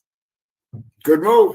Good move. Good move. I endorse it. I've told people on this show and a lot of other shows, they look at me like I'm nuts. They say, well, CBD or whole cannabis store, I'll make a fortune. I'm sorry to blow your brain here, but you're not going to be successful. Nope. And somebody is.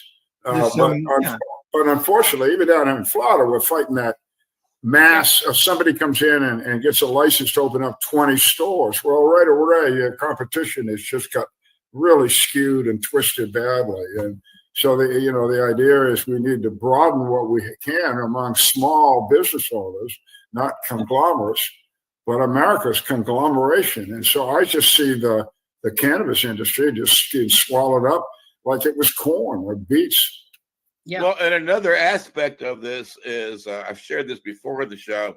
A friend of mine was going to be going to Illinois to pick up some medical cannabis and recreational use, and wanted to know if I wanted to get something. So I called up to Illinois to the store he was going to shop at and asked them for their prices.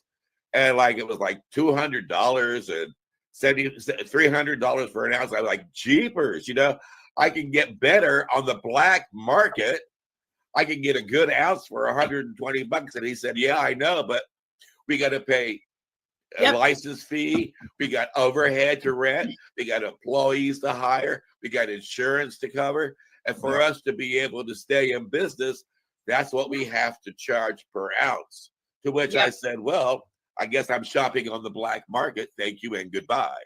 Well, and also too, I think Illinois is one of the states that has the THC tax, which is the higher the THC, the higher the tax.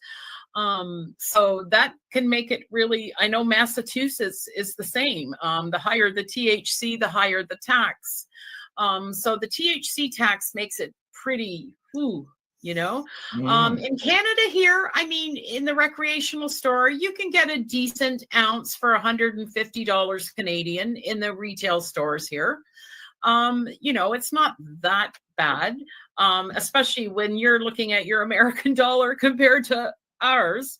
But yeah, I mean, I think that a lot of the stuff was based on thinking that these people were going to be able to sell it at $10 a gram. Well, that's just not realistic.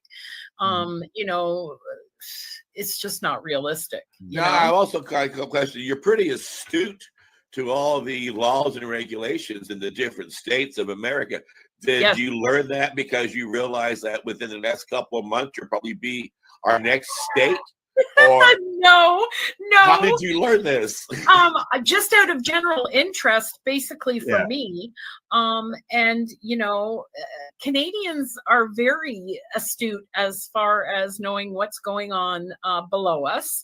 And you know what? Especially when it comes to cannabis, because like I said, you know, the opportunity for it to be federally legal and for us to be federally legal and to trade and to do all those wonderful things and make cannabis do what it needs to do. I stay very much on top and celebrate every state when they change their laws. So there you go. I'm not just, you know, I support cannabis. Doesn't matter what country. Good answer. All right. But no, we don't want to be the 51st state. No, and you know, that's why when it comes to like the global marijuana march, it's happened in Toronto and other cities around the world. There's still lots of places around the world where it's not legalized, and there's still people being put to death, and that's why people still got to keep speaking up. Oh, absolutely. I All couldn't right, have said Michelle, it better we are myself. down to the end of the hour. Is there anything you want to let the whole world know before we say? Well, you can find me at MC Lifestyle Wholesale on Instagram. You can find me at www.mimicannabis.com. Please feel free to reach out. I love hearing especially from our American friends, and I want to come back on this show. So, because I don't think we're done talking yet. So, how about that? Love to have you back. We'd love to have you back. Absolutely. And Al Graham, I know that people will be interested in checking out all your fantastic programming. Why don't you tell them a little bit about the Pace Radio Network, how they can find it, when they do find it, what are they going to see? All right, you can find the Pace Radio Network, which is people advocating cannabis education, at paceradio.net. We have psychedelic as well as cannabis education. You can hear from patients that tell their stories, to business owners, to whatever you want to find in the cannabis end of things. And the same with psychedelics. We talk with patients as well as others that help other patients. So it's all about helping each other. That's right. And Albert, I know that you've got this really groovy book that people should find. And why don't you tell them how to find it, a little bit more about it? Yeah, thanks. And I'm not like Al Graham. This is my, I'm a one pony show here. I don't have another show that I do. I'm just a talking head here. But I did write that book for Country and Cannabis. It's been out a little over a year, 360 pages. You can get it at Apple Books or Amazon Books or wherever the hell you buy books. It's a book. It's an ebook, and it has a lot about what we were talking today. Subjects of education. Half that book is education. Half that book is history, and I tell it by chapter. And I generally use individuals to tell a story. For instance, I'm talking about how cannabis may help a multiple sclerosis patient. I'll tell you who that patient was that I learned this from and what happened to her, and et cetera, et cetera. And I've often felt that telling a story about real people the good guys and the bad guys, by the way. This book has, I spend 360 pages. I got to put 10 or 15 pages in there about assholes. I did. I just could not write this book without saying these people were really shitheads, on this whole subject matter. So, here's one of the good guys. Now look at him. The people that I treat negatively with justice. I didn't make anything up in this book. They were just ideologues, and they wouldn't listen. They didn't want to learn. They knew everything. Narcissists up the butt, and they were in the way. That's like the Canadian cannabis industry. I know. You gotta. If you read my book, Canada will figure out how to do this. I'm telling you, it's all you got to do. Read the book. But one thing I will say to Canada, if you read the book, a lot of things happen down in the United States and in the world about medical cannabis all in a short period of time. And that was driven by two things: education and registered nurses. The entire country of the United States was told by their organization, the ANA, that every nurse in the United States must learn about the benefits of therapeutic cannabis. Have to. If you want to be a nurse, you got to know this shit. And they did it twice. They've done it twice down in this country. Well, I'll tell you what. One thing a doctor doesn't want to have told to him is how to be treating somebody by a nurse. So those nurses tell their doctors, "No, you should be doing this." Well, the doctors go, "Well, maybe I should learn about this crap," But the nurses of the United States, and then the word, if you would, spread over to Europe, especially. The nurses changed this thing. Mm-hmm. So Canada needs to lean on their nurses. You mentioned a nurse practitioner. You need a leader to go to the Canadian nurses. You can borrow off the American Nurses Association. I'll tell you, they'll send somebody up there. I know they will if you just ask them. You ask them. Don't have to have the nurses ask you. Ask them if the American nurses will go up there. I bet they will, because I learned about nurses. They give a shit about patients. That's what they care about. And they don't care about big pharma. They don't care about laws. They don't care about doctors. They care about that patient. And they want that patient to have the best. So that's Country in Cannabis. It kind of explains how U.S. nurses were so involved in what you see worldwide right now. I would recommend it to you. Okay, that's great. And I want to let our audience know that one of the reasons why we have rebooted the network is because you want to make Time for Hemp great again. Hello. It's important to do that. But we've also got a great archive of a lot of voices who are no longer here with us.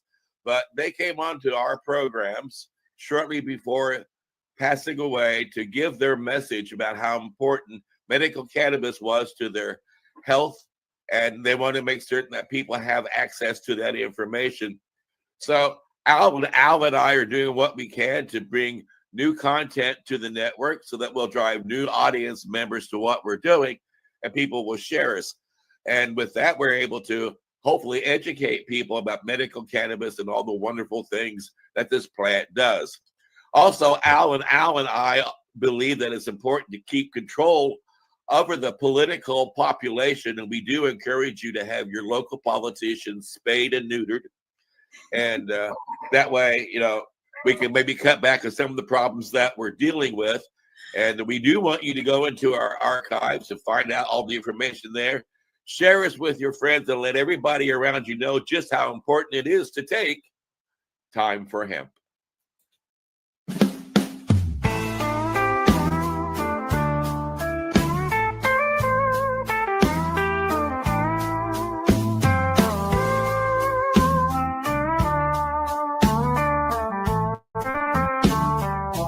Look at all that money, yeah, the money that they've spent. Take another look and take some time for him. Don't cut trees for paper, 'cause it hurts the environment. Stop deforestation, yeah, it's time for hemp. Well, an acre of hemp makes 20 barrels of oil. No need for pesticides to poison all our soil. People got no food, they got no clothes, they got no rent. Well, it's time for hemp. Throughout Earth's history, hemp has been used, no mystery. Hemp was legal to pay your taxes for more than a century. Check your faxes. The founding fathers make sense to me. It's time to grow hemp legally. Think of all its uses. It's money that's well spent. Right now, no excuses. It's time for hemp. Sustainable green industry, that's our intent. A better place this world will be. It's time for hemp. Fuel and food and clothes and soap, housing, cars, yeah, cars, no joke. Henry Ford built a car of hemp. It's time for us to do it again. People be employed with balanced farming as it's meant. Right now, it's time for hemp. Hemp is a true necessity for the wealth and protection of this country. These are words of Jefferson Thomas. He grew hemp. Why not us? It's time to lift the hemp ban. It's time to lift the hemp ban. Yes, we can. I know we can. We can make a difference. Yes, we can. Yes, I know we can. We can work together and lift the hemp ban. Look at all that money. Yeah, the money that they've spent. Take another look and take some time for you. Don't cut trees for paper, 'cause it hurts the environment. Stop deforestation. Yeah, it's time for hemp. Time for Hemp is a Pace Radio Network content provider. You're listening to the Pace Radio Network here at paceradio.net. The opinions of the individuals during this broadcast are their own and may not be the opinions of their group or other organizations they may be involved with. All medical advice during our broadcast is not a medical opinion and should be checked with your medical physician. Enjoy the buzz of legalization with Campbellford Lifestyle Shop. From lights to plant nutrients, books, consumption accessories, and more, we've got all your basics to grow or consume cannabis. Visit our info center or take a look at our piercing services and body jewelry, now available in-store through Campbellford Lifestyle Shop, 17 Bridge Street West, Campbellford. Limestone City Hydroponics is Kingston, Ontario's hydroponics shop. Take your growing to the next level and create the optimal environment with a tent kit, or maximize your yield with an ebb and flow flood table kit. Either way, Limestone City Hydroponics has more sizes and options to fit your needs. Are you looking for the power of the sun that adapts to your budget? Then look no further, as they have professional grow lighting. They have indoor grow systems that are easy and cost effective, with many options to fit your living space and lifestyle. Cultivate your growing potential. We have everything you need to succeed. And if you can't make it to the store, they offer local delivery to the greater Kingston area. Remember, when you're looking for experts to help you grow, then look no further than the locally owned Limestone City Hydroponics, 105 Sunderland Drive in Kingston, Ontario. Call them at 613-548-0420. We are people advocating cannabis education here at paceradio.net. So first story of the day is from the Business of Cannabis. Headline says, GOP aims to put final nail in the coffin of cannabis rescheduling as budget bill blocks funding for reform. Uh-oh. The U.S. Cannabis Rescheduling Project, which has been stuck in limbo since being temporarily shelved 6 months ago, is now facing another existential threat.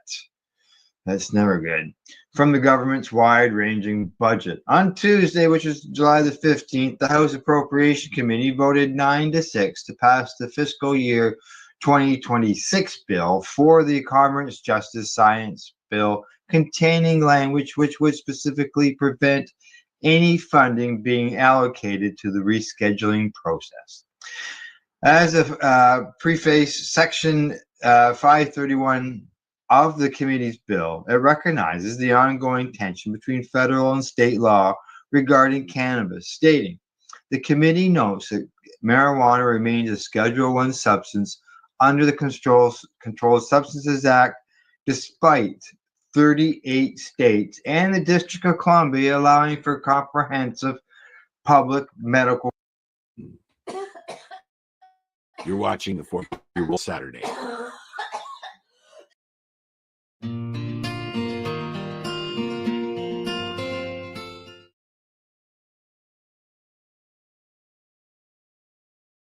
Well, my name is Al, and you're with People Advocating Cannabis Education. PACE is about people who promote the benefits of cannabis, and we do that through educational documentaries as well as public education. Today we are at the Grindhouse Cafe here in Campbellford, and I'd like to introduce to you an advocate that's going to talk to us about the history of cannabis. I'd like to introduce you to Ted Smith.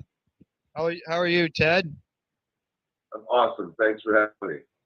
Thank you for being here today. I'm sure we're going to really enjoy this. We're always looking for a little bit of history in cannabis. Can you tell us a bit about yourself, Ted, as far as, maybe some of your education, whether you got any hobbies, what you do for a living, so on and so forth? Just a bit of intro. Sure. Well, my roots are actually there in Ontario. I'm now in Victoria, British Columbia, but I'm a second-generation dairy farmer on both sides near the Stratford area. And then I moved to town when I was Cambridge, Ontario, that is, when I was 10, and grew up there, and then went to Wilfrid Laurier University in Waterloo. I was actually going to become a chartered accountant, so I started taking economics and math when I started there. Oh. And yeah, so I'm quite happy to have that background, but I guess about halfway through I ran into philosophy and woke up, you could say, and started writing books and graduated back with the philosophy degree, and decided that I should move to, actually I was going to go to Japan and teach English. I thought with a philosophy degree there wasn't much I could do, and I figured I would be writing and thinking and teaching it in Japan until about this age, now 42 or 43. And then I thought I'd come back to Canada with my books and money to publish them. But then I ran into the clear cuts in the Clayoquot Sound when I left Ontario and came to British Columbia, kind of on my journey. And the clear cut in the mountains, it looked like they took a paint scraper to the mountainside. They just sheared the living material off of it. It was horrible. Just like a pipeline would do. Yeah, way worse. Yeah, it was like a nuclear bomb had gone off in the mountains and just really devastated the landscape. And so, it struck me that those trees would be cut down to print my book. And then I went to a hempology meeting in Vancouver and realized that my family could be growing this plant that would be printing the paper my books would be printed on, and so much more. And so that was, I guess, 18 years ago, I went to my first hempology meeting in Vancouver soon after arriving in BC. And it struck me that I should become an advocate for this plant, for my family, the farmers who had this, resource taken from them, and for the environment and the planet. And so I decided to move to Victoria, I guess 17 years ago this month, to start teaching and writing and publish the history of cannabis, which is something I've finally done. Correct. Wow, you've had a bit of a journey then, in what you started out into what you ended up with. Oh, yeah, it's been epic. Yeah. You're involved in the cannabis community in several ways. This includes the Canada Cannabis Buyers Club, right? You're also involved with, is it the only cannabis newspaper that's basically national? I believe that the Cannabis Digest is, the only national newspaper or even Canadian-focused publication. Scoop Magazine and even Treating Yourself comes out of Toronto there, but it's more international flavor, whereas our newspaper, the Cannabis Digest, is really focused on the politics and law.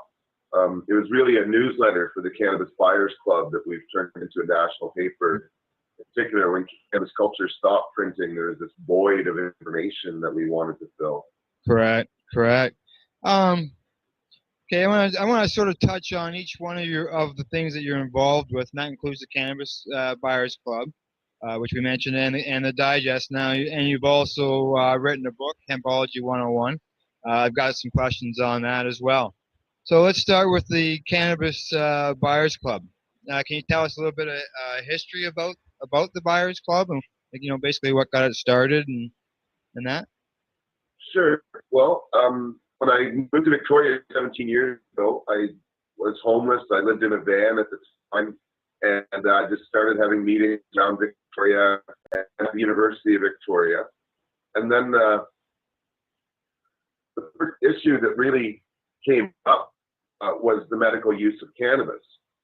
This was back in 1995, and people were dying after being contracted with AIDS very quickly. It was a death sentence for them, and the awareness of the medicinal uses were becoming apparent. Dennis Perron had started up the Cannabis Buyers Club in San Francisco, and so I knew a club existed, although it was actually impossible for me to find out their mandate. So I looked at case law, like the Morgenthaler decision and the Charter of Rights, and decided that we would help people that had a doctor's diagnosis of a permanent physical disability or disease. Essentially protecting people's right to choose their medical treatment if they had chronic pain or kind of permanent disability like that. Correct. And Correct. so I met a lady who made cookies and brownies and salves and massage oils, and she worked in the AIDS community. And so I started meeting people who were not just smoking pot to stay alive, but eating it. And smoking was enough to keep them alive, but as they started eating it, their health would actually turn around and improve. Right. And so, that was, so I got a pager and a pamphlet, and out of my van, I just started doing deliveries. So basically, you started this out of the back of your van. Yeah, I didn't know anybody really. I was from Ontario. I was like the biggest loudmouth heat score in Victoria. All the people in the industry and the movement weren't really happy with me, kind of stirred it up like I was, but things needed to happen. People needed medicine, so I stuck my head out and started providing it. So you've gone from a van, and now you're in a building and the whole bit. Yeah, it wasn't a straight line though. No. We went. Well, I guess it was, because the building, the apartment I ran out of was on the same street, on Johnson Street. But yeah, I went from the van to an apartment, and we're out of there for about 5 years. Actually, the police told me to get a store when they were raiding a friend of mine in the apartment building. Mm-hmm. And so they told me to get the store 11 and a half years ago. And then about a year later, we had our first police raid at the store. And then we ended up actually having 4 police raids between 2002 and 2003.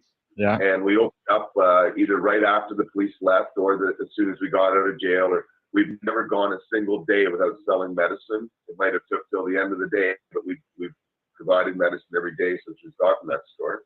So you're back up and operating right away again. Yeah, although it put us like $80,000 in debt. It almost drove me bankrupt. But we beat every single charge that was laid against us. And then almost 3 years ago, our bakery got raided. Yes. And my friend Owen Smith was charged with trafficking in THC for making cookies and skin products. And this past spring, we convinced the judge in Victoria that the MMAR were unconstitutional because they didn't allow patients to make extracts out of their illegal cannabis. Correct. And well, I was going to say we still have a jury trial to go ahead with that, but that's proceeding. I have a bit of a grin on my face because the police officer just walked in and out of the cafe. This is why I have the camera turned with the wall behind me, because due to legal reasons, people need to know that they're being videotaped if they come in here. So I turn it so that you can't see people coming and going. And who knows, who knows what that police officer would have said. So, so what kind of services, what all kind of services does the Compassion Club offer to its members? Well, we have 30 food and skin products now. We've really gone out of our way to provide low-cost alternatives to smoking cannabis, because eating cannabis is very beneficial for people that are dealing with severe health problems.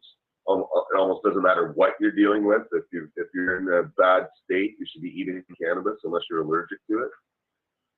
Correct. So we've prolonged a lot of people's lives and helped them out a lot by using edibles, and topicals not as much. They haven't turned on to that.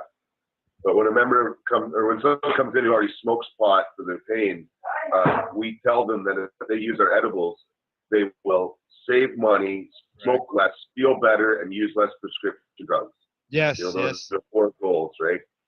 Yeah, exactly. So we provide a lot of services for free. Obviously, we sell pot and the products, but we have the medical regulation forms there. So when people come and join, it's about a 45-minute intake, because we give a really good explanation of our services and give them the forms and go through our products and make sure that they know what the science is behind it and stuff. Right. So like an orientation period. Yeah, so we provide a lot of education. Certainly the newspaper is part of it. And we're always there for free consulting. My friend Gail, my girlfriend, is a healthcare consultant as well. She's like our little witch doctor, so she knows a lot about alternative medicine, therapies, and herbs and foods that you could use to heal, or at least deal with your problems. We do a lot of consulting. We also have a vapor lounge and smoking room for people. Oh, do you? Yeah. It's really not all of them offer that. No, there's more in Vancouver starting up with it, but no, majority don't. But yeah, we've since the very beginning, it's been important for me to have a space for people to smoke pot. And for about 10 years, it was in a little closet. Actually, it wasn't very good, but we made some changes last year, and it's sort of like the size of a bedroom, but it's got a nice floor and nice art.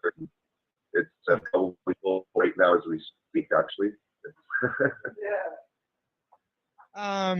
Now, talking about food and that, I noticed that at your website that you have a recipe page there where you can go in. Now, we think about recipes. Is it only like baked goods, or does it offer other kinds of recipes?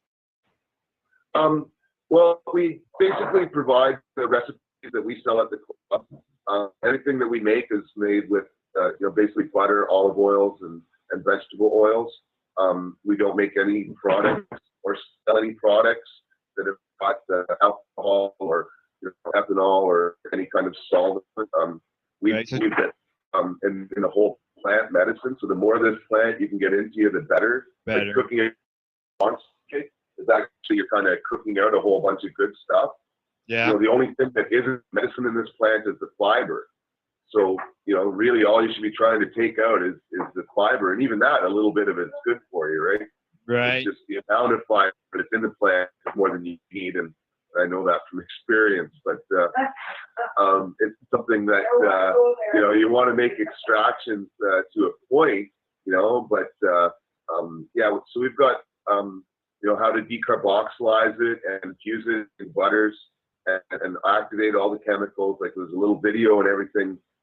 Because we want people to be able to look after themselves, and this plant Right. can do that for people. And Yeah. so we want that, companies or other people, or other, clubs to kind of keep their secrets to themselves.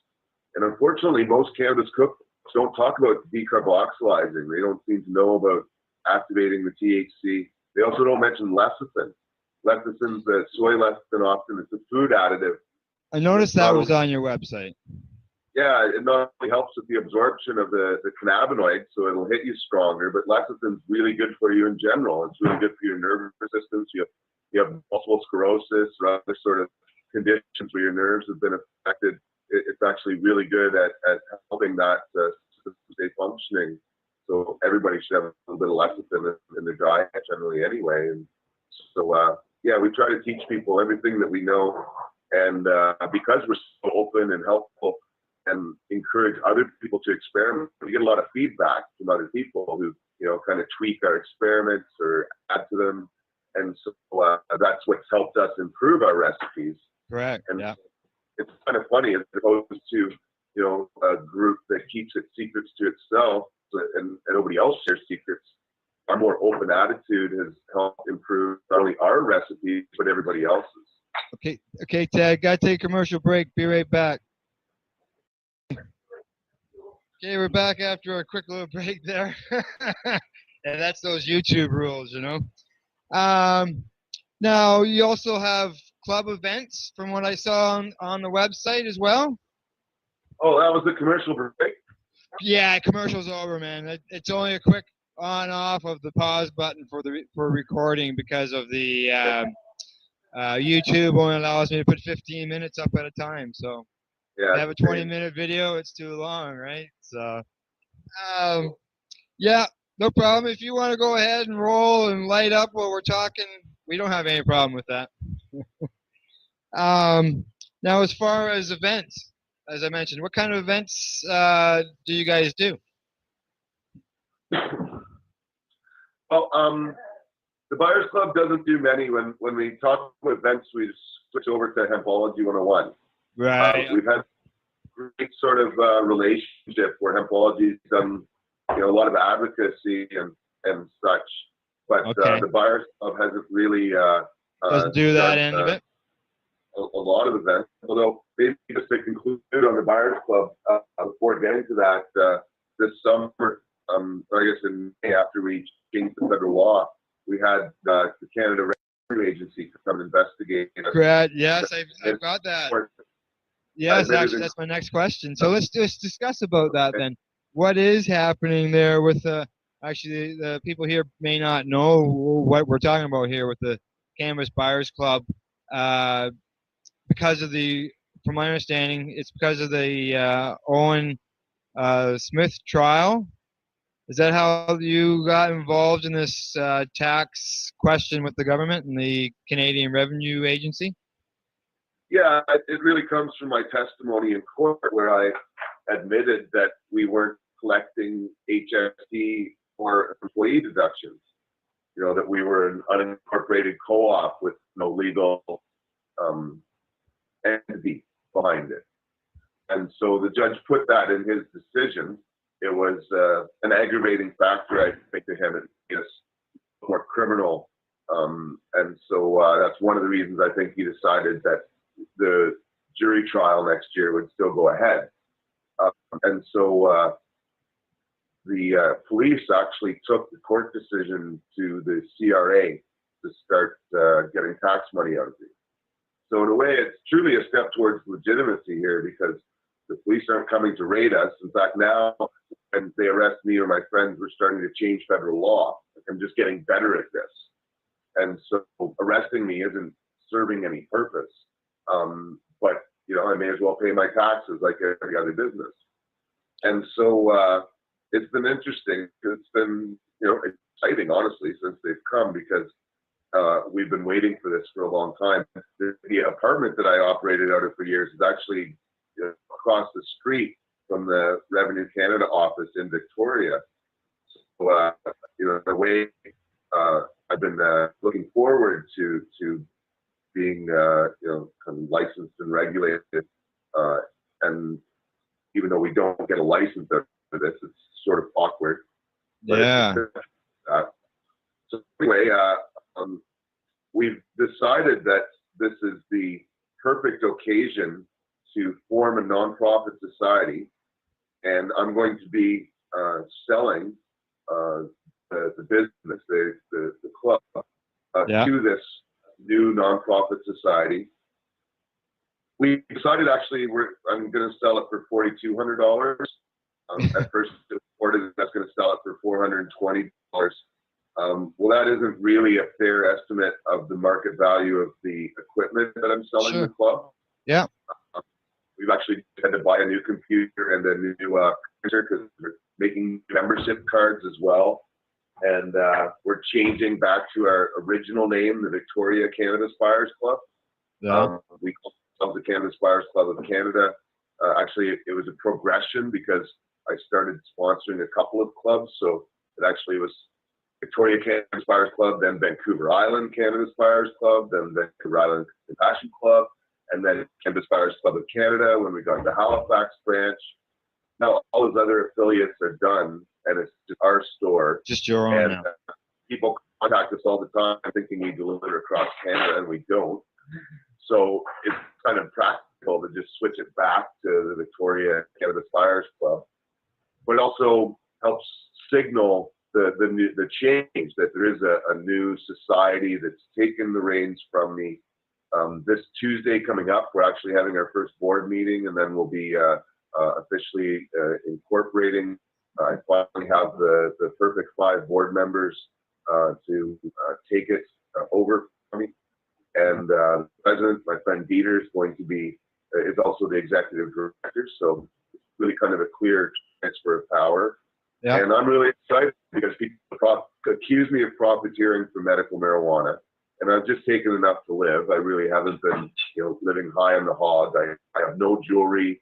Most expensive thing I own is my gold tooth. I really haven't accumulated much at all here, and people have accused me of that for years.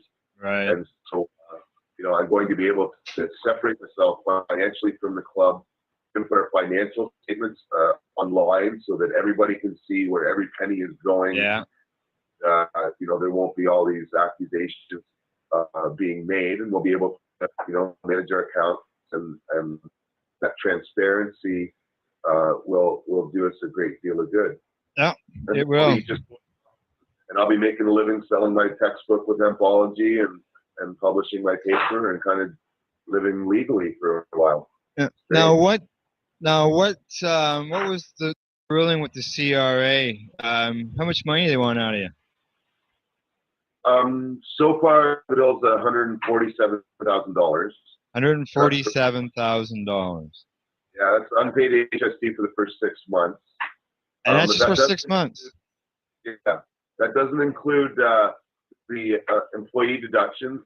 Just met with the lady the other day. They're also going to nail me for quite a bit in unemployment or under, kind of CDP, EI, and income tax deductions.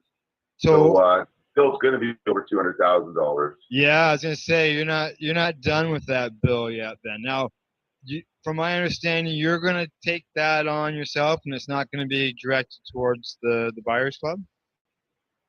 Yeah, I'm going to do everything I can to basically take the hit myself.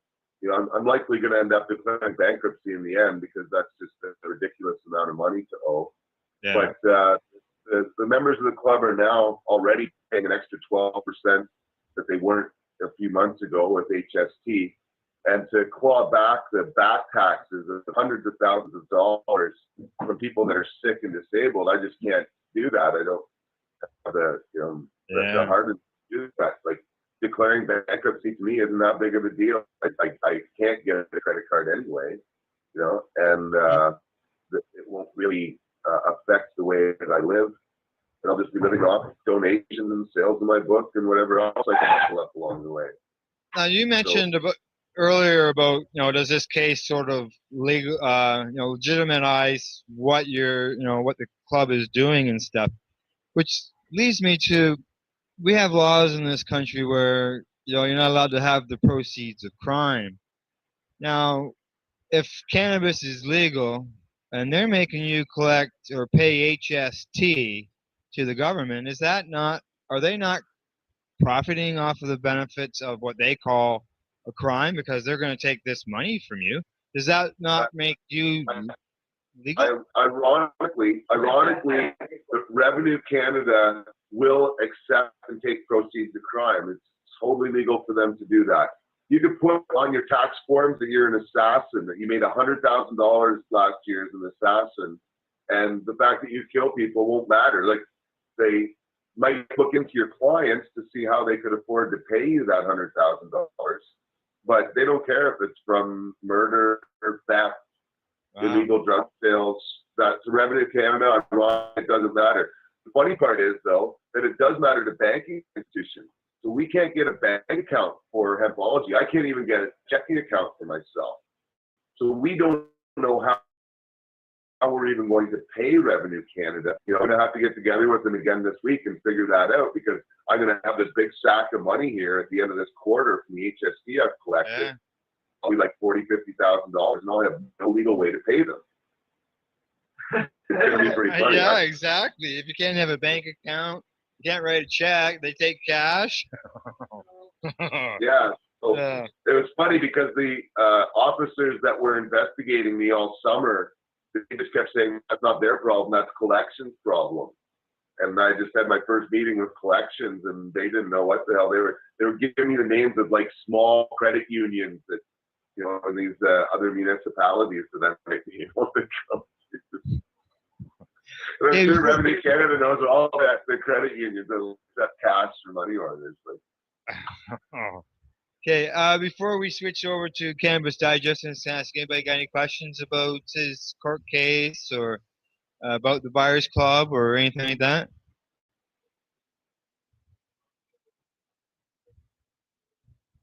Yeah, was that John here is asking about the legalization and where Mark Emery paid his taxes and the government accepted his money. I guess they're willing to take your money as well and not worry about the proceeds of crime. Like you say, it's legal for them. Yeah. In a way, it's similar to Mark Emery, where, you know, you could say that we're paying for our prosecution and defense because we're paying for, you know, our taxes, but we can still be prosecuted. And so, although you know, Mark wasn't prosecuted, you know, Canadian law, he wasn't paying the American government taxes to the Canadian government. But you know, it's going to change things. It doesn't give us the license that we really need, but it is a step towards that, and really incorporating it as a nonprofit as well kind of helps towards that. Because part of what the judge commented last year was that he couldn't give me or Owen an exemption to sell medical marijuana last year, sell cookies, because Owen's not the organization. There's no actual organization to give an exemption to. So we would like to get an exemption 56 to sell, you know, cannabis to sick people. And now getting a nonprofit status and paying taxes and everything is really going to make it harder for them to say no to us. Exactly. So it'd be like a blanket exception for the club. Okay, we got to pause for the YouTube cause here, and I'll be right back in a second. We're back. Okay, we'll switch gears over to Cannabis Digest. I just happen to have a copy of it here with me. As far as Cannabis Digest, can we touch a little bit on? I guess maybe we might have earlier. A little bit of its history. What got you started on it? How long has it been around and stuff like that? Okay, well, I think it's been around for 8 years. This is Gail. She actually deserves a lot of credit for it. Hi, Gail. How do you do it? Good. I guess after we got raided, you know, back in 2002, 2003, Gail came and joined the club, and one of the first things she did was, you know, encourage us to get a newsletter going so we could inform the members what was happening, because the membership was growing and it needed explanation. So the first newspaper was actually like a big photocopy folded in half. It was like 4 or like 2 pages front and back kind of folded together, like 4 pages. It was pretty small, pretty grassroots. And it just grown from 4 pages, and I don't know how many pages are in this one.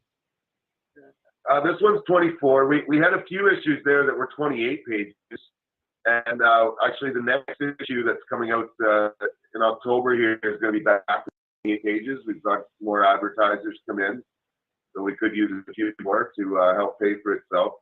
Correct. Part of the transition is with the newspaper is kind of going to have to start paying for itself with hemp policy. That's one of my other things happening. Right. Yeah, we're starting to get more advertisers. People are very happy that it's been a consistent publication, and I think a lot of advertisers really like to see that it's consistent and well distributed, and we've done a pretty good job at that. Yes. So what kind of articles will you find in Cannabis Digest? Well, there's your articles. I know that. Besides mine. Well, in a way, Al, you really exemplify what we're trying to do, because we're trying to keep patients informed about what's happening with medical marijuana, the licenses and dispensaries, and did a great story on the vapor lounges in the Toronto region a while ago. So we want to keep people informed about what's happening in the movement in the industry, what's new, what's happening in law. And so that's the primary focus. Right. Certainly, there's politics as well. So, our current issue, you have an article there about the Sensible BC campaign that's happening here in BC about trying to decriminalize pot. Now I saw on the mailing list that it's been that Sensible BC campaign has been accepted or something, and it may be part of a referendum that they're going to hold there in BC.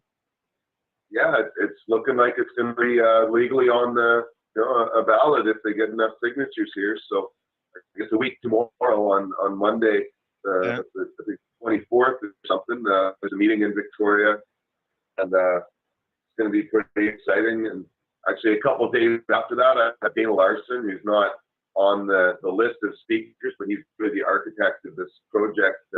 He's coming up to the university. I teach a lecture series at UVic. That week's lecture is Pot and Politics, and we actually try to do a live stream so people can watch live on the internet. We put it up on YouTube as well. So yeah, Dana's going to be talking about how it's progressing as well. Also really excited to have him up there. Yeah. Also in the digest, I'm going to hold that up again, is your front page. It's always a black and white front page, and why is that?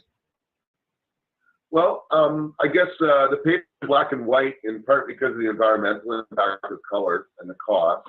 Yeah. But also because we like to have each front cover be a coloring contest. Unfortunately, yesterday was the last day of this coloring contest. But the next issue will be out next month, and you get a couple of months to put it in. And you are probably familiar with Georgia Tunes. Yes. She's actually got the next front cover. It's a really wonderful Halloween theme. And I'd like to get usually different artists. Actually, the front cover you just showed, and this one here with Georgia, it's a repeat artist. They've both done front covers before. And I'm getting Bongman from Toronto there to do a future front cover too. He's a lot of fun, and so it's really great to be able to include different people in the paper and then give people stuff to do. Right, a lot of people really enjoy coloring, and it's been a really fun way to get the paper going. Now it's availability. As far as I know, it's probably more available out west where you're located versus here in Ontario. Are you looking at maybe ways down the road in order to increase its availability this way? Because what I've noticed is that each time I go into a business, shortly after I've been around and delivered, they're all gone. You know, which is a good problem to have. They're all gone, which means people are taking them.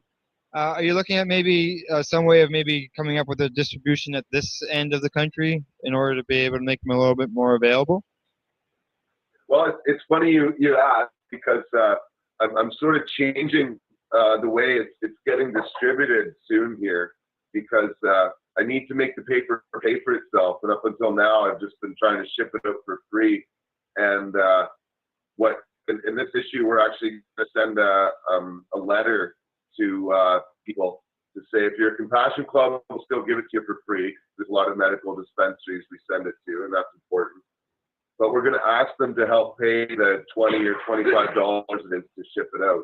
Right. And or unless they advertise, if it's a store that advertises, well, then we'll send them newspapers.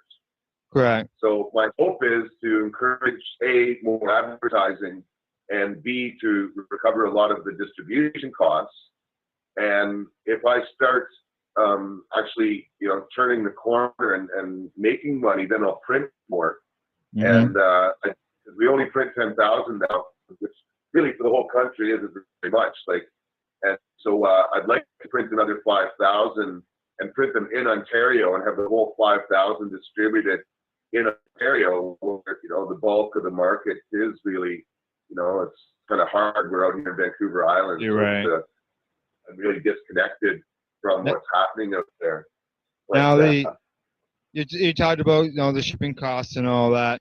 A lot of people out there may not know that Cannabis Digest is free, right? There's no purchase cost to the customer. No, not to the customer at all. And it's packed full of information. A lot of magazines have got a lot of stuff about growers and strains and stuff, but I would like to think our paper has hands down more information in it than almost any other publication on the subject out there. And covers, again, I didn't mention hemp. I usually do a good article about hemp as well. That's really important to me to bridges between the whole plant community. It's kind of been segregated here between medical and recreational. So I kind of try to build the camps back together a bit. But we don't put any information about growing because other magazines cover that. We're much more interested in the cultural and political changes that are happening. And it does show that in each issue that I've read.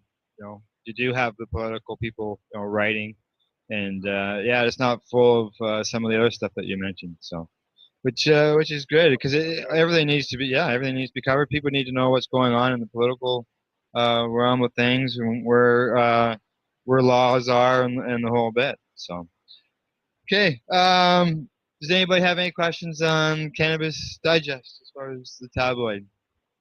No? Okay. Let's move on to your latest venture, which is Hempology 101. I got my little bookmarker there. It's a paper. It's a rolling paper. It's worked really good. It's in the book, but it's on the last page. That's where I am right now in reading it. I don't read a lot of books, Ted. The last book I read was actually on the same subject, and that's when I started getting involved in this, and that was Jack Harrer's book. So it was just interesting to see now I've read yours, Hempology, which is the history of uses of cannabis sativa. So do you fill us in on that? What got it going? What was the idea behind it? Anybody you want to throw in as a plug that helped you out?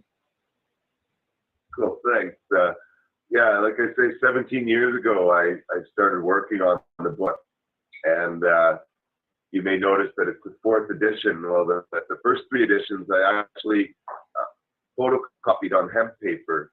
It took me about a year to get the first one out, and I had holes punched in the side so that I could take hemp twine and I kind of, put a necklace kind of hemp binding on each one. So they were all handmade and pretty much made out of hemp. And I printed 100 copies of each of the first 3 editions. And my first book before I started the Buyers Club, my thinking was that I was going to essentially drive my van from coast to coast, talking about hempology and selling books to pay for the gas. And when I ran out of books, I'd just go print another 100 copies and have them punched and ready so that I could make more books as I headed off to the next city. And so the Buyers Club has sort of distracted me from my dreams of touring around with my book. But in a way, it's been a awesome relationship that's really helped me learn more and mature in different ways. And so, yeah, I guess, the first 2 editions I put out relatively early. And then when I first got the store, I actually had a bookstore in the front. And it felt really odd not having my own book for sale. So I put out the 3rd edition in 2001. So it's been over 10 years. And there's a number of people that really helped get it to this point. Sarita, the graphic artist and designer of the book, really deserves a great deal of credit for making it look so presentable. She really, it was one thing to have all the writing done, but then to have it look so good. I'm very fortunate to have picked the team that I did. And so, yeah, it's been an epic struggle to get it out there, but now it's funny because it was 17 years of work to this point, but now the real work is getting out there and selling it and get people to promote it and believe it and follow through on it and convert over to the cannabis economy. Mm-hmm. In the beginning of your book, you mentioned in your intro about, I guess it's about the fact that you don't put just like a little footnote or a little star underneath something and tells you to refer to such and such report in an article. You actually put that comment right in the book amongst your writing, which to me I thought it was very good, because myself, I wouldn't be going to look for that. Somebody else may not have access to that information, whereas you've included that paragraph that you were talking about that actually brings the information right out to the person. So myself, I was glad that it was there. So I just thought I'd bring that up. And the fact that the book, while you do have some pictures in it, and that's what I'm glancing over here, it has a lot of writing in it instead of being full of just pictures. Like, I know a picture can say 1,000 words, but you've got a lot of writing in there, and it's not full of pictures. It's a lot of information. So, and you use drawings as well. You mentioned you had an artist that did the drawings, and you got drawings and stuff in there, which is nice. So. We want to do a quick review of each. I got a question or two for each chapter within the book. If you'd like to go through that. Right off the bat, history. The only thing I can say was, wow, you went quite the ways back. Like, I think a lot of people only think about marijuana going back to about 1960, but you're into the 1500 BC. You went way back in this when it comes to history. So you want to explain a little bit about the history of cannabis way back in that time?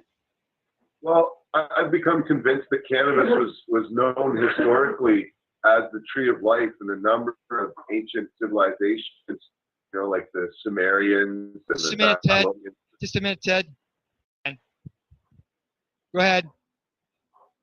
Well, I've become firmly convinced that in many ancient civilizations, the Sumerians, Babylonians, Assyrians, Egyptians, that the cannabis plant was known as the tree of life because it essentially sustained us physically and spiritually and economically.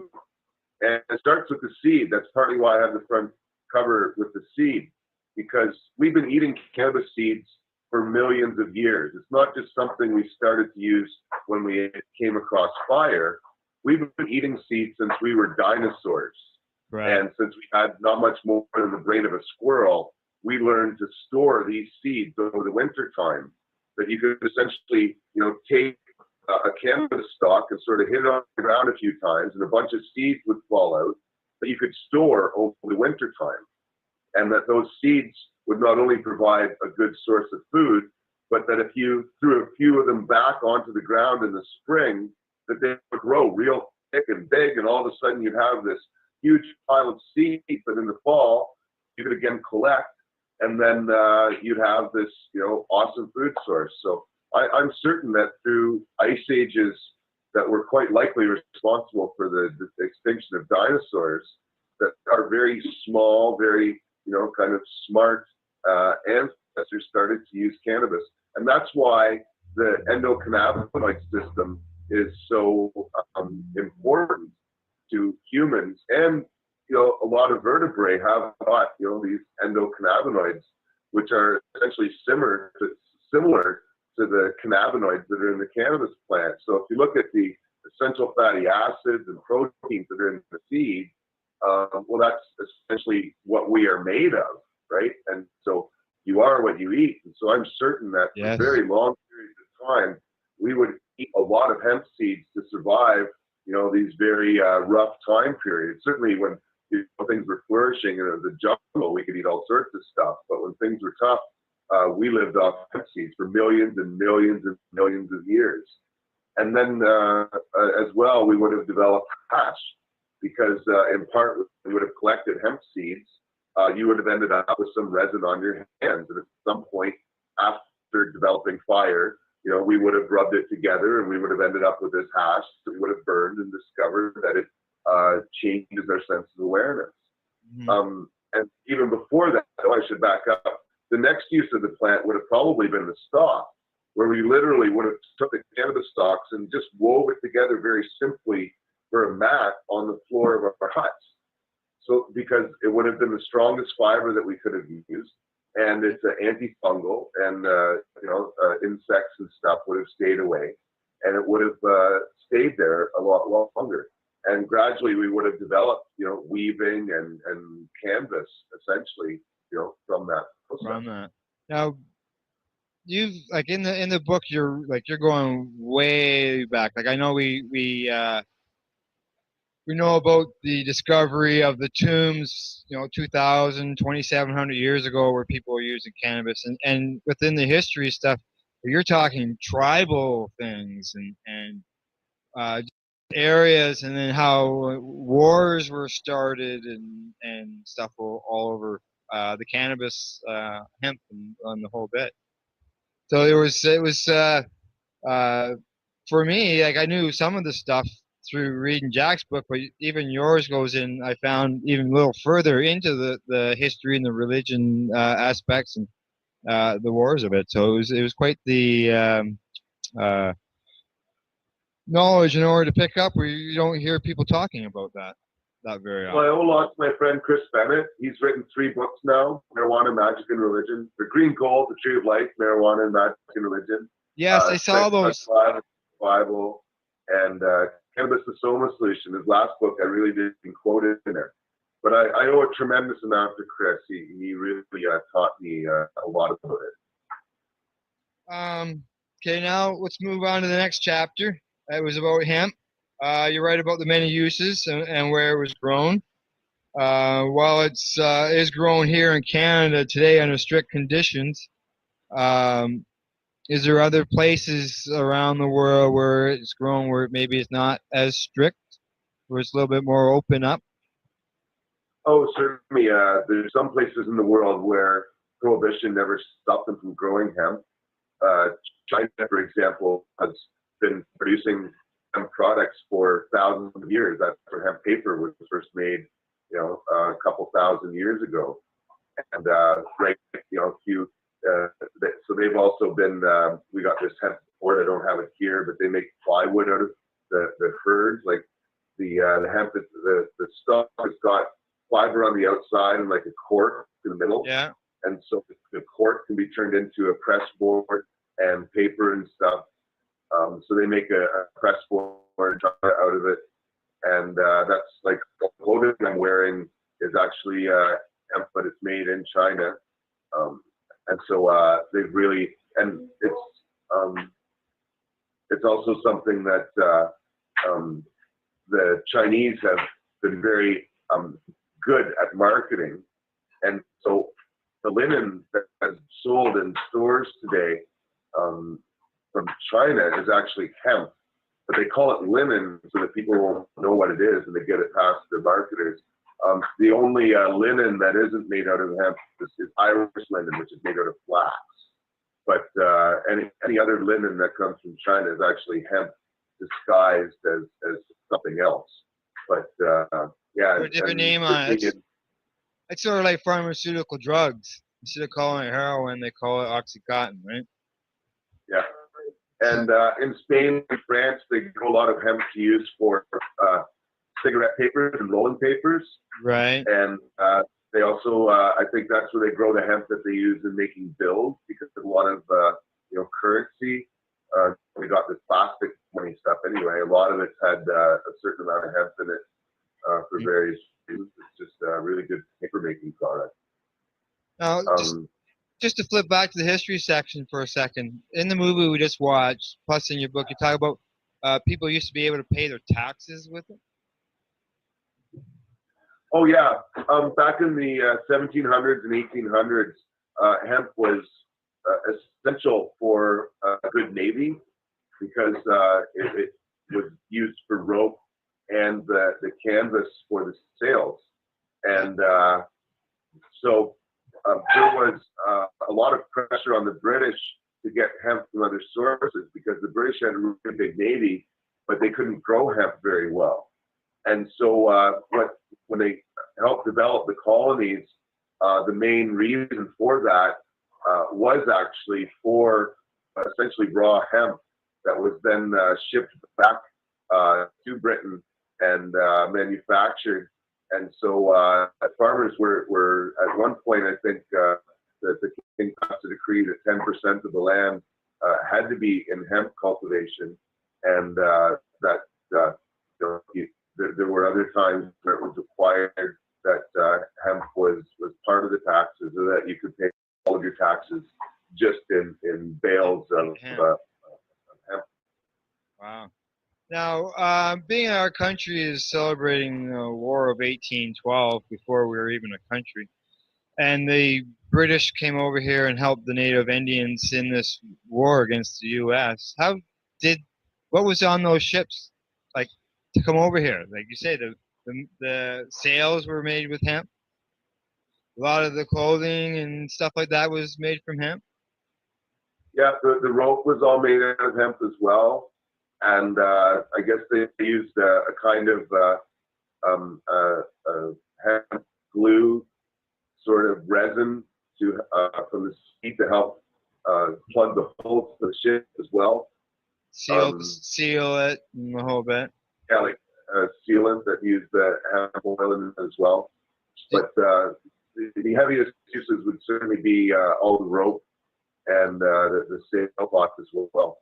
Do you think for the canvas, right? So. Do you think while we're celebrating that here in Canada, do you think that they'll mention any of this in that in this celebration, that how important hemp was in that war? Oh, the upper government will never do anything like Never, that. No, they won't do that. No. Okay, let's move on to the next chapter, the healing nature chapter.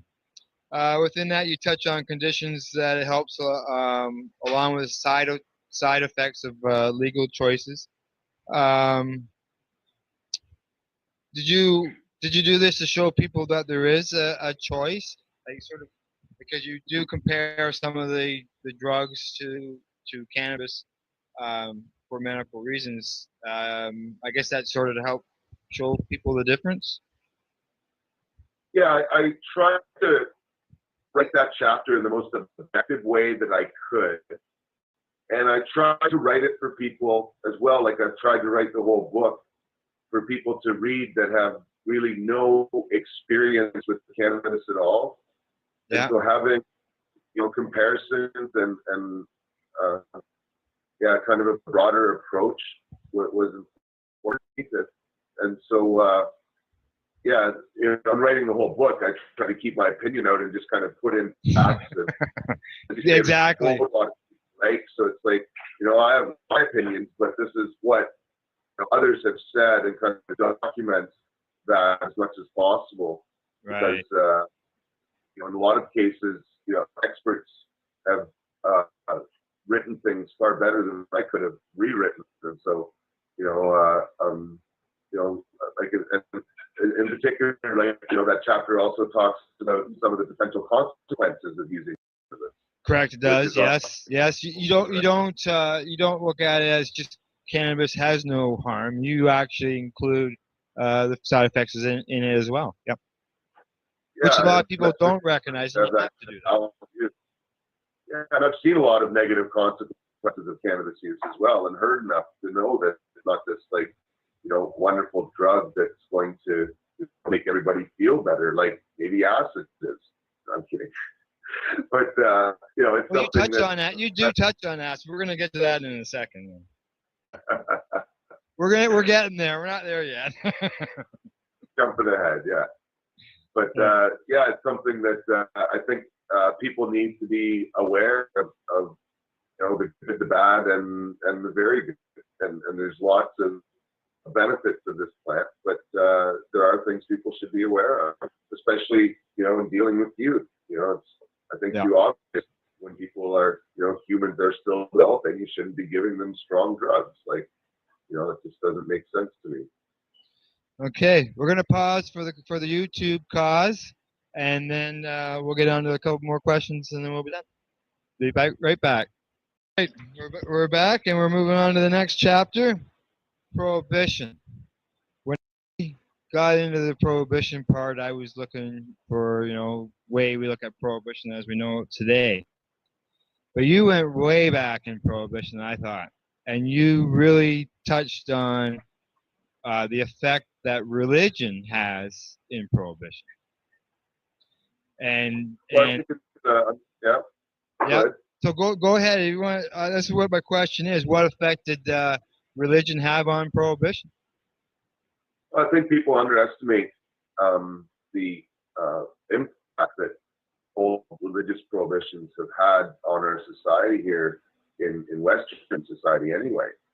And I thought it was important to go back to the earliest prohibitions because religiously or the religious prohibitions really weren't even stopping people from using this plant. It was only telling them to use it at certain times and places, and then it was only for the priest to use the temple, and then eventually they couldn't even use it, and anyone using it was killed even.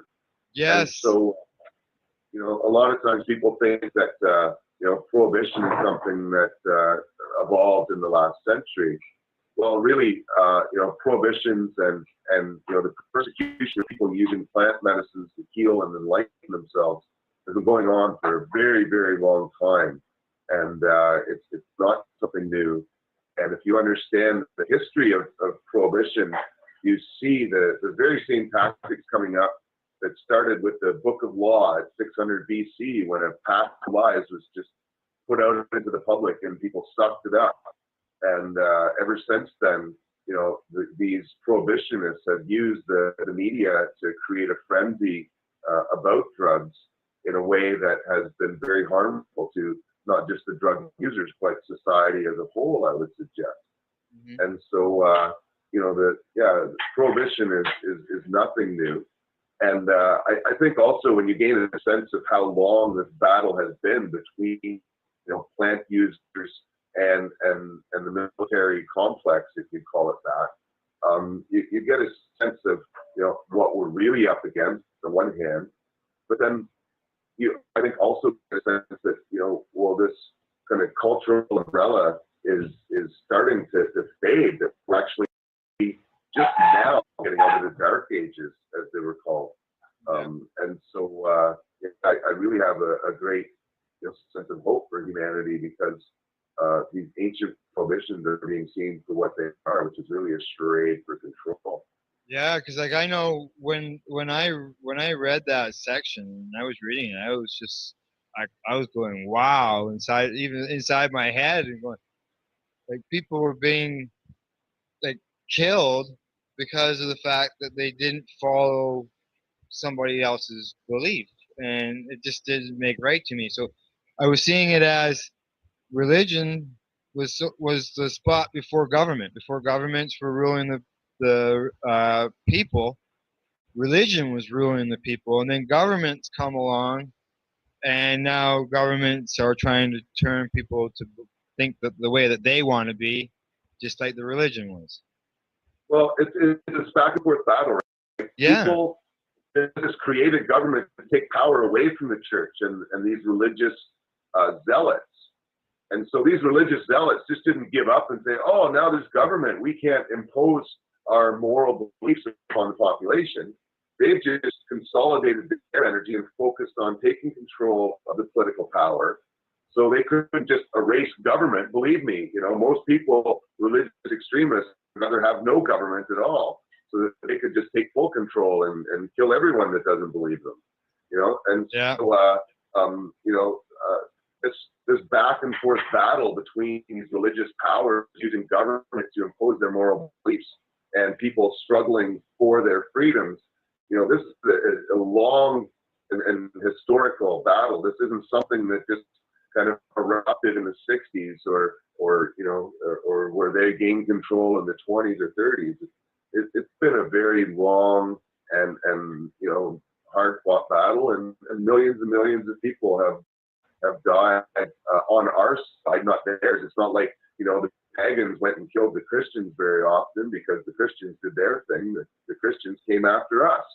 So it's like millions and millions and millions of pagans have died in this, especially, or had their lives taken away in ruin, and their houses burned, their property seized, or condemned and driven out of town, or whatever the case is. It's been a very tragic circumstance, and as I think it was Norm Stamper said from LEAP in the United States, next to slavery, prohibition is the worst set of policies that humanity has ever enacted. To quote another member of LEAP, Peter Crisp, he always talks about on Time for Hemp. The first prohibition that was out there consisted of three people: Adam and Eve and the Creator. And the Creator said, "Do not eat from that tree of life," right? And what happened? We all know he ate the apple. So if one creation can't watch two people, then how does prohibition expect to work over millions of people across the world? That's a funny way of putting it. I haven't heard that. Oh yeah, he says our Creator, he couldn't watch over two people. So how do they expect everything else to work together? Okay, let's jump to the next. Let's jump to the next one, the counterculture one. In there, you talk about for a while there, cannabis had lost some appeal during because of the psychedelic drugs, which brings us to the LSD. What was the effect of the psychedelic era on the cannabis movement? Well, certainly cannabis was around in the 1950s and early 60s. It hadn't been completely erased among the jazz musicians and sailors as well. People that traveled to other parts of the world where hash in particular was available. Yeah. And there's been good hash available for thousands of years. So people were still smoking that through the 20s and 30s and 40s and 50s, and so it was around. But really, what made the use of cannabis explode towards the end of the 1960s was the psychedelic community. Just the way it came out of nowhere in the American scene. Ironically, through the U.S. military and their attempts to control people in the way they think, and so it was really this, like I say, sort of explosion in creativity and freedom and a sense of awakening, and that really brought cannabis use more to the more common people. And ironically, the Vietnam War as well was a big factor in that because cannabis was being grown and used in Vietnam, and the soldiers went over there, and all of a sudden it was very common to not only smoke grass, but even to smoke opium and to really question the motivations of the American government in general. And so a lot of Vietnam vets came back, needing to supply their heroin addiction by selling pot and having a real hate on to the American government. And so the return of the vets from Vietnam was also instrumental in the revival of cannabis, because a lot of them even brought the tea back to Vietnam. And as the song Stevie Earle song, Copperhead Road, people started to make an economy out of it here in North America. Yeah. Yes. That chapter I found very interesting, because you got right into the Timothy O'Leary. You were talking about the way that they traveled around the country, and then, like you say, you went right into the Vietnam War. The movie that we just watched, it touched on the Vietnam War and the effect that it had on the cannabis culture as well. Into the next chapter. We got 2 more chapters here. Cannabis Today chapter. You're talking about the politics, some of the politics in there.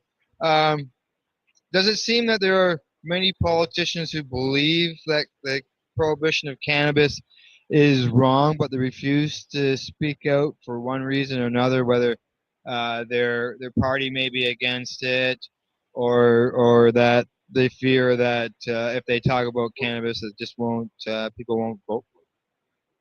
Yeah, they're afraid of their religious right, and some of them should be, given where they live, because the religious right can be very vocal and very focused. If you say something that pisses them off, then you're a target to them, and so that fear, is quite a dominant factor. I've heard of even locally in Victoria, right, where we live in a relatively aware society, but there's a lot of pockets within Victoria, the old guard, where there's lots of money and power, and they're not at all wanting to legalize pot. They're that 1%, right? Right. And so, that 1% is not on board, and so, the politicians, pay a lot of attention to that, and so, the combination of those 2 factors makes it so that very few politicians are really willing to speak out.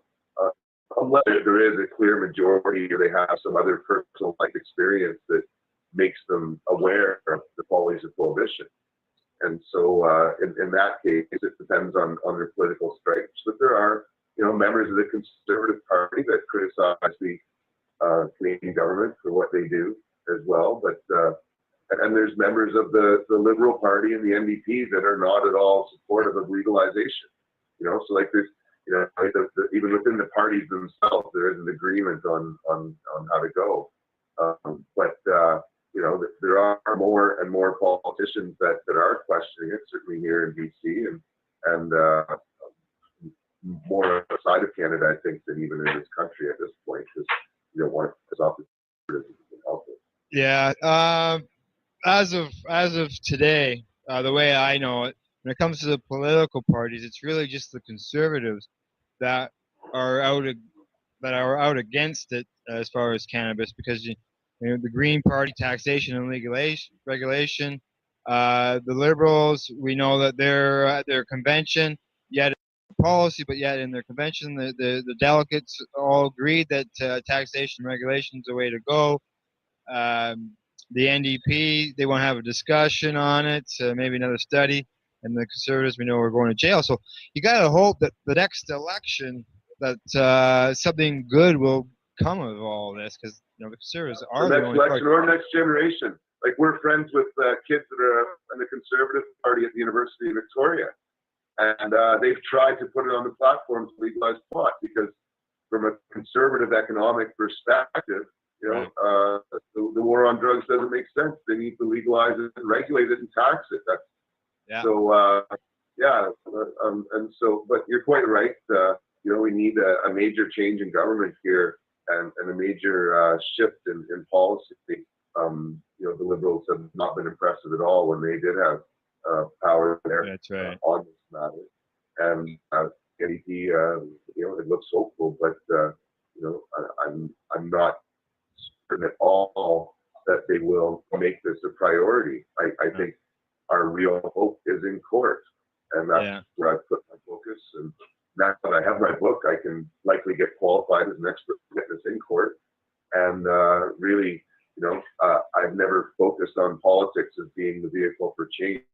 Politics is a reflection of the change that's already occurred. We got to pause for the YouTube cause. We'll be right back. All righty.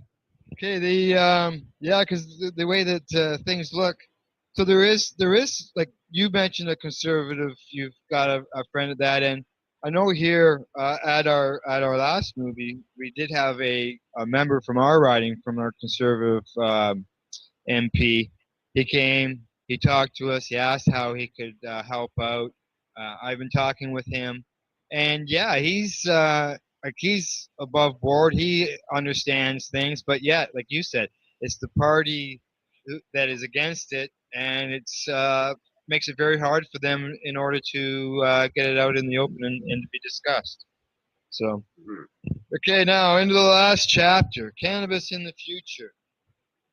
I have one question, I guess. So I'm sure we can expand on that. What can people do to help in order to make this, better for everybody? Well, I would say the first thing people can do is to likely learn more. That even after 17 years, I'm constantly learning and exploring, because there's always new things happening, and it's really exciting industry. I guess the second thing would be to try to attend events that cannabis activists are putting on, because a lot of people like yourself there today, put a fair amount of effort into putting events together, big or small, and it means a lot to have people show up. And I would like to think that the events I put together are often some of the funnest and often free and really socially engaging events in town. So, attending events and helping promote events, even if you can't attend, is something to do. And from there, it depends on a person's skill set and their interest and their resources. It's hard to say that everybody should be doing this one thing. Aside from learning and sharing what they know, right? Like that comes with it. Obviously, you're obliged to share when you have knowledge. But it's something that there's a lot of directions to take. I think the majority of people could probably use a lot more hemp products than they're using right now, and so switching over to environmentally friendly products is one thing. But putting your money where your mouth is and really financially supporting the cannabis entrepreneurs and stores and people that are really working this, because here in Canada we're really at the beginning of a huge industry, and if we start really putting our money where our mouth is, then they'll start developing more production facilities. We'll have more kinds of hemp products, and the prices will go down. There'll be more choices, and it's already happening year by year. There's more hemp products, more hemp businesses, and very excellent healthy products. Skincare products, all that sort of stuff. So that would be another thing that I think the average person could do that ultimately helps legal plant, because it's really important for all sorts of reasons that hemp is brought back. Correct. Okay. I got two more questions. One of them is, where is your book available? Well, it's available on Amazon. It's available at we got hempology.ca. So we got a online store where we sell like this T-shirt here for Team 420, and sell organic hemp and cotton. We sell buttons and T-shirts and stickers at hempology.ca. Again, it's available in some stores in Toronto. I think there's 4 or 5 stores, like the Friendly Strangers got it. Toronto Hemp Company's got it. I'm going to get in trouble for forgetting places now. What about any of the vapor lounges? I know you were doing the tour of the vapor lounges. Any of them carrying it? yeah, I think that they're, yeah, you're right. Sorry, Vapor Central should have it. Vapor Village, I think, is another one that has it. I have the complete list. It's I don't think so. Sorry. Yeah, I think the complete list of the stores is either at hempology.ca if you go into the hempology. Oh, sorry, go into the forums, I guess, for the hempology activities. Okay. Or yeah, and yeah. So like you said, it's available at hempology.ca as well, right? Yeah. You got a Facebook. You got a Facebook page for it as well. Yeah. Yeah, I got a Facebook page. You can go there and find the list of the stores it's available in. Yeah. Last question to you. Is there anything else that you'd like to add? Well, I would. In November, we're going on the next kind of big phase of our book tour, which is taking us all the way to Halifax. And I've mentioned the club a little bit, but I teach a free lecture series at the University of Victoria. Hempology 101 is the largest student club on campus there. So you're in a Canadian university teaching a hemp class. It's a free non-credit lecture, so you don't sign up and pay for it. There's no tests or anything. We actually broadcast live and put it up on YouTube as well. And they're hour-long lectures this year. And so next week I'm doing a lecture on the Marijuana Tax Act, so like a full hour on that. But yeah, so we're starting to expand hempology to other universities. We started a few years ago. We have clubs now at UBC, VIU in Nanaimo on the island, and now I have one at Mount Allison University in New Brunswick. And now that I have the textbook, we're really expanding into other universities very, very fast right now. And the main, I guess, project we're starting off with is a cannabis convention.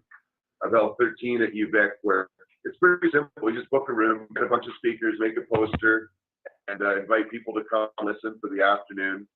And usually it's from like 1 to 4, and then we have a 4:20 after. And yeah, so we're going to have a cannabis convention in November at Dalhousie. Dalhousie? Yeah, in New Brunswick. Or sorry, Nova Scotia. Yeah. And then we're going to have Mount Allison in New Brunswick. And then we're going to have one at Carleton University in Ottawa. And then we're going to come and have one at the University of Toronto. Fantastic. And just lining up the speakers for these events. But we hope to leave behind hempology clubs that will have a number of events where they can have movie nights and speaking events and do other fun things. We're here. One of the things we're starting to do is arrange kind of meet and greet nights where, like in Vancouver, we're going to have all the UBC students coming down to the Vapor Lounge, and we're going to have an evening in the Vapor Lounge where the students can hang out with Jody Emery and Gaynell Larson and people working in the cannabis industry in Vancouver, and give Randy Kane, give kind of the activists and students a chance to get to know each other and hang out. And so we're going to be doing that at we won't be doing that on our tour very much. We're just going to be getting the conventions going. But we created a really good model for a student club. We're the largest and most popular club at the University of Victoria, and we think we should be on every campus in North America and the world, and getting the students engaged in this and connecting, researchers, professors, students, activists, and everybody together on the more academic sort of front. So we're really excited to be getting professors and teachers on board is a good thing. Very good thing. Does anybody have any questions on Ted's book? No. You're commenting. Good book. While we were talking, they were passing it around and taking a look at it, so that everybody could see for themselves what was all in your book there. Well, Ted, at this moment, I'd like to say thank you for taking your time to educate everybody on the theme of history of cannabis. And thank you. And I'd also like to thank Gerhard and the staff here at the Grindhouse in Campbellford for being present, and everybody being present today. And for the people on YouTube, thank you for being people advocating cannabis education. So until next time, thank you, and we'll see you later. Bye-bye. Thanks a lot, Al.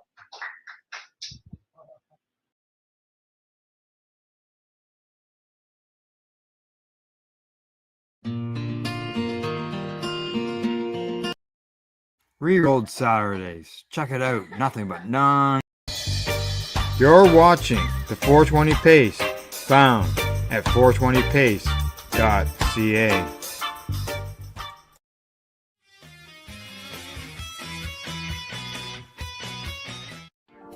You've been watching Rerolled Saturdays. Thank you to our guests, our hosts, and our viewers. Up next, Rerolled Saturday Nighttime Edition. It gets started at 4 p.m. See you then.